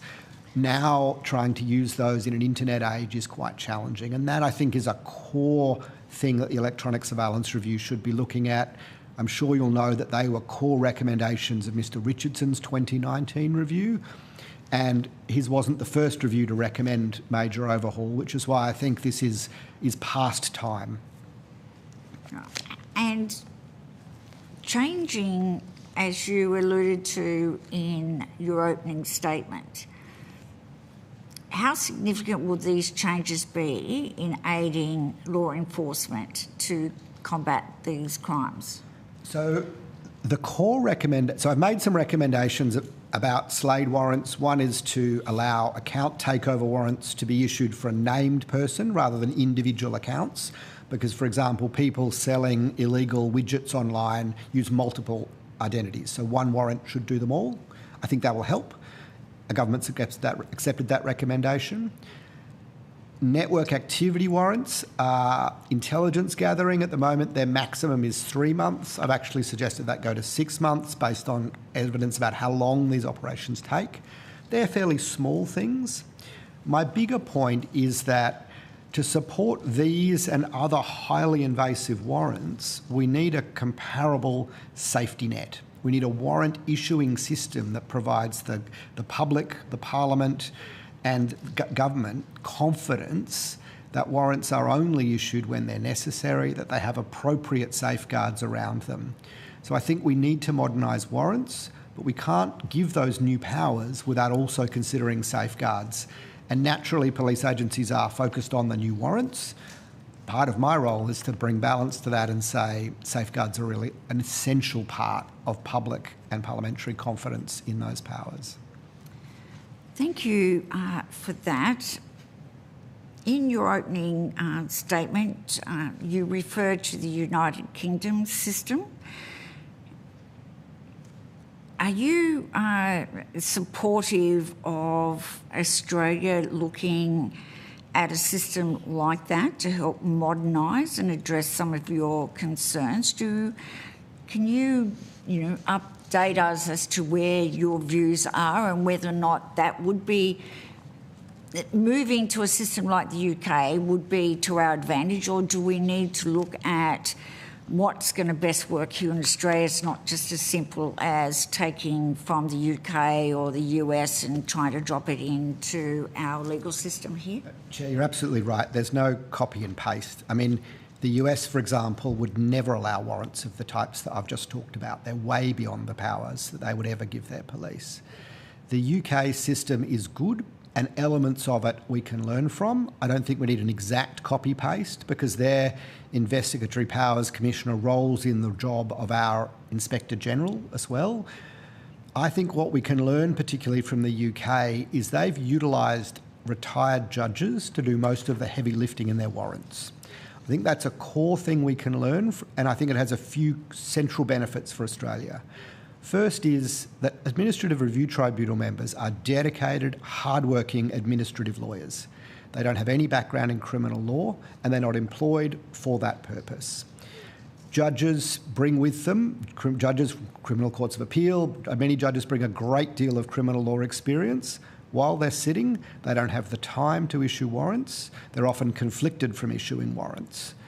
And there are constitutional problems with them issuing them as judges.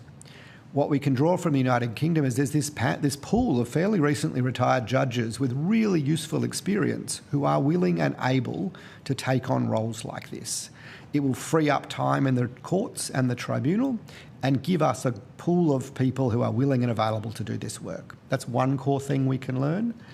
Another core thing I think we can learn is from the states, from Queensland and Victoria particularly, who have a structured system of public interest monitors who review warrants before they go to the decision maker. It's a quick process, doesn't add any delay. I've got concrete evidence from the police on that.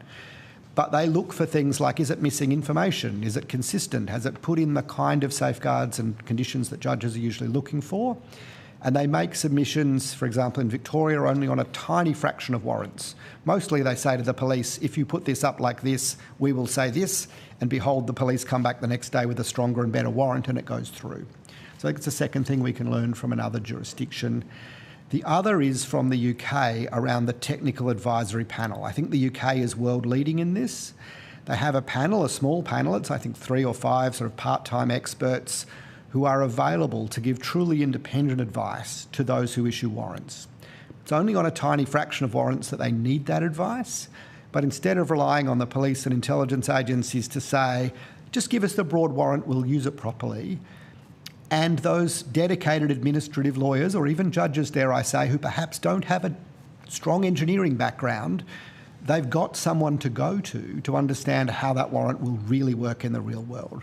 So I think there are elements we should draw from other jurisdictions. I think we can do it economically and effectively in Australia with a very small secretariat and a small number of retired judges. How many judges would you be recommending if this was to be set up? And I think you've outlined fairly clearly the advantages of their experience, and also the ART, as we all know, have more than enough of their work that they were actually appointed to do. So you're looking at 3, 5 judges. Would it be on a rotation basis? How would it actually operate? I didn't make a specific granular recommendation on that because I think a few things need to be worked through first. I don't think it's economical or efficient to set it up just for the Slade warrants. I would think you would look to this system for all Commonwealth warrants, so that's phone interception warrants, surveillance device warrants, and some consultations needed with the states on that because they are the key users of those warrants to make sure we have issuing authorities in the right place and at the right time. So I didn't get as granular in my recommendation as the numbers, but I point out that in the UK, who has more than double the number of warrants, I think they have between 12 and 15 judges who do a certain number of days a year on a roster. And that works for them. It fits around their other commitments as people who are doing other things. It's not a big load. Some warrants are very straightforward. What the system is designed to do is pick up the ones that are not and make sure they get really good scrutiny. Now that's helpful for our inquiry. In terms of the Inspector General of Intelligence and Security, the Commonwealth Ombudsman and the PJCIS and the PJCLE already oversight the AFP and ASIC. Well, in fact, this committee will no longer have oversight of the ACIC going forward. Are these oversight arrangements adequate for the Slade Act powers?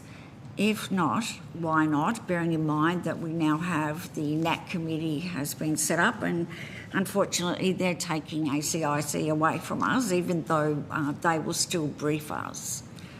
I think, Chair, there's a few aspects again to that. When I use the word oversight, I think I'm thinking more granular in the administrative oversight side. So I might just park parliamentary oversight for 1 minute, because I think probably the committee's better placed than me to answer that. But on the administrative oversight side, I think there are a few parts. There's warrant issuing, and then there's inspection of what happened after the warrant. And I also want to point out that some people mistakenly think that the Inspector General, for example, reviews warrant decisions. They do not, they cannot, that's not within their authority. So they might review how an agency exercised a warrant, but they can't review the decision. So the decision made by the ART member, once upon a time, if that was a simple search warrant of someone's house, the person would get served the warrant, they'd know their house was being searched, they'd know what was taken, and they would have fairly reasonable access to a lawyer, to appeal, to seek an injunction, to challenge the evidence. With these modern covert warrants, you'll never know that you were searched. You'll never know what was taken. It may never end up in a court.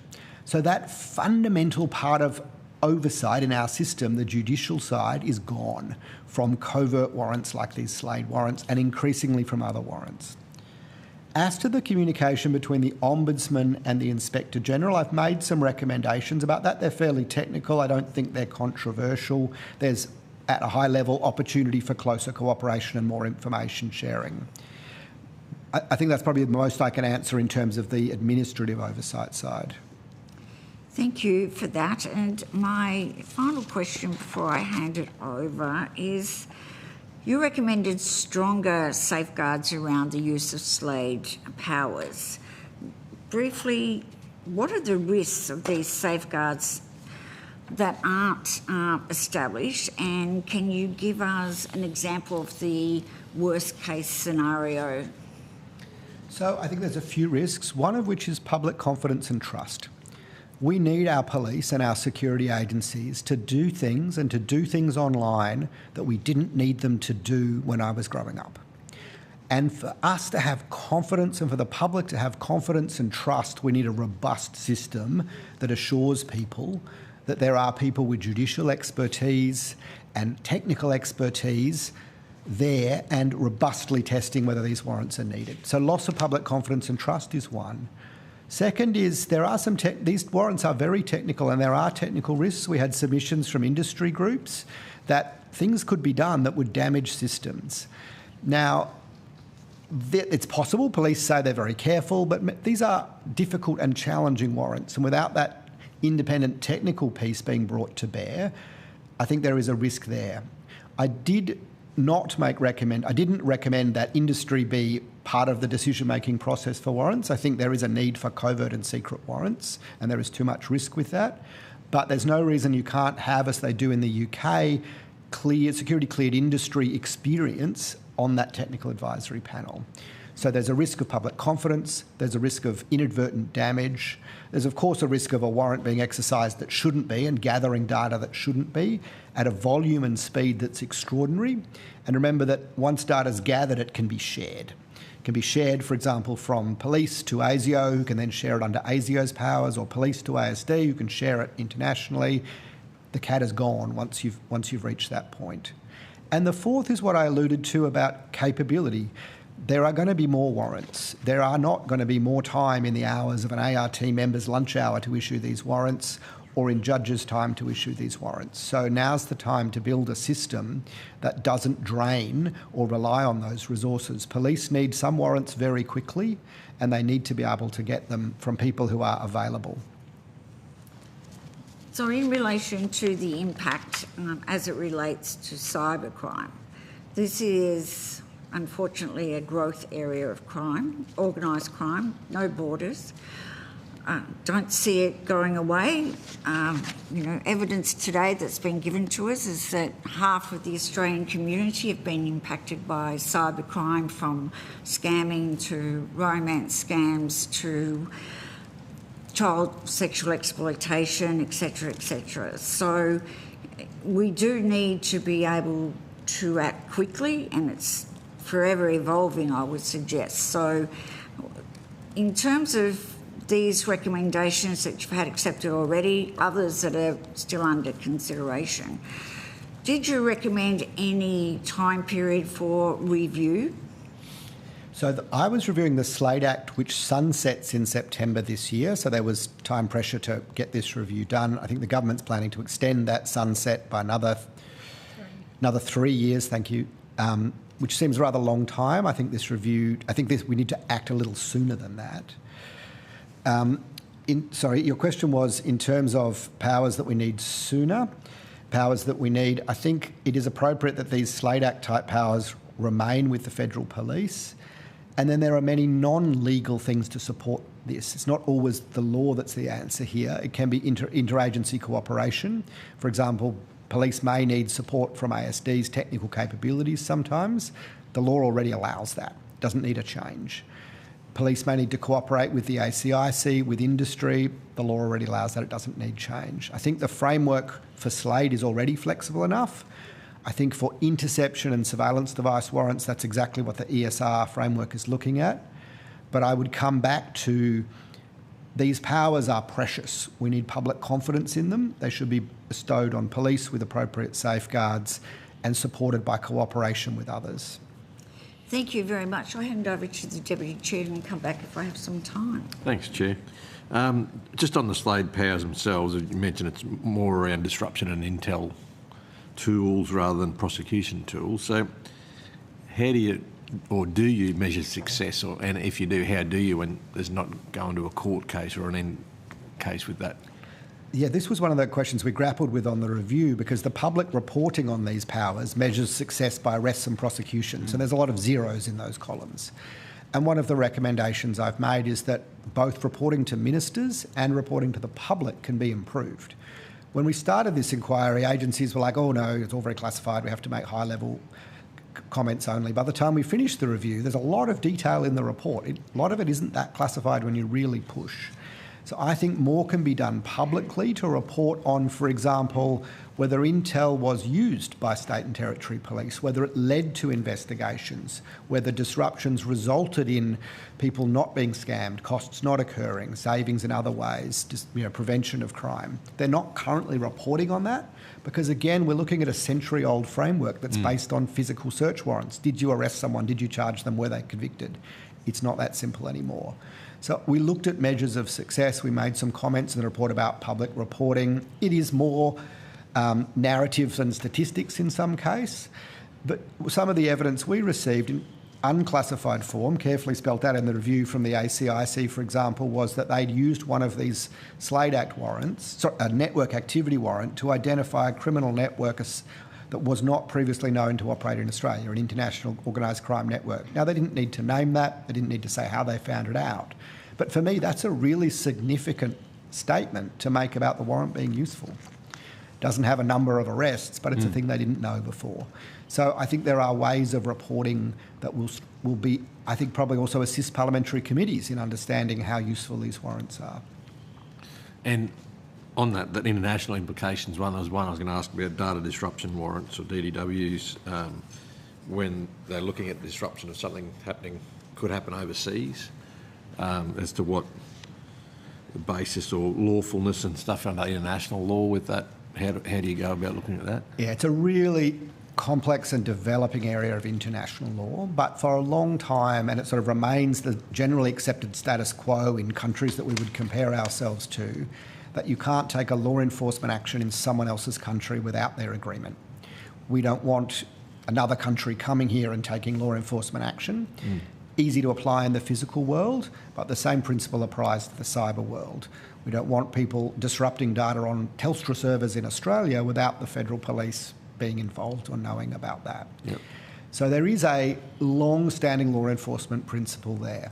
You cross a line from law enforcement into intelligence activities at some point. It is, on the public record, a function of the Australian Signals Directorate, as I'm sure you know, to, let me get the words exactly right, prevent and disrupt by electronic or similar means cybercrime undertaken by people or organisations outside Australia. Now, at international law, there is sort of unspoken, if you like, consensus that people spy on each other. It's not lawful, but it is a sort of lawful by practice. And ASD's overseas operations perhaps fall into that category, but they're not law enforcement operations. They're intel. And as I'm sure you'll hear from DFAT, we need to tread carefully here, because as Australia sets a standard, if we say, well, we accept us relying on our authorities to disrupt data in other countries, how do we then prosecute people who do the same thing to us? My other inquiry on foot at the moment is into our espionage and foreign interference laws, and I can assure you that those laws do not tolerate other countries claiming that they've got their own domestic authority to mess with things in Australia. Interesting, thank you. Just back on your recommendations about modernising the warrant issue system, were they in that Slade review? Yes. Yes, all that. In that, that's right. No, it's interesting work, so I'll follow up more on them. Thank you. I'm good, thanks, Chair. You're good.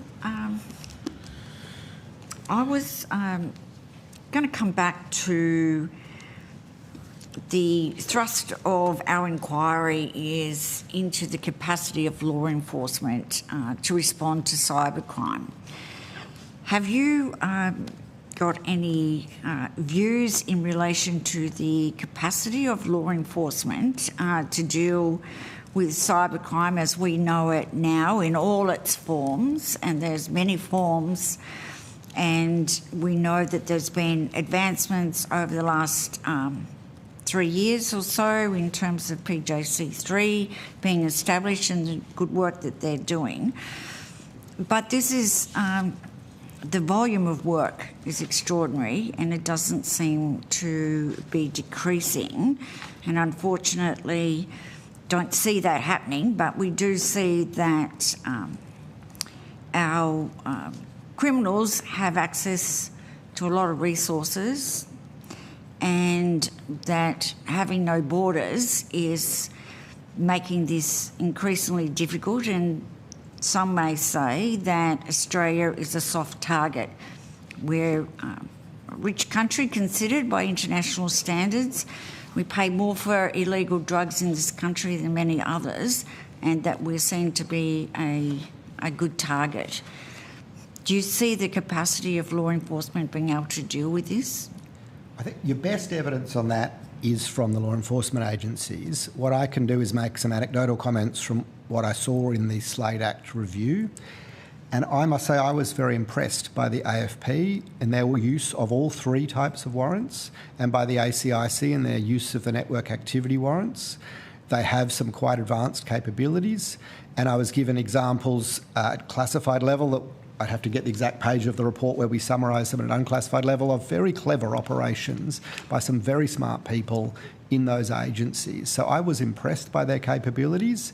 They are complex, but they are clever and they are quite agile. The only other thing I can say is to Australia as a soft target is more in the context of the espionage and foreign interference review that I'm doing, which covers both cyber and other forms of foreign interference and espionage. And again, I have been impressed at ASIO and at the police's novel and innovative ways of tackling those things. I don't think we should underestimate how clever they are, and the constraints they face are generally not legal ones. They are about capability and inventiveness, and I think we have some very impressive people, and I'm very glad we have some very impressive people in our police and security agencies. So am I. Thank you very much for your evidence today. It's been invaluable to the committee, and I appreciate both of your time this afternoon. Thank you very much. And we will call forward our next witnesses, please, from the Australian Signals Directorate and Australian Cyber Security Centre.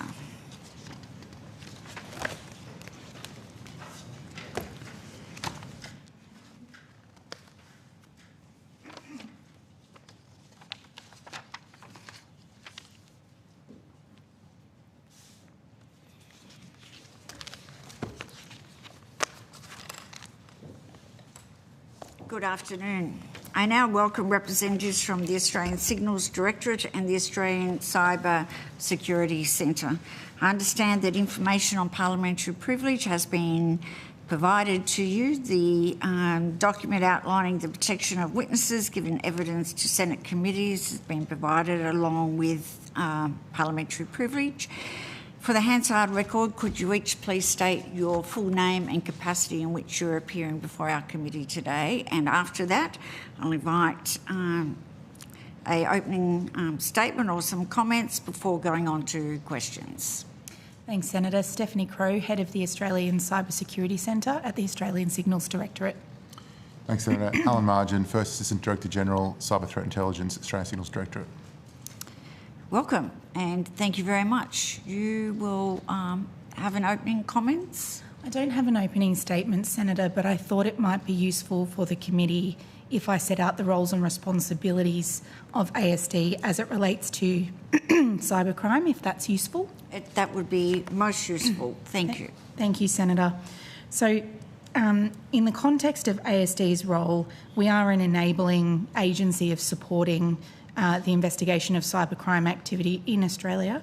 We have three functions under our Intelligence Services Act 2001 that specifically apply to how we support the cybercrime mission in Australia. The first is the prevention and disruption of cybercrime that's originating from offshore. We also have a role to provide cybersecurity technical advice and assistance to all Australians, in which we do so at our public website, cyber.gov.au, on various topics relating to cybercrime to help large organisations, medium organisations, small business and individuals defend themselves against cybercrime. And we also have a function to cooperate with and assist the national security community's performance of their functions. And in this capacity, we provide technical advice and assistance to the Australian Federal Police in the performance of their law enforcement functions, as well as our policy agencies in the context of any regulatory or policy changes that might be required, as well as contributing to the autonomous cyber sanctions framework across government. ASD is not a regulator and we are not a law enforcement agency, so in that capacity our analysts who work side by side with AFP officers in ASD facilities under a joint standing task force called Aquila since 2022 have been working on intelligence analysis, threat information exchange and the support of disruptive operations with our law enforcement colleagues. Thank you for that. That was most useful. Could you provide us with some detail about the level of staffing that you have? In the context of cybercrime, Operation Task Force Aquila has 100 staff, and that is balanced by around a 50-50 split between ASD officers and Australian Federal Police officers. Excellent. So ASD last provided evidence to this inquiry in 2024. There's been several developments, good ones, in cybersecurity space since then. Can you give us an update and also outline what you see are the cybercrime trends today? And further to that, what are the key concerns and whether you can give us any evidence in terms of the sort of experience and how that's changed since then. Yes, certainly, Senator. And as per our annual cyber threat report that we published in October last year, the volume of cybercrime reporting has remained consistent to the Australian Signals Directorate. We had approximately 84,000 reports of cybercrime received to us in the last financial year. That's the equivalent of one every 6 minutes. That's broadly consistent with the levels we saw in the previous financial year. But what I will say is, despite those levels remaining the same, the average cost of cybercrime to small business, large business and individuals has increased dramatically over that time. Specifically for large business, a 219% increase in the average cost of cybercrime. For individuals, around an 8% increase in the average cost. In terms of other major trends and in a cybercrime context, we saw an increase specifically in the volume of credentials that have been stolen from individuals across Australia. So credentials include things like usernames and passwords. And in about 42% of the significant incidents we responded to in the last financial year, of those, 42% of those incidents involved theft of credentials. So it is a significant trend in the cybercrime space for us to be thinking about how to disrupt the use of credentials by cyber criminals to conduct activities, either the on-selling of those credentials for other purposes or using those credentials to break into networks and cause incidents like business email compromise or ransomware. We have a range of activities underway to assist organisations in adopting multi-factor authentication to minimise the risk of credentials being used against them, as well as advocating for other technology options like passkeys, which remove passwords from the authentication process, if you like, and therefore reduce them being used against a network in future. The other significant trend, I would say, is a dramatic increase in denial of service attacks against Australian organisations.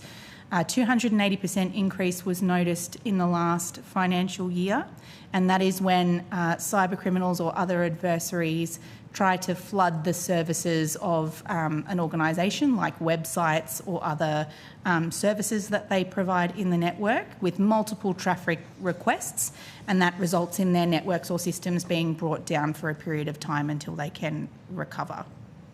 And I might stop there. Oh, thank you very much. That was useful. How many ransomware operations are estimated to be occurring every year? In the last financial year, 11% of the incidents that were reported to us were ransomware incidents, and we still consider that those are the most destructive types of incidents against Australian organisations. Do you have any data in relation to when we've had like 3 major instances of people's personal details, like Optus, where there was a significant amount of Australians that had their personal information, their date of birth, licence numbers, things like that, of crimes that happened after that breach of privacy? Have you got any data? Bearing in mind that there's probably a lot of cyber crimes that are never reported. So have you got any data relating to those breaches of privacy? I don't have data in relation to individuals specifically out of certain incidents. That would be difficult to map back. What I can say is the top cybercrime reports that we have seen in the last couple of years have been identity fraud. And identity fraud incidents can be caused by the theft of personally identifiable information over time. And we have had compromises to organisations where we have been involved in the incident response and rebuild of those networks, if you like, that have reported to us 2 to 3 years after that first initial incident they are still receiving attempts to regain access to their networks and break in all over again. So the point being that once data is removed from a network, it is very hard to prevent the reuse of that data against individuals or network owners, which is why it's really important to ensure mitigations like multi-factor authentication are implemented to avoid that happening again. We know that for individuals, there is stigma attached, or there's a belief that there's a stigma, there's embarrassment that they've fallen victim to some type of scam, particularly romance. Scams seems to be high on the list of those criminal activities that don't get reported to the full extent. Also businesses. So is there still a concern to your organisation, the work you do around companies that fail to report cyber attacks? I would say that, Senator, in the past that may have been more true than it is today. I think there's been significant improvements in the willingness of companies to report cyber incidents to ASD, and that would be the result of the government's cybersecurity package introduced, cybersecurity legislative package introduced in 2024, which put a limited use obligation on ASD under our Intelligence Services Act, which means that any information reported to ASD by a company can only be used for a cybersecurity purpose. It cannot be used for regulatory or punitive action in the context of the information they've shared with us. And since the introduction of that provision, we have seen an increase over a 3-month period in given years, if you like, of about 25% in response rate. So prior to the limited use obligation, around a 50% response rate from industry when we talk to them about a potential incident, now up to around 75%. So that engagement is improving and people are reporting incidents to us. And that's a good thing. It is a good thing. That is very good. Are there, before I hand it over, are there any sectors of small and medium businesses that you'd still be concerned about because A, underreporting, B, that they don't have as much in the way of taking security measures to protect themselves? Is there any particular areas, or is it just a general overview that more needs to be done in those areas? I would say, Senator, not specifically related to underreporting, but there is a focus by ASD and also our partners at Home Affairs focusing on the healthcare sector in particular, given the amount of devices and systems they have connected to the internet for the purposes of medical treatment and equipment, that is quite exposed and does require additional protections. And so both us at the Australian Signals Directorate, we've published advice on our website specific to the healthcare sector quite recently with regards to the steps they can take to defend some of those devices and systems that they need to connect to the internet, as well as a significant effort by my colleague at Home Affairs, the National Cybersecurity Coordinator, to work with the healthcare sector on the uplift in particular of that area.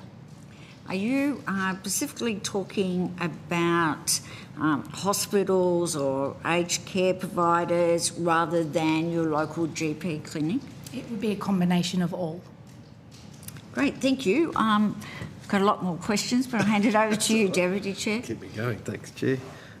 Just to clarify, one I was going to ask, but I think you've answered it now, was, so to get it right in my head, in your original submission back in 2024, you were talking about declining private sector being a concern in reporting, but since the limited use obligation coming in, that's gone back up again. That's right. So it's all getting much better. It's improving, yes. Alan, would you like to? I was going to add also the quality of reporting, which is really important to add about limited use. So it wasn't necessarily just the volumes, the quality of reporting from a technical perspective that allows us to do that sort of that broad national threat picture, and the sort of investigations that go behind those incidents is also really important for us. And the timing of that reporting as well would be crucial? Absolutely, yeah. And so to go with that, then the mandatory reporting, ransomware reporting for the businesses over 3 million, we heard today that's only 3% of small to medium businesses or whatever. Most of them are under that. But with that, commencing in May 2025 being mandatory, what's your learnings from that? Is it similar that the information coming through is much better? Like, I won't put words in your mouth, but has it improved the national threat picture? We do have an understanding of broadly what sectors are reporting ransomware payments under that obligation. Our role in that regard is to collect the reporting. The analysis of that data is undertaken by the Department of Home Affairs as the policy owner for that data. Okay. So I probably would refer any deeper questions on that to Home Affairs. No worries. The Chair asked before about staffing. You're a fairly niche area. How do you go with your workforce challenges? Just an open question really. How's it easy enough to try and retain the specialists you need or identify specialists?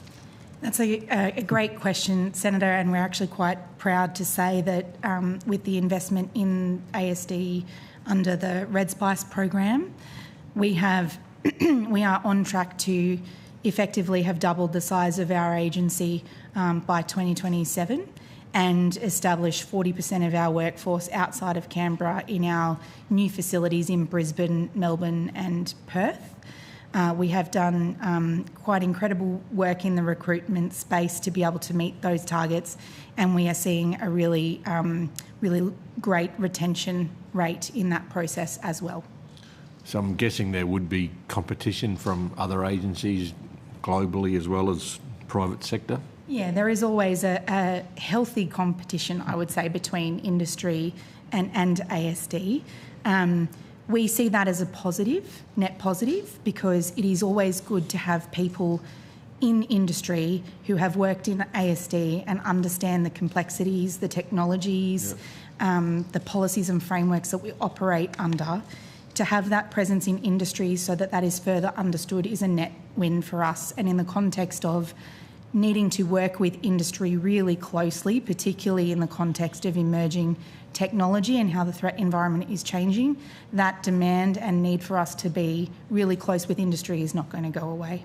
And just for our, put on the record, can you give me a bit of rundown on the Red Spice program, on what it actually does and how great it's going? Yeah, Red Spice is the investment in ASD that was made in 2022, July 2022 it commenced. It is $10 billion over 10 years to improve ASD's national cyber defence capabilities, which a lot of the work that we have delivered under Red Spice goes towards scalable capabilities that help defend Australians against cybercrime, as well as organisations as well. It also triples the capabilities of ASD to conduct our offensive cyber capabilities. A significant investment in our resilience, which is the establishment of those facilities I mentioned across Melbourne, Brisbane and Perth, as well as doubling the size of the workforce as well by 1,900 staff. And all of that is on track to be delivered within the timeframes for final operating capacity in 2027, after which it then goes into a 5-year period of sustainment. Yep, okay, thank you. And I'll go on to one last one, just about cyber sanctions, about the Medibank sanction being a landmark, I suppose. How long did that investigation take from breach to sanction, and what practical effect has the sanction had, and should they be used more often? So that investigation from the start of the, tail end of the Medibank compromise through to that sanction was about a 2-year process. A lot of the work undertaken in the first instance was to track back to the first sanction that was undertaken against the actor responsible for that compromise, Alexander Ermakov, which happened in January 2024. Yep, that's right. And then the work that we did in our intelligence analysis, as well as the work we did with our Five Eyes partners, with law enforcement, with industry, to get us to a position of sanctioning 5 Russian individuals and a company later in 2025 was a credit to the significant cooperation that Medibank gave us in the first instance to share the technical details extensively with us to enable us to conduct our activities to investigate and track that back. In terms of the utility of the whole of government response and the various levers used across ASD as the technical authority undertaking the analysis, the Department of Home Affairs and DFAT, as well as law enforcement, we were able to attribute to individual actors and companies and put sanctions in place. We were able to also conduct law enforcement activities like seizures of servers located overseas and actually cause disruptive effects to this to cybercriminal operations.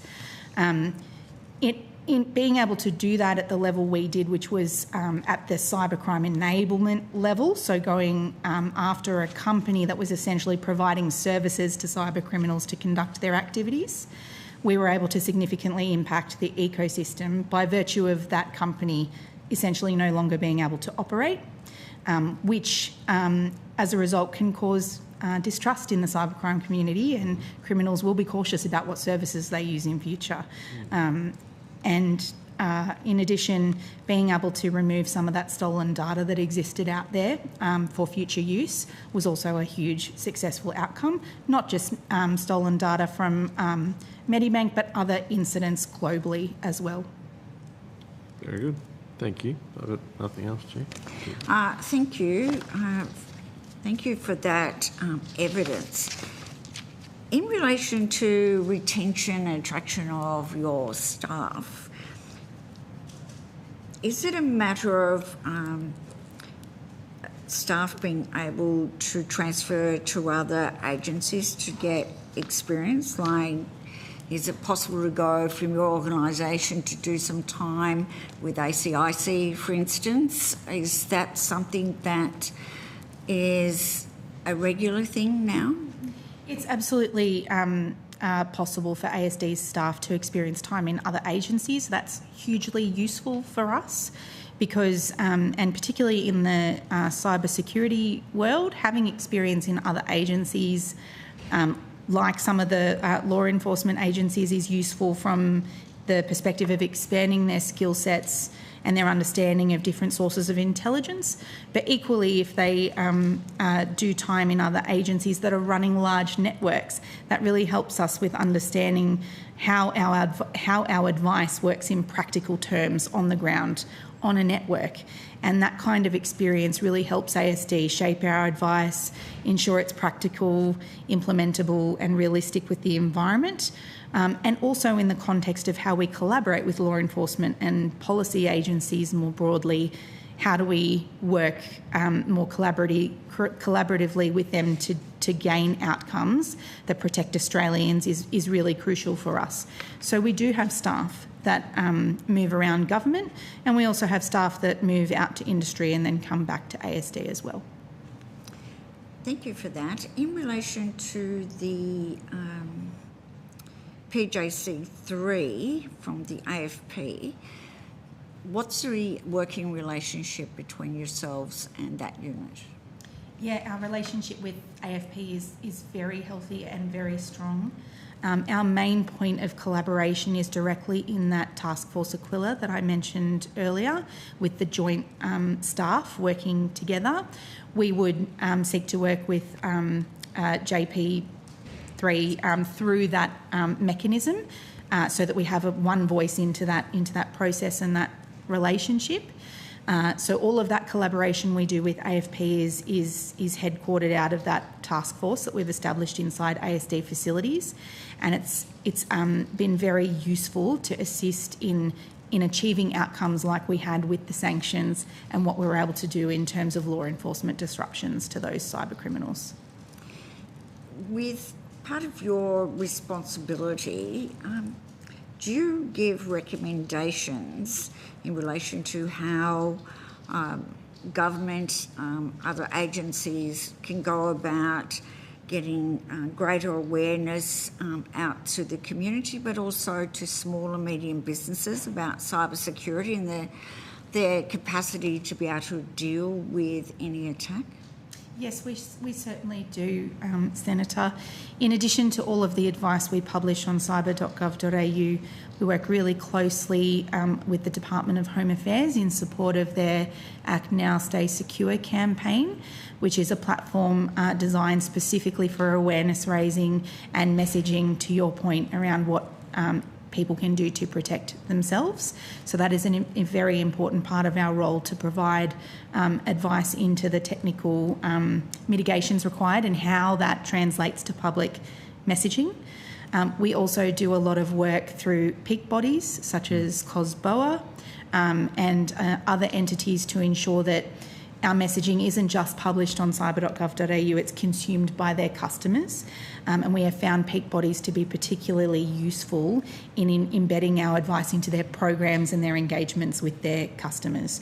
So we do work quite closely with several of those entities in that regard. So in relation to the banking sector, for instance, you would have a collaboration with them in terms of what is trending in terms of cyber crimes relating to that sector? We absolutely do. We engage quite closely with the banking sector, as well as the underpinning financial sector like payment services, all of those underpinning elements of the financial sector we engage with very closely, as well as also the financial regulators, which is important from the context of understanding technical risks and threats and how they might use that understanding to inform their activities as well.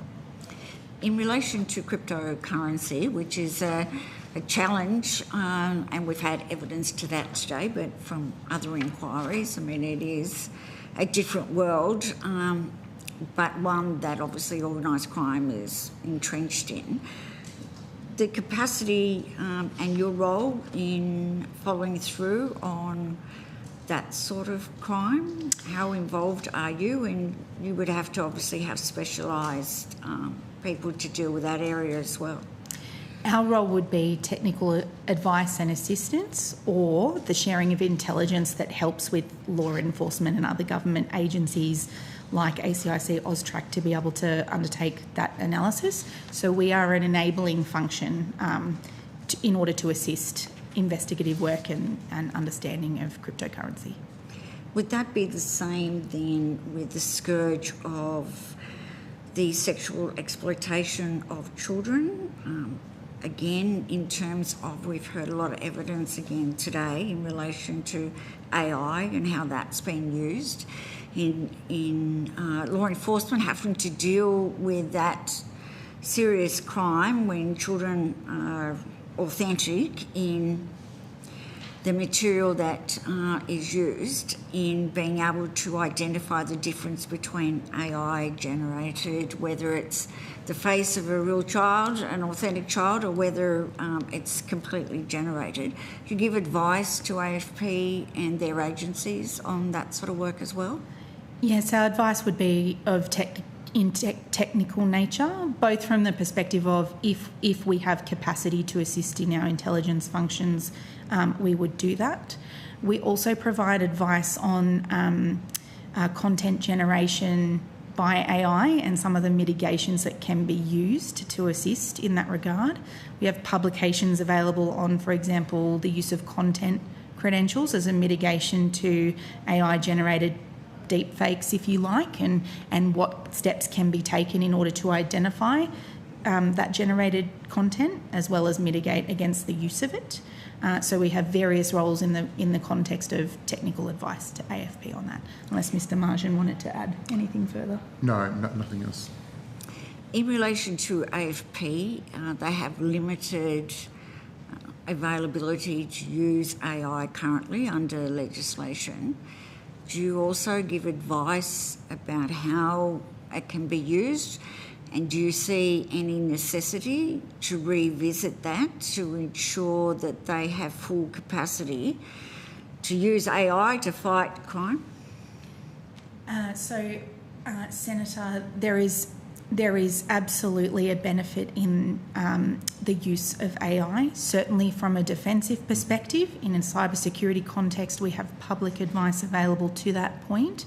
There are many opportunities for using AI in a defensive way for the protection of networks.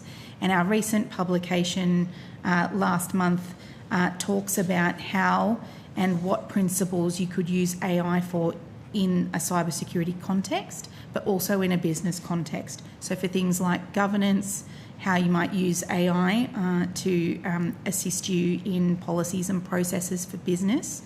Also in terms of data analysis and how you might use AI for effective data analysis, but also in terms of how you use AI to find vulnerabilities that might not be detectable by humans themselves. As well as other activities such as how to reduce your attack surface. So do you have too many things connected to the internet that make you more vulnerable? There are absolutely opportunities that come with AI, and we would encourage all government agencies to be aware of that advice and be thinking about that. In relation to this inquiry, we've had great advice and the submissions to this inquiry and evidence that's been given to us. But in terms of the capacity for law enforcement to deal with the ever-increasing cybercrime in this country, because a lot of it isn't just generated from inside Australia, it comes from outside. Do you see that law enforcement now has the capacity to deal with this, considering all the types of cybercrime? That's one element. We've still got critical infrastructure, which we haven't spoken about. I know there's some good things that have been happening over the last few years, but do they currently, as it stands, have the capacity in terms of resourcing and just their ability? Because you also, and I've seen it as the committee's been to a number of their sites. I mean, there's a lot of really smart people are working in this area. Unfortunately, there's some smart criminals who can buy the expertise that they need. We would appreciate any comments. I would say, Senator, law enforcement is not alone with the challenges in terms of the threat environment. The volume of data that we all have to manage in various roles and responsibilities across government into the future is only going to increase. I would say in our experience working with the Australian Federal Police, both ASD and AFP have had to consider our careful prioritisation of how we manage and respond to cybercrime threats. In the context of ASD's work, for example, we have been very clear about our priority focused on enabling elements of cybercrime, like bulletproof hosting providers, which is who we did the sanction.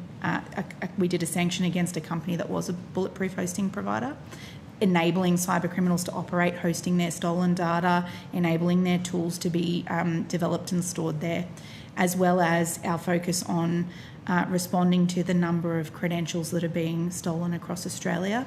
Those two priorities for us, we assess, give us the best scaled impact in terms of how we can reduce the volume of cybercrime occurring to Australians.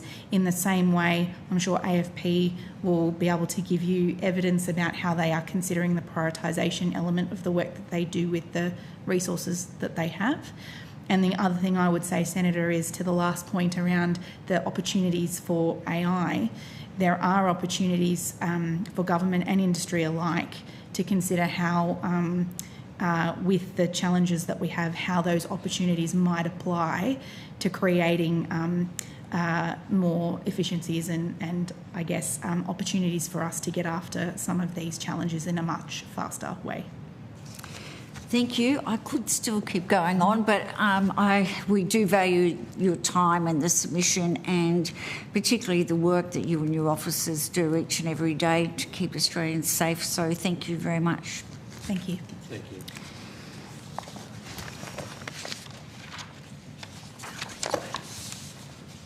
To suspend for a break or move straight to AFP. Are you? We'll just take a short break for 10 minutes.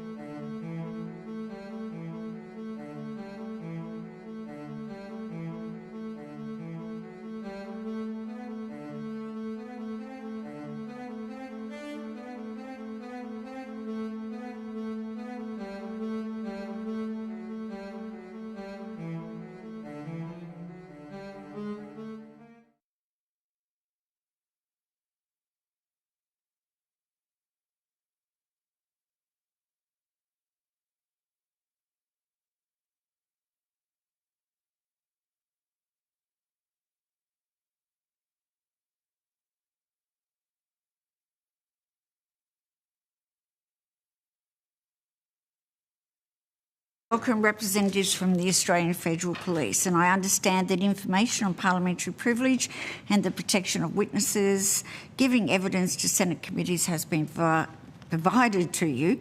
For the Hansard record, could you each please state your full names and capacity in which you are appearing before us? After that, I will give you the opportunity if you have an opening statement, and then we'll go into questions. So welcome again. Thank you, Senator. Hilda Sirek, the Deputy Commissioner of National Security Investigations with the Australian Federal Police. Thank you, Senator. Sandra Booth, Assistant Commissioner responsible for Cyber and Special Investigations, Australian Federal Police. Again, welcome, and we appreciate your time this afternoon. Thank you, Senator, and thank you for the opportunity to appear before the committee today. I do have an opening statement. When we provided our cybercrime submission to you in 2023, we described the cybercrime threat to Australia as increasing, persistent and pervasive. Now, 3 years on, unfortunately this trend continues, and cybercrime is one of the most significant and rapidly evolving threats to Australia's national security, economy and community wellbeing. Cybercriminals are increasingly exploiting digital ecosystems to target individuals, businesses and government institutions, often operating across multiple jurisdictions.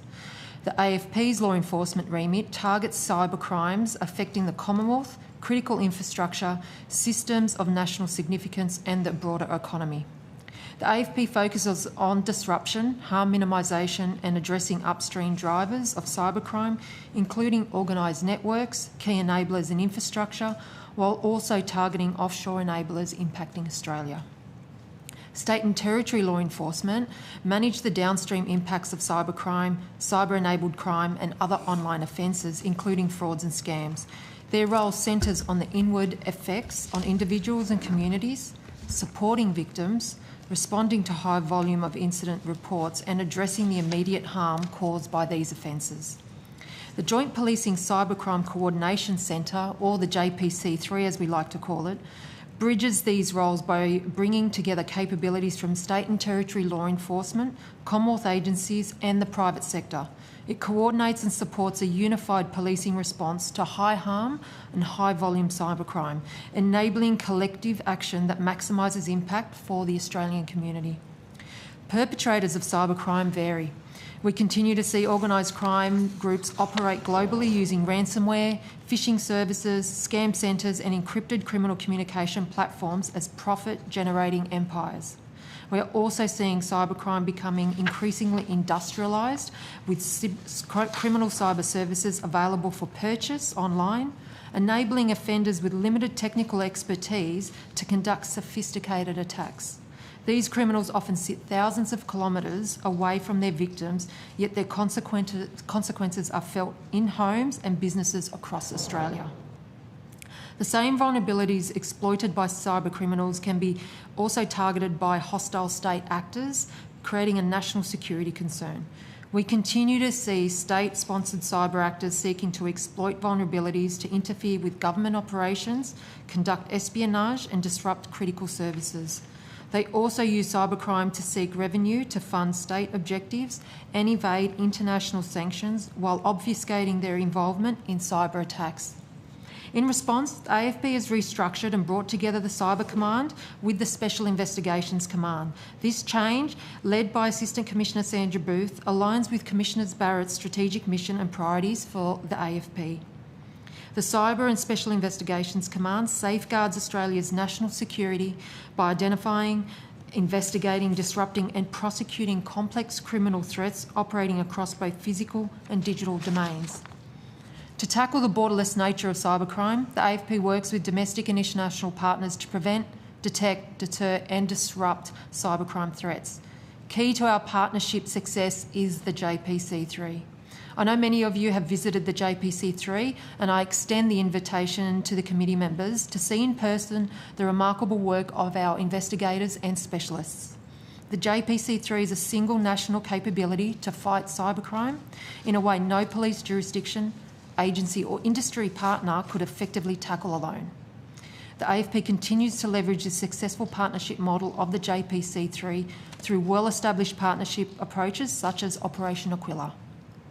Under Operation Aquila, the AFP and ASD have used offensive cyber capabilities to disrupt international ransomware groups before they can inflict further harm on Australian victims. More recently, in October 2025, AFP adopted the partnership model to launch Task Force Pompolid.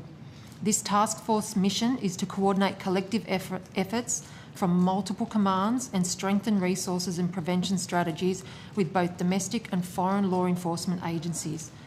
Our success to date is due to the dedication of our staff and our partners. Compared to some of our international law enforcement partners, we are a small but very mighty team. Each operational team within the AFP Cyber Commands consists of investigators, intelligence officers and technical specialists. The AFP is really fortunate. All these people are very mission focused, knowing that many of them could use their skills in private industry, however work in law enforcement to make a difference for Australians. Our mighty impact is best exemplified in our JPC3 prevention team, who deliver well beyond expectations, having now delivered 5 reboot camp programs nationally, seeking to educate teens about the crucial online boundaries that separate cyber champions from cyber criminals.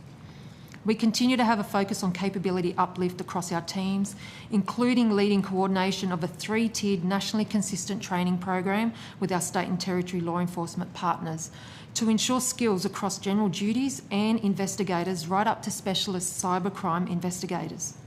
The AFP also has extensive training and capabilities for our technical specialist cohort to ensure recruitment and retention of our technical cohort.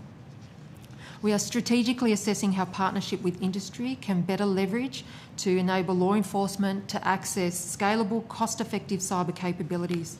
This includes exploring partnership models that provide more affordable access to emerging technologies, platforms and technical expertise.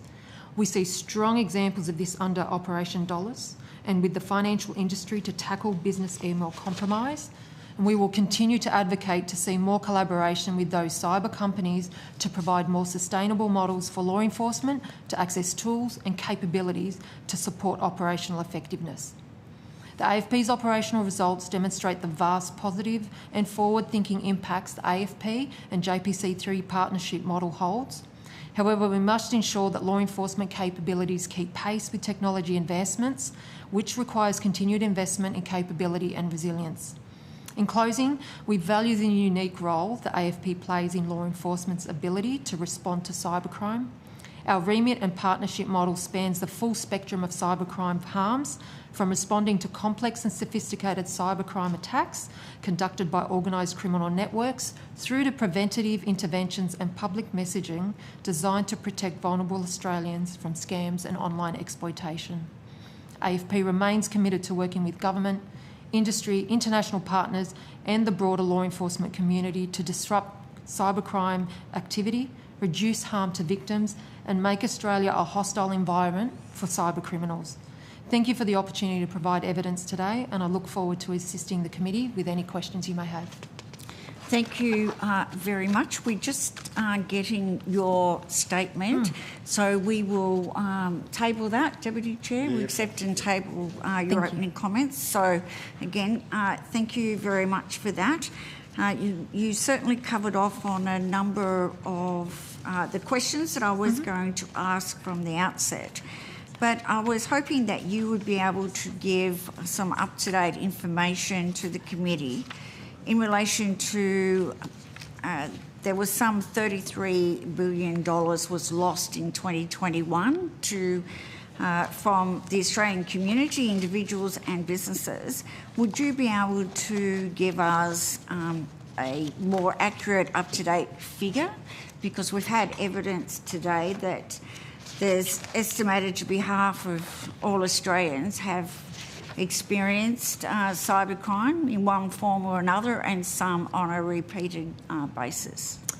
Yeah, thank you, Senator. I mean, certainly, Australia continues to experience increasing, persistent and pervasive cybercrime threats, which target the broad spectrum of our ecosystem. We know that ASD's reporting cyber portal received 84,700 cybercrime reports, which equates to quite a significant number of individuals that are impacted by cybercrime. We know 65% of Australians have experienced cybercrime, and that is a report that's made every 6 minutes. And we know that individuals can sometimes also be repeatedly victimised in regards to cyber threats. We know particularly around the ability to make sure that vulnerable people are safeguarded around cybercrime is around prevention and education and awareness. And we know that at least sometimes, a large proportion of threats through various businesses and industries and communities, it's the human element that is sometimes the first port of call that cybercrimes try to target in terms of the vulnerabilities.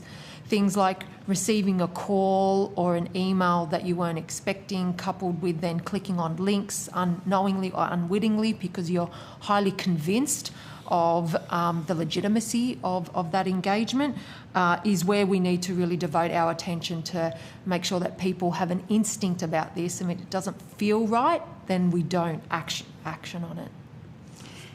I think it's very unfortunate, but it's the way of criminals is that they prey on the most vulnerable people in our communities. So we know that older people, young people that are disengaged can be targeted. We know First Nations people also can fall victims. And in fact, though, anyone can. People, there's been, unfortunately, ex-senators that have fallen foul of these criminals in losing a lot of money. So it's not something that could just happen to someone else. It can happen to each and every one of us in this room.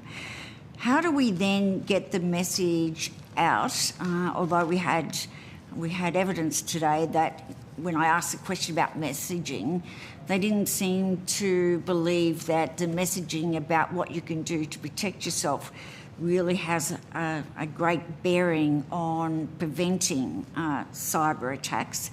Just wondered what your experience has been, and then I'll go on to some other questions relating to your projects that you've got set up in dealing with cybersecurity.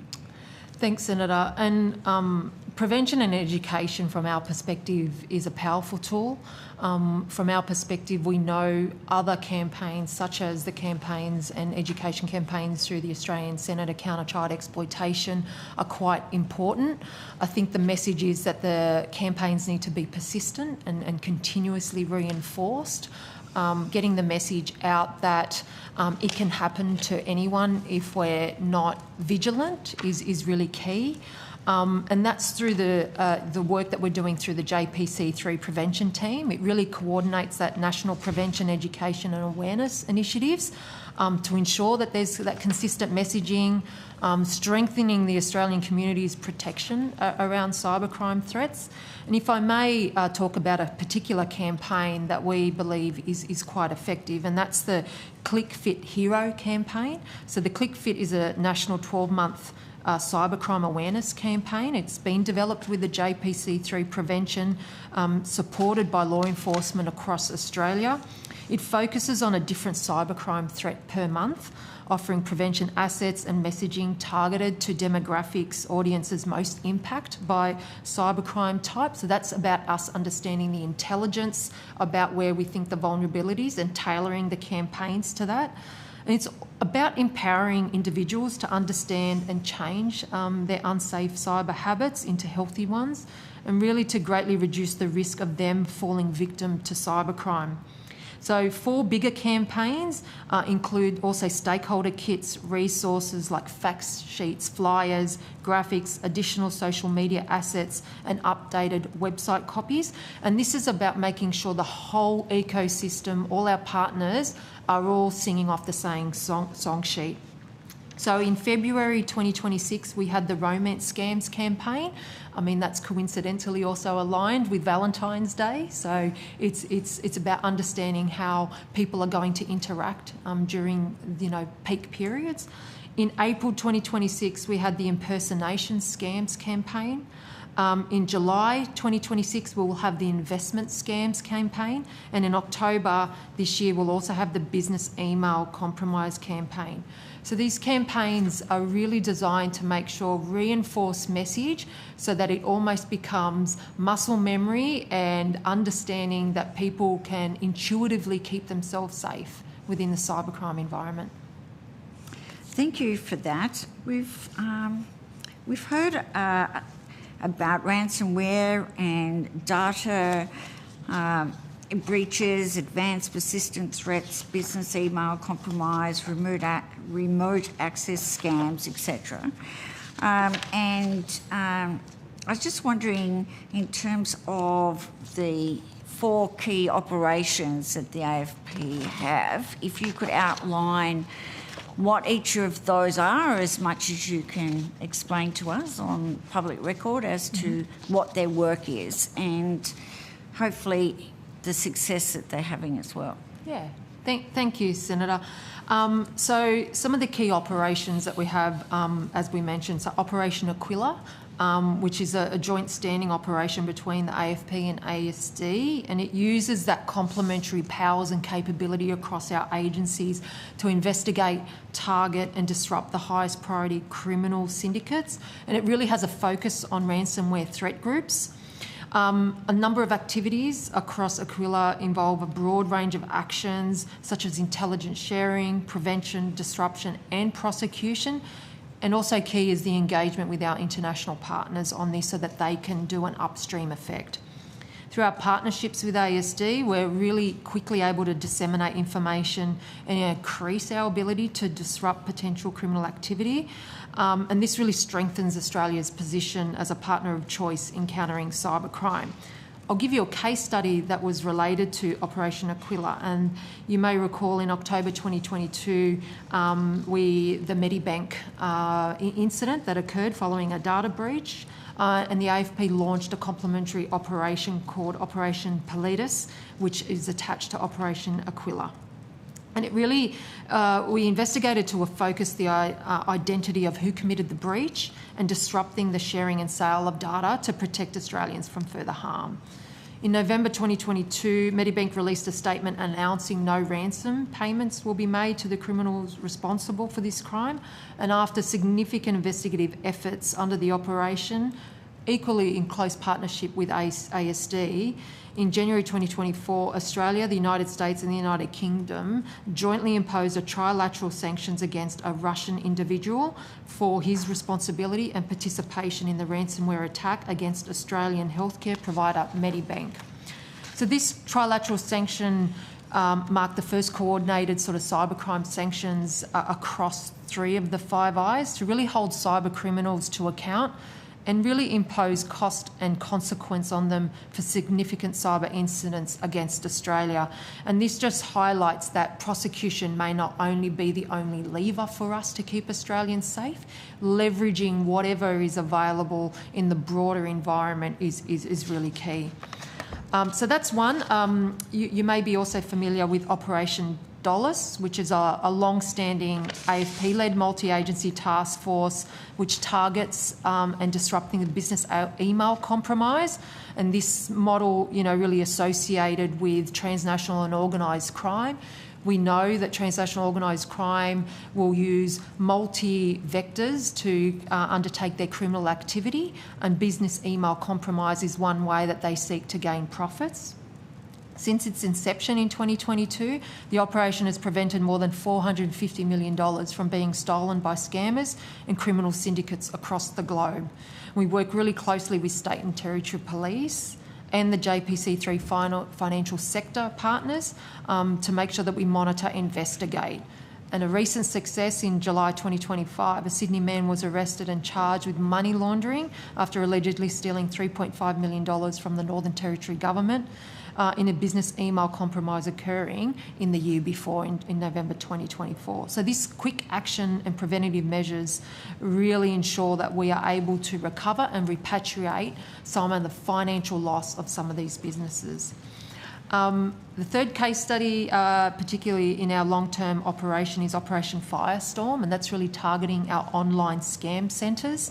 So it commenced in August 2024, and it's a global operation to address and disrupt offshore scam centres which target Australians. We know that significant vectors for scams and cyber-related enabled fraud scam centres are run by transnational crime syndicates involved in a variety of illicit activities. And they also use sophisticated technology and social engineering at a very industrialised scale. So a success with this Firestorm operation is in June 2025. We partnered with the Royal Thai Police to investigate a scam operation running out of Bangkok. It was anticipated that the scam centre was targeting more than 14,000 Australians using an investment bond scam, with a forecasting proceeds of crime revenue of more than 100 million Australian dollars. The joint agency investigation led to search warrants to be conducted by the Royal Thai Police, where 13 men, including 5 Australians, were arrested and charged. And Operation Firestorm continues to support the Thai authorities with evidence collection in respect to the Thai-based prosecution of 13 offenders. And this Operation Firestorm will continue and move forward. And then the fourth major operation is Operation Pompolid, as you're well aware, in terms of targeting the very decentralised criminal network impacting some of our most vulnerable, using sadistic online exploitation, gamifying harm, and almost creating a competition around how people can undertake crimes out there and be rewarded for it in these online arenas. So working with our international partners and working across our capabilities, noting that this is not just cybercrime, this is also child exploitation. They are also looking at violent extremist material, so looking at our national security apparatus to really target and bring down those individuals. But a big part of Pompolid is the education campaign, making sure that victims feel comfortable to report, that it's not stigmatized when they are asked to send sort of graphic images or undertake graphic incidents, making sure that we've got an open door policy, that we don't re-victimise individuals or think that they will be perpetrated as a result of something they've been asked to do. Thank you. That was very good evidence for us to have. I've been fortunate enough to be on this committee for some time and to have seen greater collaboration between the AFP and our state law enforcement and other agencies, which is very good to see that is happening. We're in a changing world at a pace that we've never seen previously. And when it comes to organised crime, they are well-resourced, they don't have to worry about any safeguards, they don't work within any railing or legislation, unlike law enforcement and other agencies. But I noted in your submission, you're actually calling for more reforms to enable greater collaboration. I was hoping you would be able to expand on that for the committee's benefit. Absolutely. Thank you, Senator. And I think as we've identified since our submission in 2023 to now, we've certainly moved into high collaborative spaces. I think we see that the cyber threat, it's a multi-dimensional threat, which requires really a multi-dimensional approach, and we're working more and more with that. We know that the cybercrime ecosystem is becoming sophisticated and enabled through things like automation, encryption, anonymisation and AI. And I think our requirement is to look outside our traditional partners. The great work through law enforcement, government and other areas that are working in cybercrime is really important.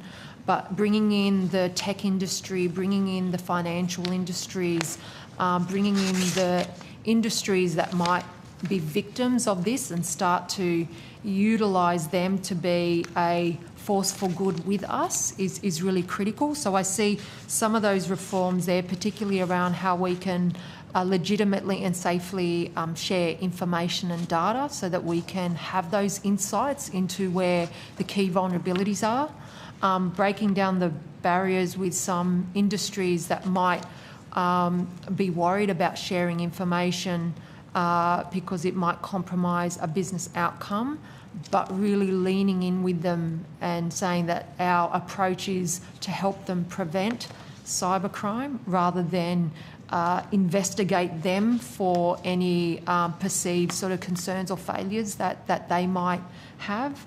And we know that working across these different operations, working with the Australian Cyber Security Centre and also working with the National Cyber Security Coordinator, those linkages are really starting to tighten up, and we are creating quite a strong ring fence of, I will call it, of cyber good and cyber prevention to thwart, I suppose, the ever-growing cyber criminal threat.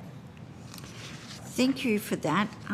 We had evidence today, I don't know whether you've had the opportunity to look at other submissions, but from Capture Cyber, Mr Hamilton, his submission really was around education and believing that there needs to be greater education of law enforcement officers at a state level and the AFP, and calling for a institute to be set up that would be focusing on cyber crimes and having experts there and ensuring that whether it's state police, that they have a greater capacity to be able to deal with this sort of crime.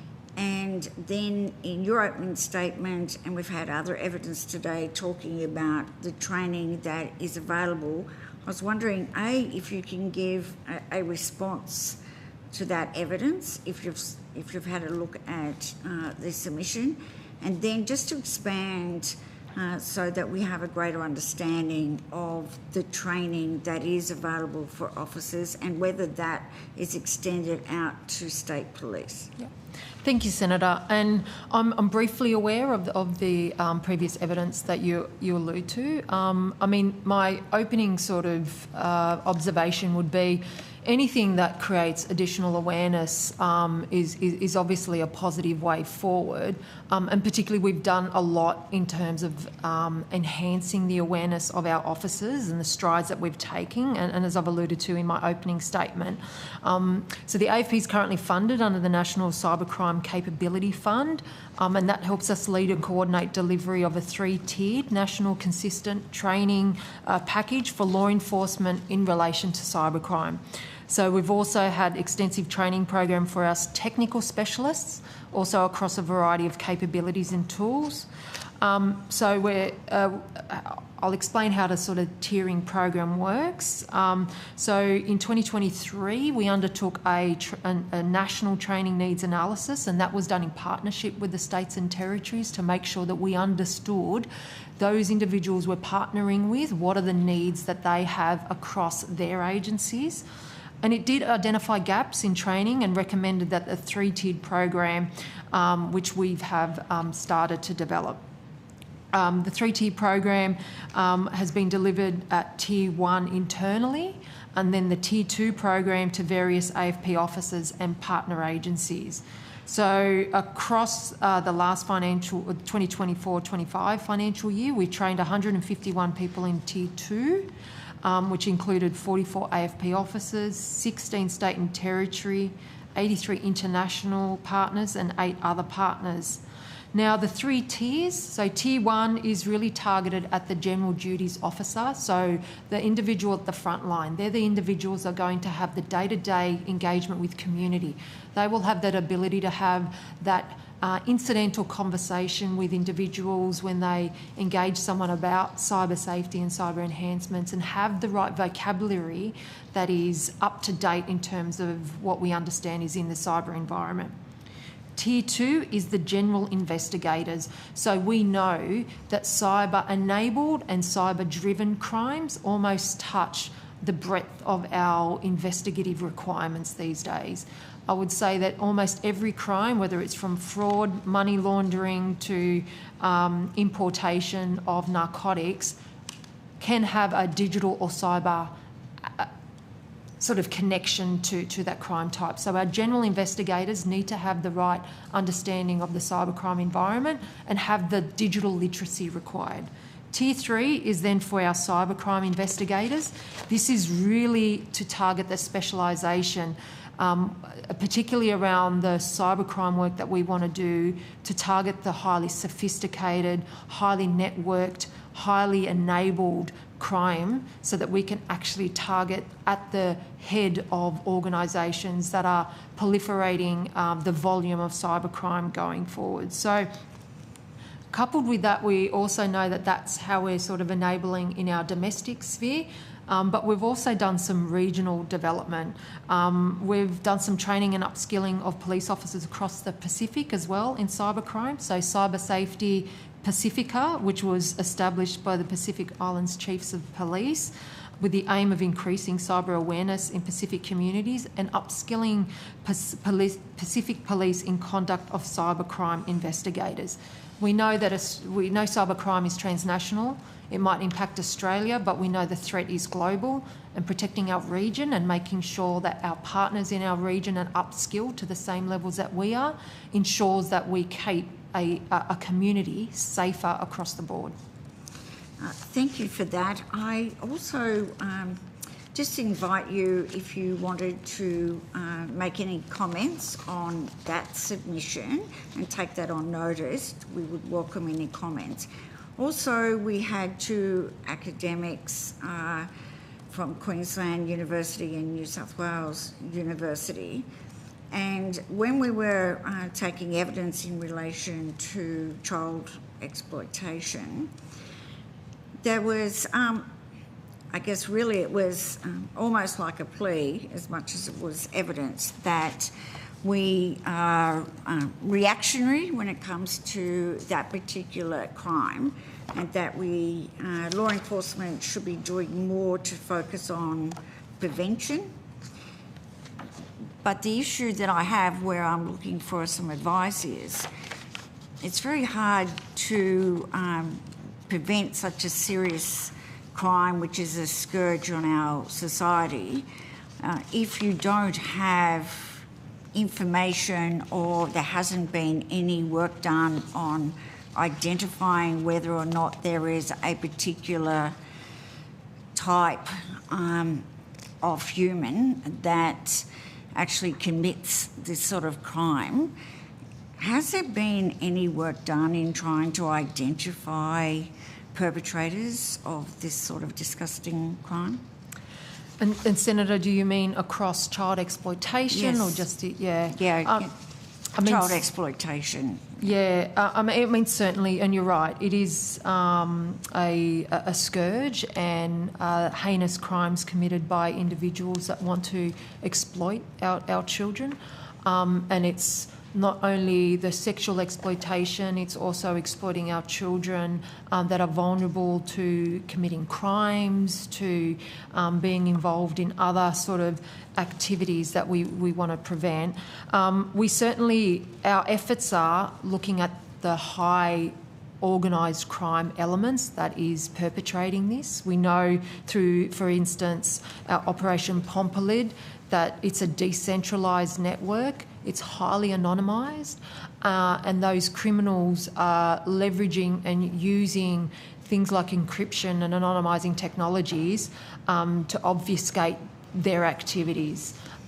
We know it's a challenge, but we're up for the challenge. We continue to work. We have incredible men and women who devote their lives to fighting these crimes. As I said in my opening statement, we have individuals that could work in private industry and not have to put themselves in exposed to seeing the worst of the worst that's out there, but they're so mission-led that they really want to do good for communities, and we have. I know sometimes the volume and the reports that are coming in is quite hard to hear, and it is a high volume area, but we have had significant successes particularly when we identify operations and syndicates. I mean, you would have heard on evidence previously, Operation Arkstone, Operation Molto, when we find a little sort of chink in the armour of an organised crime group, and then we leverage our international partners and we do big global operations, and we are able to bring down these significant syndicates.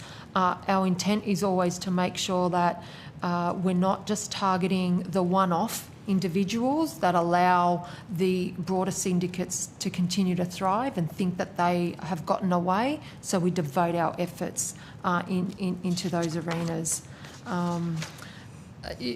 I mean, for instance, you might recall Operation Huntsman, which was a sexual extortion of children investigation that we partnered with AUSTRAC and the Australian Centre to Counter Child Exploitation on.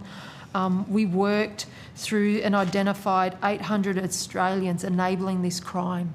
We work with the financial sector to prevent those Australians from being able to facilitate these crimes, and they were doing this for financial gain. Using different avenues, stuff like the financial sector, or being able to target where the profit is in some of these crime types, has really enabled us to prevent harm. And we know that these harms, particularly these offshore syndicates, generate and target our children, which leads to really disastrous effects for our children. Coupled with our prevention initiatives such as Think You Know, and our world-leading prevention book, Jack Changes the Game, we're able to enable vulnerable people to have the conversation and keep themselves safe.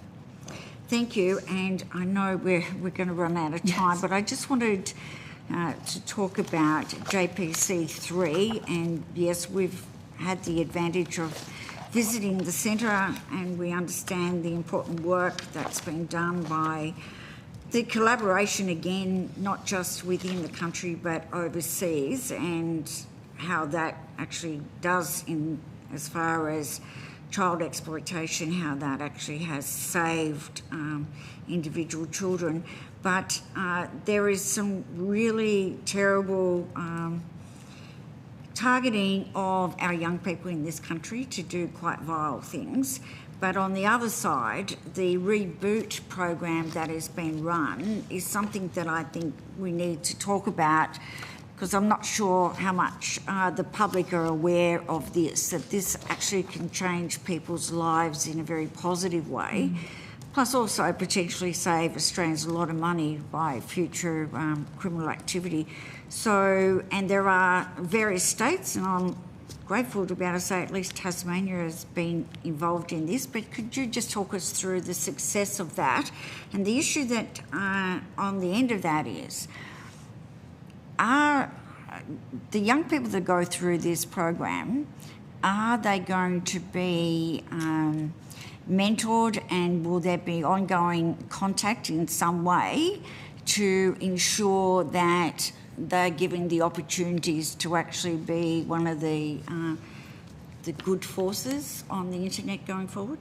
Thanks, Senator. And it's a really good question and something that we're very proud of, the Reboot camp. And as you say, Tasmania has been a participant in it, which we're very proud to say. But just for extra sort of clarity around my evidence, it's a cybercrime youth offender prevention program, and it is run by the JPC3 in collaboration with Australian education providers, the state and territory police and industry partners. Industry mentors across cybersecurity, cybercrime, academia and IT are engaged to present to attendees of Australia's Reboot Camp programs. It's a one-day program. It really aims to nurture and guide the talents of young tech-savvy individuals towards positive and constructive use of their digital skills by teaching them the legal online boundaries and existing career pathways for their skill sets. And it's done in a really a way to ensure that they can engage with the program. They understand it. It's at their level about the language, the vocabulary, the expertise, and we make sure. I mean, some of these youth are highly skilled, so we match the highly skilled nature of good mentors and good adults to be able to give them alternative pathways so they consider. So we also have because it's the youth that is one part, but we also need something for parents and carers. So we have a parallel half-day session for parents, carers and teachers, and it really involves discussion from education and industry presenters about the ethical use of the internet and how to proactively support their children and students' passion for IT. In regards to the enduring impact of Reboot and your question around the ongoing sort of mentorship and engagement, I might hand over to AC Booth, but it might be something that it's the evolution of the program. You're quite right, Deputy. Thank you, Senator. It is part of the evolution of the program. We have been piloting this for some time and obviously gaining significant traction and benefit from doing that with our youth.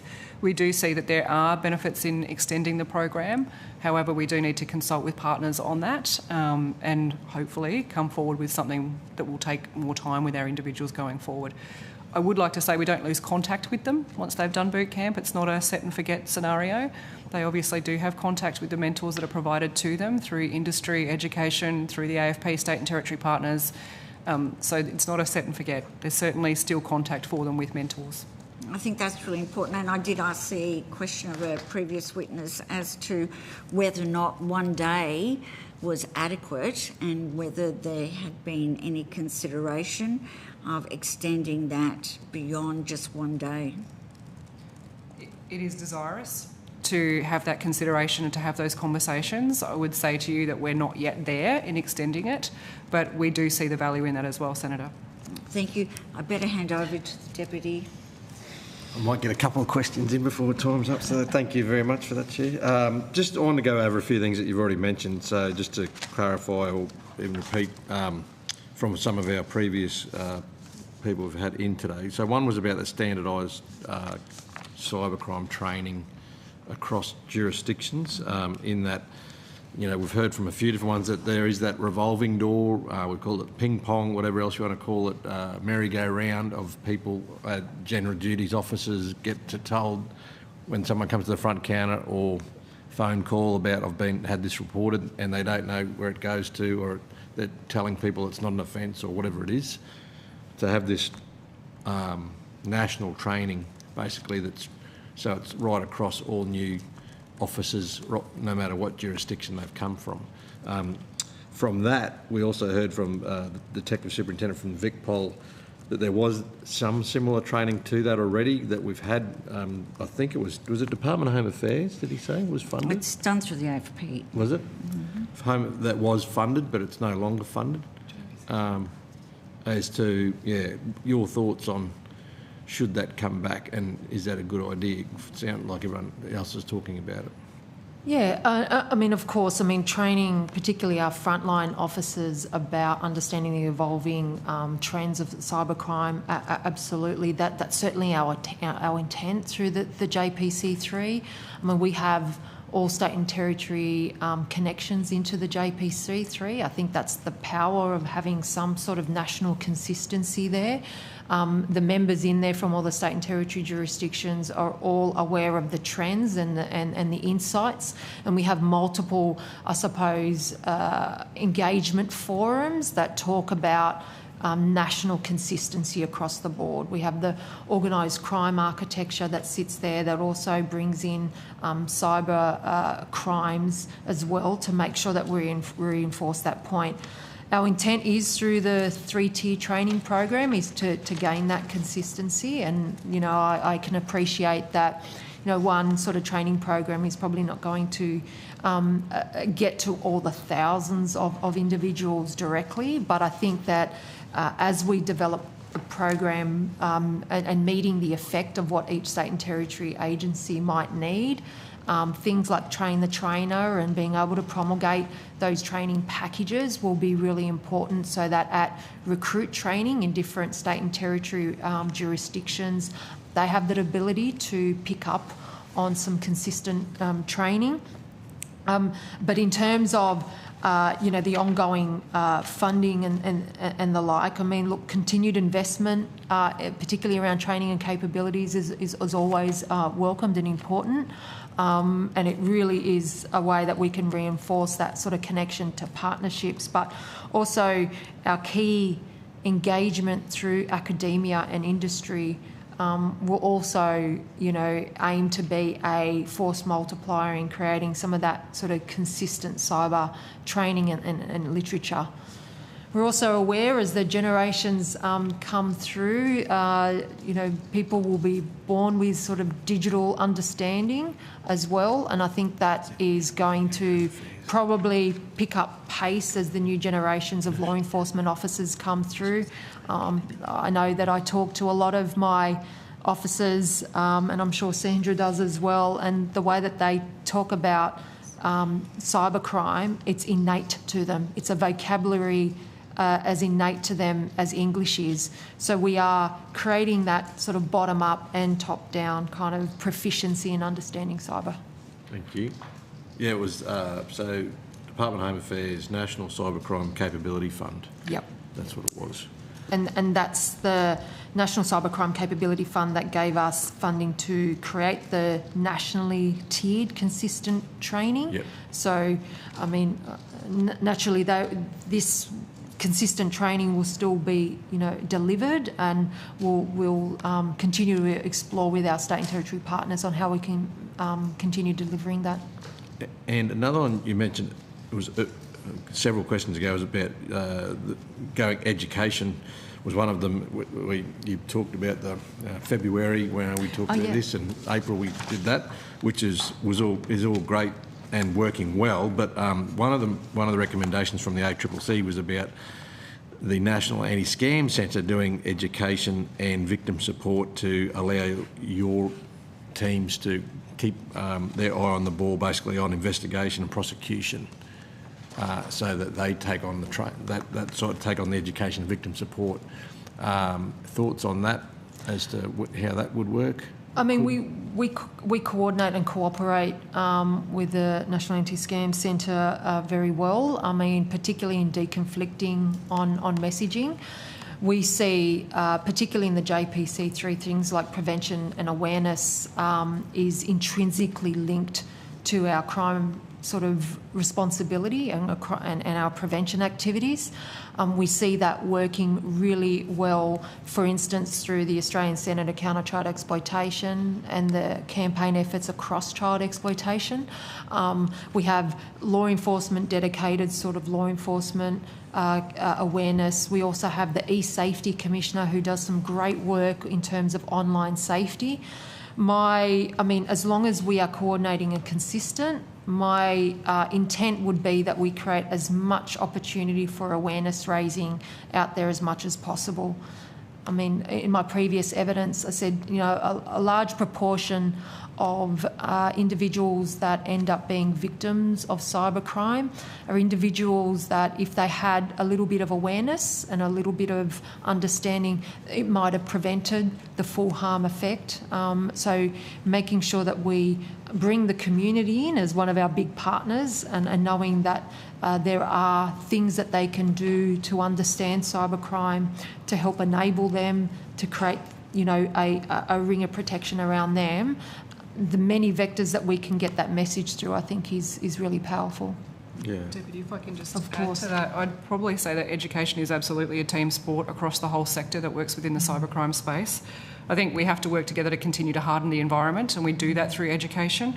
We also make sure that we do build upon that human firewall by making sure that people are aware of how they can prevent themselves of being victims, or for that matter, how organisations or companies might be able to prevent themselves from becoming victims through education throughout their systems. I think also it lessens the impact of reporting. So sometimes people can be, or organisations can be, unwilling to report due to embarrassment or other things that they might consider that they might not want in the public domain, particularly if you're a young person who may have been victimised through the polycriminal environment that we have in Operation Pompolid, or an older person who might have been a victim to a romance scam who doesn't want friends and family to know. If we can lessen the impact, or we can lessen the concern about reporting and seeking our assistance through education, that is extremely important and will only harden the environment. And I'll just finish, I've got quite a few, but I'll finish with this one because we're up over time. But your stat, we've had different stats, but 65.5% from yourselves about victims of cybercrime in Australia. Someone else said over 40% this morning, and others. But then when there's another one on that, was that only about 18% of those victims come forward to report that crime, and about, as well as trying to educate people about stopping being a victim, it's about also educating people to come forward to do that. Yeah. Well, it's not a concern, I suppose, it's a query of if we do get more people coming forward, the actual proper amount of people that are being committed offences against, how do we deal with that many people? Like, you know, it's 40% of the population, if they all started coming forward and reporting these crimes. So how do we work through that? So of course, like, it's notoriously underreported. There's absolutely no doubt of that for the reasons that we've already discussed. But I think that what we can do is make sure that victims are aware of taking note of when they may have been targeted by cyber criminals, because usually what we will find is underreporting is also as a result of people being unaware that they've been targeted by cyber criminals. Potentially because there's been no monetary loss as well. There's no reason for them to think that something has happened. But more to your point around if everyone does start reporting, how would we deal with that? That is an unenviable place for anyone to be in, because we need to respond and find ways to look after our community. So it would require more coordination, more collaboration, more honesty around where our strengths and weaknesses are, bringing together the cyber arsenal that we have across all the agencies and understanding the tools globally that we can undertake to work together to thwart the issues that are coming at us. It will require, I would think, in time, more investment in capabilities. Yeah. Capabilities are expensive. And making sure that collectively we can use those capabilities together through joint investment to make sure that we can force multiply across agencies. Yes, thank you. Great, thank you. Before we finish for the day, AI has been pretty much part of most of our submissions that we've received. Now, we know AI is being used by criminals in the dark web. We know that there is some availability to use AI by the AFP. Are there any legislative restrictions that prevent, or do we need to change legislation to enable greater use of AI? Where's that sitting at the moment? So, Senator, you're right. AI is both a threat but also an opportunity, and I think collectively across partnerships, agencies, industry and community, we need to understand what it means for us and how do we embrace it. The AFP is leading work across how do we enable AI appropriately and ethically for not only our systems but our people, and then also understanding the AI threats, particularly around automation and anonymisation. So that capability uplift is really key. We've also engaged across the ANSPA AI principles. So we've partnered with the states and territories to create ethical use of AI. And we know that we are able to adopt AI in a reasonable and ethical way under things like privacy guidelines and the like. Evolution of legislation will no doubt occur as a result of the advent of AI and some of the aspects that come around it. But for us, at this juncture, we feel that we're working within the environment appropriately, and we'll continue to do that, and we'll continue to work with our partners to make sure that we are adopting it at the pace that we need to, but also where we need capability or other enhancements, that those things are really well calibrated across the whole ecosystem. Thank you for that. And just in relation to the fund that was enabling the training to be delivered, can you remind us about how much that fund was, and was that over a 3-year period, that funding allocation? So the National Cybercrime Capability Fund was $9.75 million over the 2024 to 2027 year period, so 3-year period. And that's allowed us to fund the national coordination of cybercrime prevention and training programs, to also design the National Cybercrime Investigators curriculum. So from, if I said to you, do you need more resources? I think I probably know what the answer is. More resources, you can do more work. But the reality is this inquiry's been going for some time. We've seen some great changes. There's still more to be done. How significant would the continuation of funds for training be, as opposed to any other avenue that could change the outcomes when it comes to fighting this crime? How high on the priority list would it be?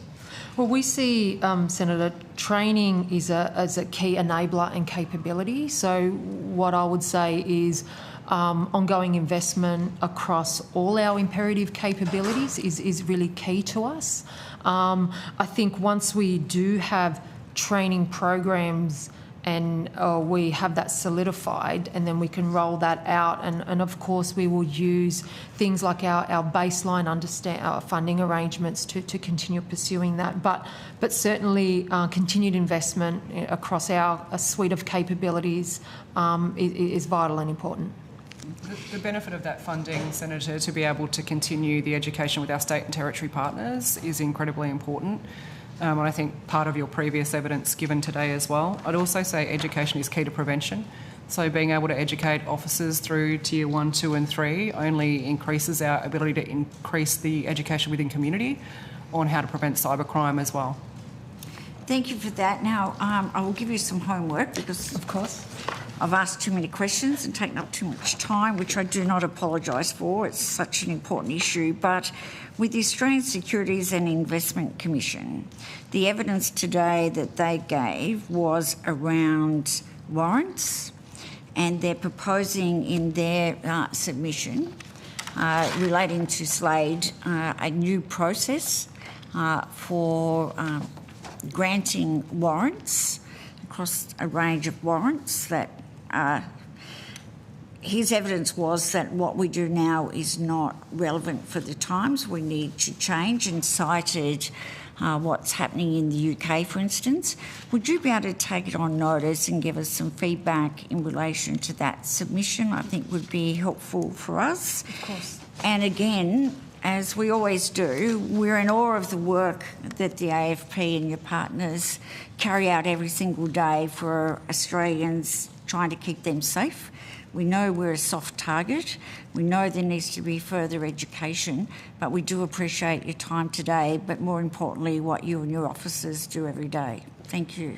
Thank you, Senator, and our members and our partners will be really appreciative of your comments. Thank you. Thank you very much.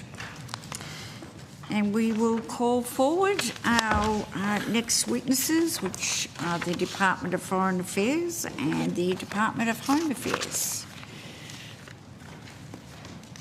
We'll just wait for that to have that changeover.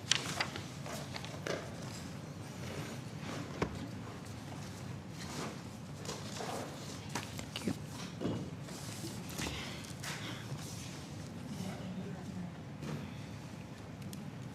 Really good. That's good.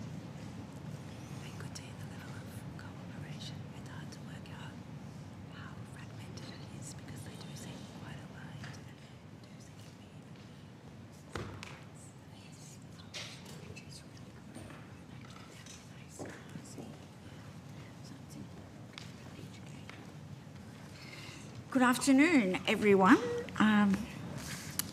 Nice to have you with us, and thank you very much for your time today and the submission. But I formally welcome representatives from the Department of Foreign Affairs, Trade and the Department of Home Affairs. I understand that information on parliamentary privilege and the protection of witnesses giving evidence to Senate committees has been provided to you. For the Hansard record, could you each please state your full names and capacity in which you appear before us, and then I'll give both departments the opportunity to make an opening statement, and then we will go to the questions. Senator, good afternoon. Angus Kirkwood from the Department of Home Affairs. I'm the First Assistant Secretary of the National Office of Cyber Security and also the Deputy National Cyber Security Coordinator to Lieutenant General Michelle McGuinness. Thank you. Welcome.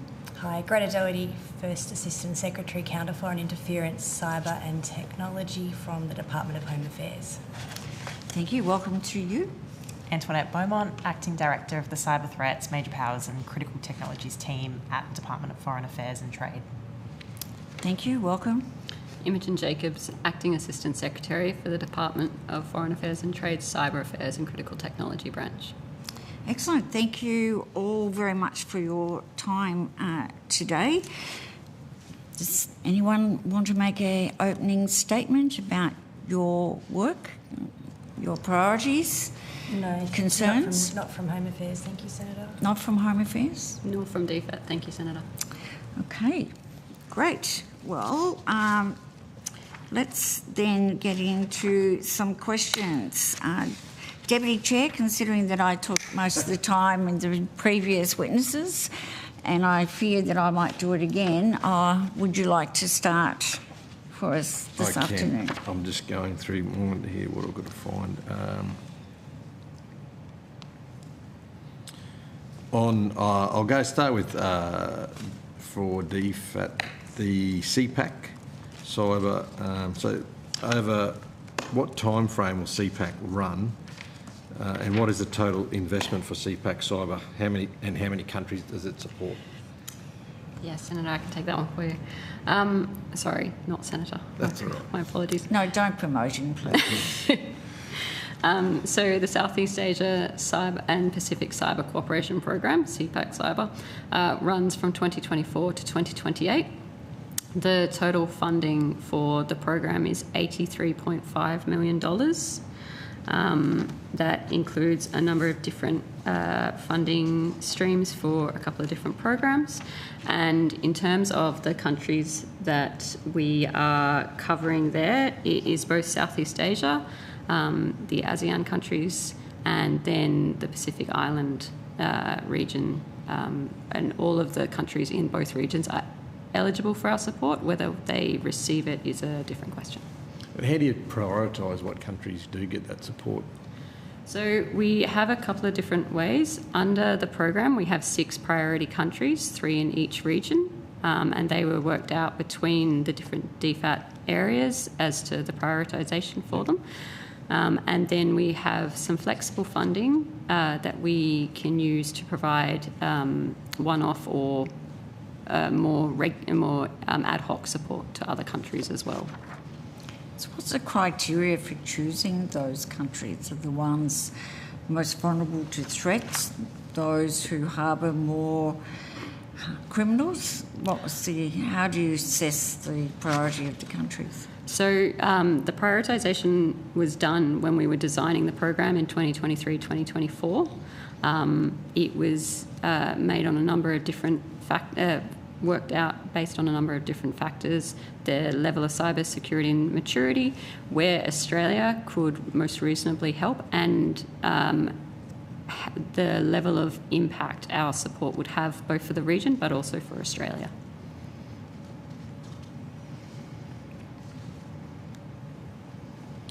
I'm just going through, trying to getting some for, so don't want to be all on the one side over there, so I'm finding some more ones over here as well.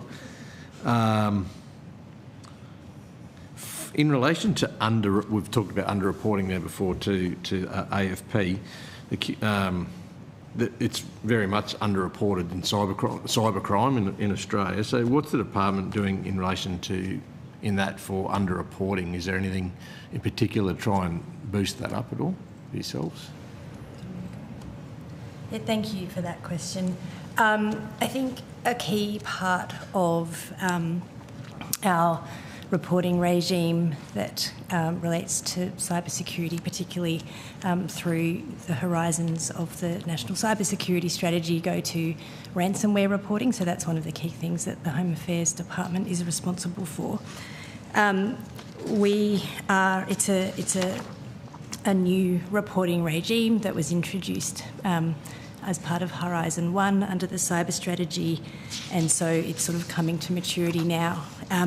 We're certainly aware that the level of reporting doesn't accord with, I guess, anecdotally what we're hearing in the media, what we might be hearing through academic reports, and what we might be hearing through other sources from government.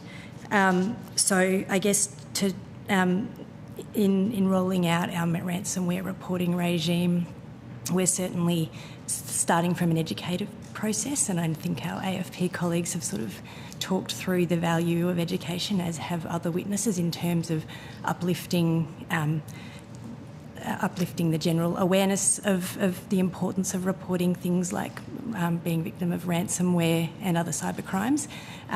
So really making sure that we're taking a supportive approach in the first instance, engaging, making sure there's good levels of awareness, and then I guess once we're confident that there's a good level of awareness and understanding, we can move more into the field of compliance and enforcement.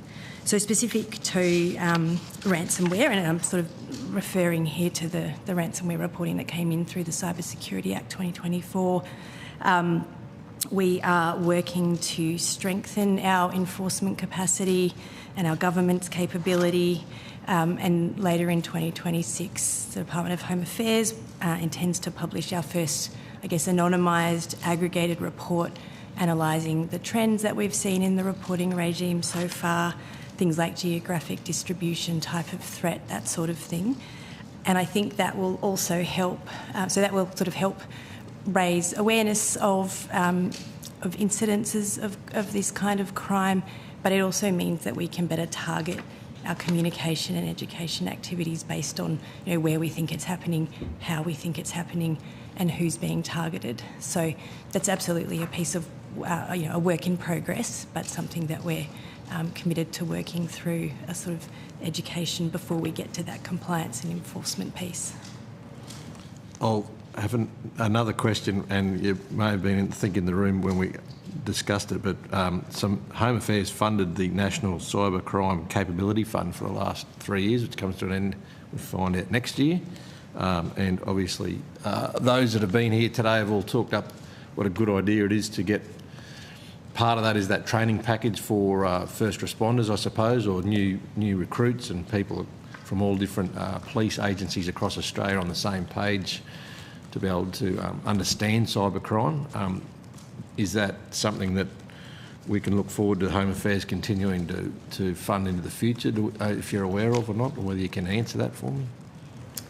Yeah, so there was a government decision in relation to the National Cyber Capability Fund, and you've heard evidence today about the sorts of projects that fund was instrumental in funding, as well, I guess, as government's decision not to proceed. What I would say is that the investment through that fund absolutely doesn't reflect total Commonwealth commitment to combating cybercrime. And again, I'll talk a little bit more about sort of, I guess, the proactive posture that we take in terms of ensuring cyber security, and that's largely through the cybersecurity strategy.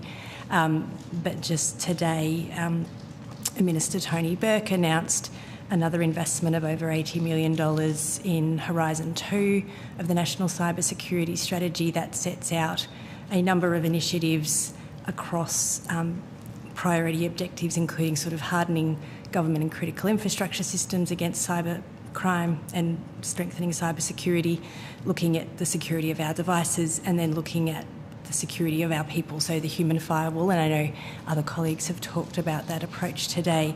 So I think taking a sort of proactive pro-security posture through the investment under Horizon 2 and the investment that government made in Horizon 1 of that strategy prior to today's announcement represents a really significant investment.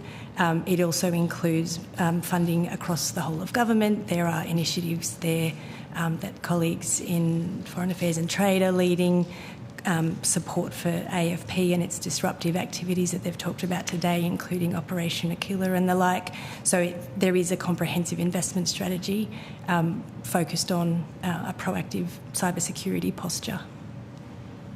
And I'll continue on with yourselves with under administrative changes. So since the cybercrime policy responsibility came over to Home Affairs, it says in May last year, what practical changes have been made to how cybercrime policy is developed and coordinated under your remit? I think there, and I'll reflect that I was not in either department at the time, but I can certainly speak for how we coordinate policy at the moment. So bringing together the cybercrime policy function in Home Affairs alongside our existing responsibilities for like the cybersecurity piece that I've just talked about, as well as some of our other law enforcement legislative responsibilities, I think brings together both that sort of proactive cyber pro-security piece that I've been talking about, as well as the more reactive cybercrime type policy work. I think the whole of government coordination piece that Home Affairs has led on cybersecurity that follows through then in terms of cybercrime policy. As you probably will hopefully infer from the evidence that various witnesses have given today, and testament to the fact that we're appearing with colleagues from Foreign Affairs and Trade, we work very closely across the government and all the key agencies. We've all got our role to play, and Home Affairs takes that sort of whole of government coordination role really seriously.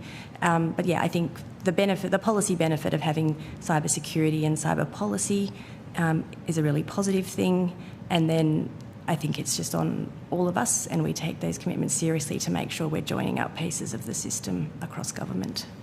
If I could add to that, the National Office of Cybersecurity and through the National Cybersecurity Coordinator, although we're not the lead for cyber crime policy, we do a lot of engagement with agencies across government in response to cyber incidents, as well as convening government agencies and industry together through a number of forums where we work through, a lot of the supporting arrangements and cyber security policy work that isn't directly cybercrime, but it's two sides of the same coin, I guess, in that regard, that we work to prevent and to prepare both industry and government for increased uplift against cyber attack, and also to support in the event of an incident organisations to make those connections across government, including to the AFP, to support investigation work. Thank you. And I can finish with one more, just back to DFAT, so you can get one back again as well. We call them safe havens if you want, but other countries that are most significant sources of cybercrime that target Australia, have you got a list of the top 5 of those, or that are, or top 3, or whatever you'd like to? But what extent is DFAT making engagement with those countries to try and reduce that threat? Is probably more the question. Thank you. In regards to the first question, definitely happy to take it on notice. We'd have to work with some of our colleagues, and for example at ASD, to find out where those specific stats would be. We do work across the region with partners both across Southeast Asia and the Pacific, where we see trends of significant amounts of victims of cybercrime. And as Ms Jacobs said, as part of our programming under CPAC Cyber, part of the consideration where we prioritise our funding will we'll actually consider some of those trends as you asked, but we can take the specifics on notice around the actual stats where we see the most amount of cybercrime internationally. Okay, thank you. That's fine for me, Chair. Thank you, Deputy Chair. I was wondering if through Home Affairs you can give us some information in relation to the cost to the Australian community in relation to cyber crimes of all natures. That amount is quite significant. Compare that to the amount of money that is spent to deter, detect and disrupt cybercrime in this country.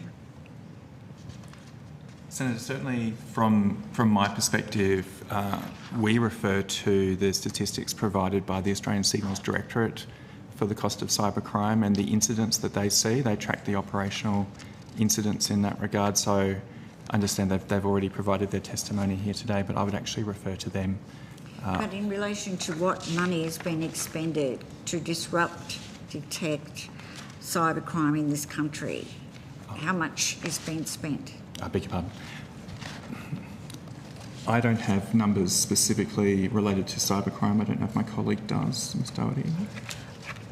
Senator, I can talk through investment in the cyber security, so our sort of more forward-leaning. Sorry, you have cyber security and cyber crimes. One is predominantly against individuals and businesses, and then you have cyber security, which I would probably relate more to protection of significant infrastructure. And so therefore, if you've got that information that you can give to us today, I appreciate that. If not, then I appreciate you taking that on notice. But what we're trying to get to is we know there's a significant amount of money that cybercrime is costing us. That's without protection of our infrastructure and the threat to that, as opposed to how much is being spent. We've seen some good investment, the establishment of PJC3 and the work that they're doing, but we've also seen that there was just over $9 million allocated to assist in educating law enforcement officers, but that's finishing at the end of 26-27 financial year. So I'm just trying to equate what it's costing as opposed to what we're spending to detect, disrupt, and obviously, hopefully at some stage, convictions of organised crime figures. Yeah, thank you, Senator. So I would probably have to refer to the operational agencies in terms of, say, AFP's investment, which obviously goes beyond the funding that we've talked through in relation to the National Capability Fund. But we can certainly talk to broader investment and effort from government, particularly under the cyber security strategy, to support individuals, businesses and communities with their resilience and responding to crimes once they've happened. So, for example, in terms of announcements made today under Horizon 2 of the cybersecurity strategy, there's investment in expanded, and this goes to Mr Kirkwood's space, but sort of expanded national exercise capability to sort of improve our real world sort of real time coordination in the face of a cyber event, and sort of what impact that has on cyber supply chains. So that's a really important sort of resilience factor that government is investing in. How much is that? So the total package that was announced today, which builds on the significant investment through Horizon 1, is $89.3 million. So I'll just talk, so the elements I'll talk to relate to that particular announcement today of $89.3 million. And what's the, and that funding is over how long? That's for Horizon 2 of the cyber strategy, which is 2026 to 2028, and some of that funding will extend beyond those 3 years. In addition, just focusing on the big critical infrastructure and significant systems that you were referring to, Senator. In addition to the exercise capacity that the National Office for Cyber Security will coordinate, there's also investment to support key infrastructure in emerging areas such as drone security and subsea cables, which again, really critical pieces of national infrastructure that need to be protected, but also we need to be doing that as a government in partnership with critical infrastructure and industry. And that was announced today? That's correct. By the Minister? By Minister Burke, that's right. Another pillar under the series of announcements today kind of go to the security of technology, so looking to secure technology at its source and protect the systems that businesses and people rely on. So today Minister Burke announced that we'll be extending protections to connected technologies that are used across homes and businesses. So things like routers, operational technology, so the technology that sort of operates the systems, consumer energy resources and smart devices. So really enhancing the standards at which consumers and businesses can make decisions on based for purchases of those pieces of technology. So what exactly does that mean? That means that when either a consumer or a business needs to buy a new router, for example, you can do so knowing that it meets particular standards. So there's password safety standards, there's an understanding of how long the product will be supported for before it comes obsolete, that sort of thing. So you can it's about empowering communities and consumers and businesses to make informed choices. We have those standards in place under Horizon 1 of the cyber strategy, and so today's announcement is sort of about extending that to new edge devices. So how will that investment be communicated to the community? So as I'm part, and today's announcements have just been made, so we'll be starting a new communications campaign across all of these pieces of work. One thing that I'll refer to Mr Kirkwood on is also an enhanced and new series of communications for the Act Now Stay Secure campaign, which is a government-wide communications campaign really aimed at, in the first instance, raising awareness of the importance of cybersecurity and the things that people can do to protect themselves, and now really moving into the phase of empowering people to take action. And taking action might be knowing that you can make an informed consumer choice about the products that you buy and have some assurance that they're safer. Another thing that will be, I guess, visible to consumers, either individuals or businesses, is a new voluntary smart device labelling scheme, which will be rolled out. That will have a really clear kind of check mark, similar to what you might see around food safety or things like that, so that when people are picking things up off the shelf, you have some very clear and visible understanding that this is a safe product and these are the sort of standards that it's met. So those are some of the other announcements that were made today. And then finally, and again, going back to evidence that other witnesses have given in terms of the importance of the human firewall, acknowledging that cybersecurity, and on the flip side of that, cybercrime is a technical issue at heart, but it impacts individuals and people. So what do we do to empower people, businesses, communities to improve their cyber resilience? An important initiative that has been announced today is the establishment of a new Cyber Smart program. That program is aimed at small and medium businesses.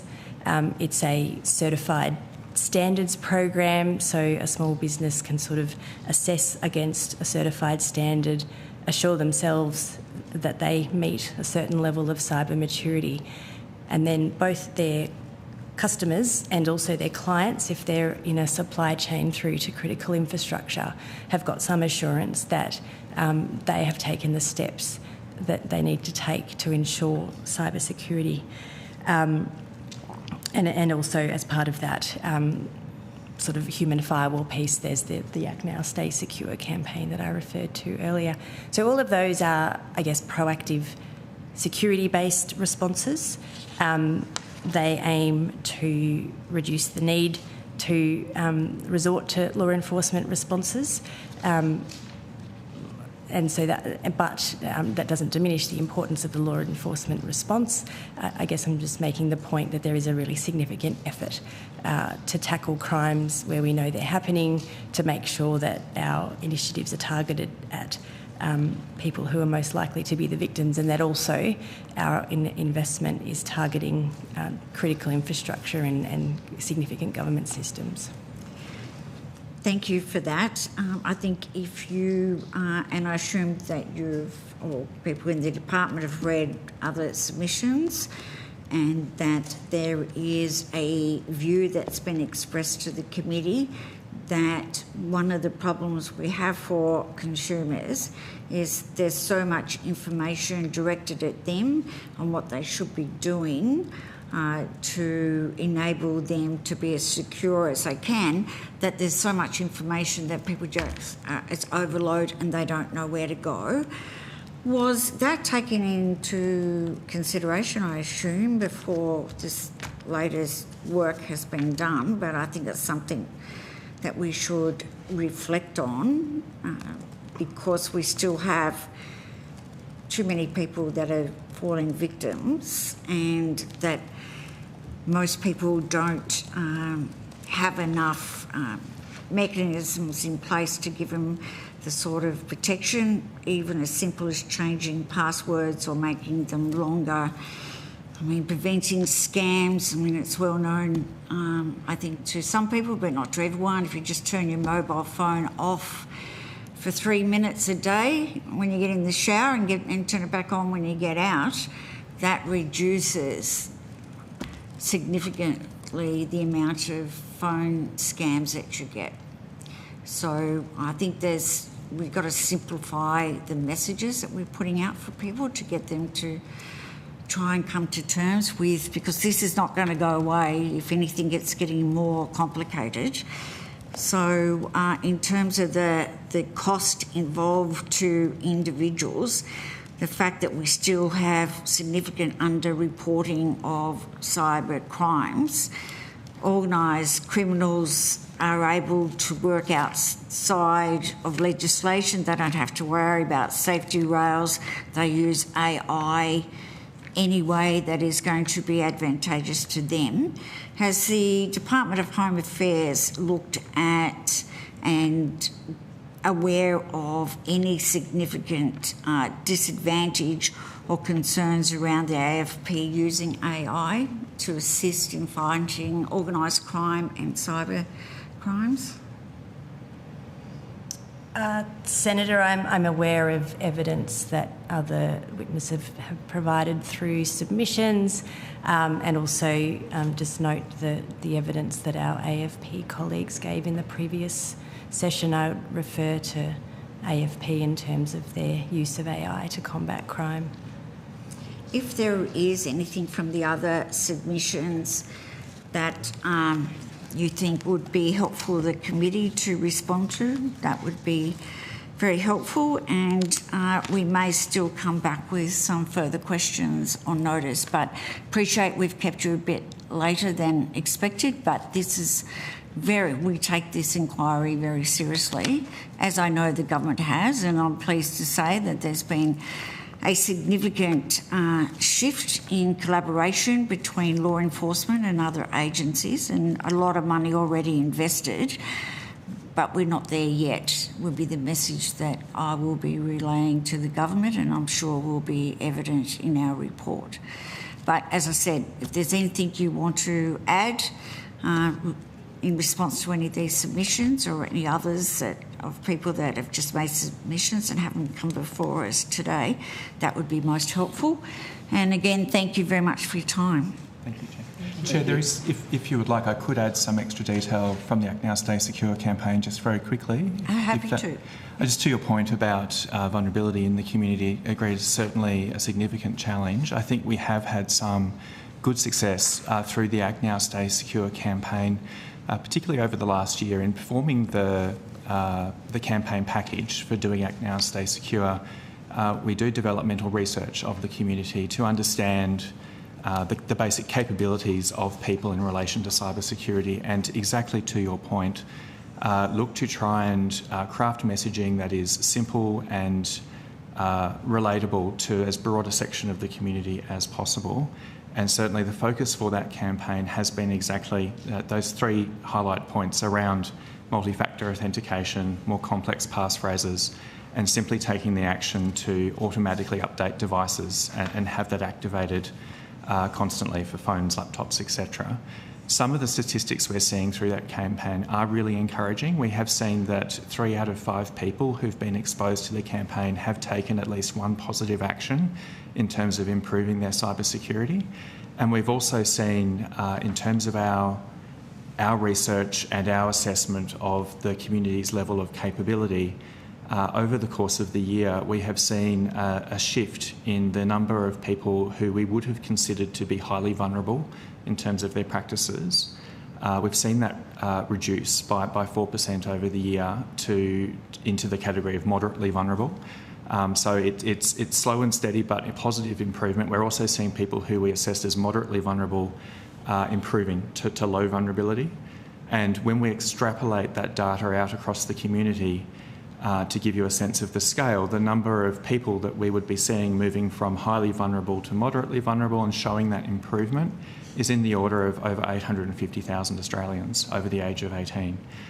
So I think we are continuing to make good progress, but I do agree it's a continuing challenge that we'll continue to work on.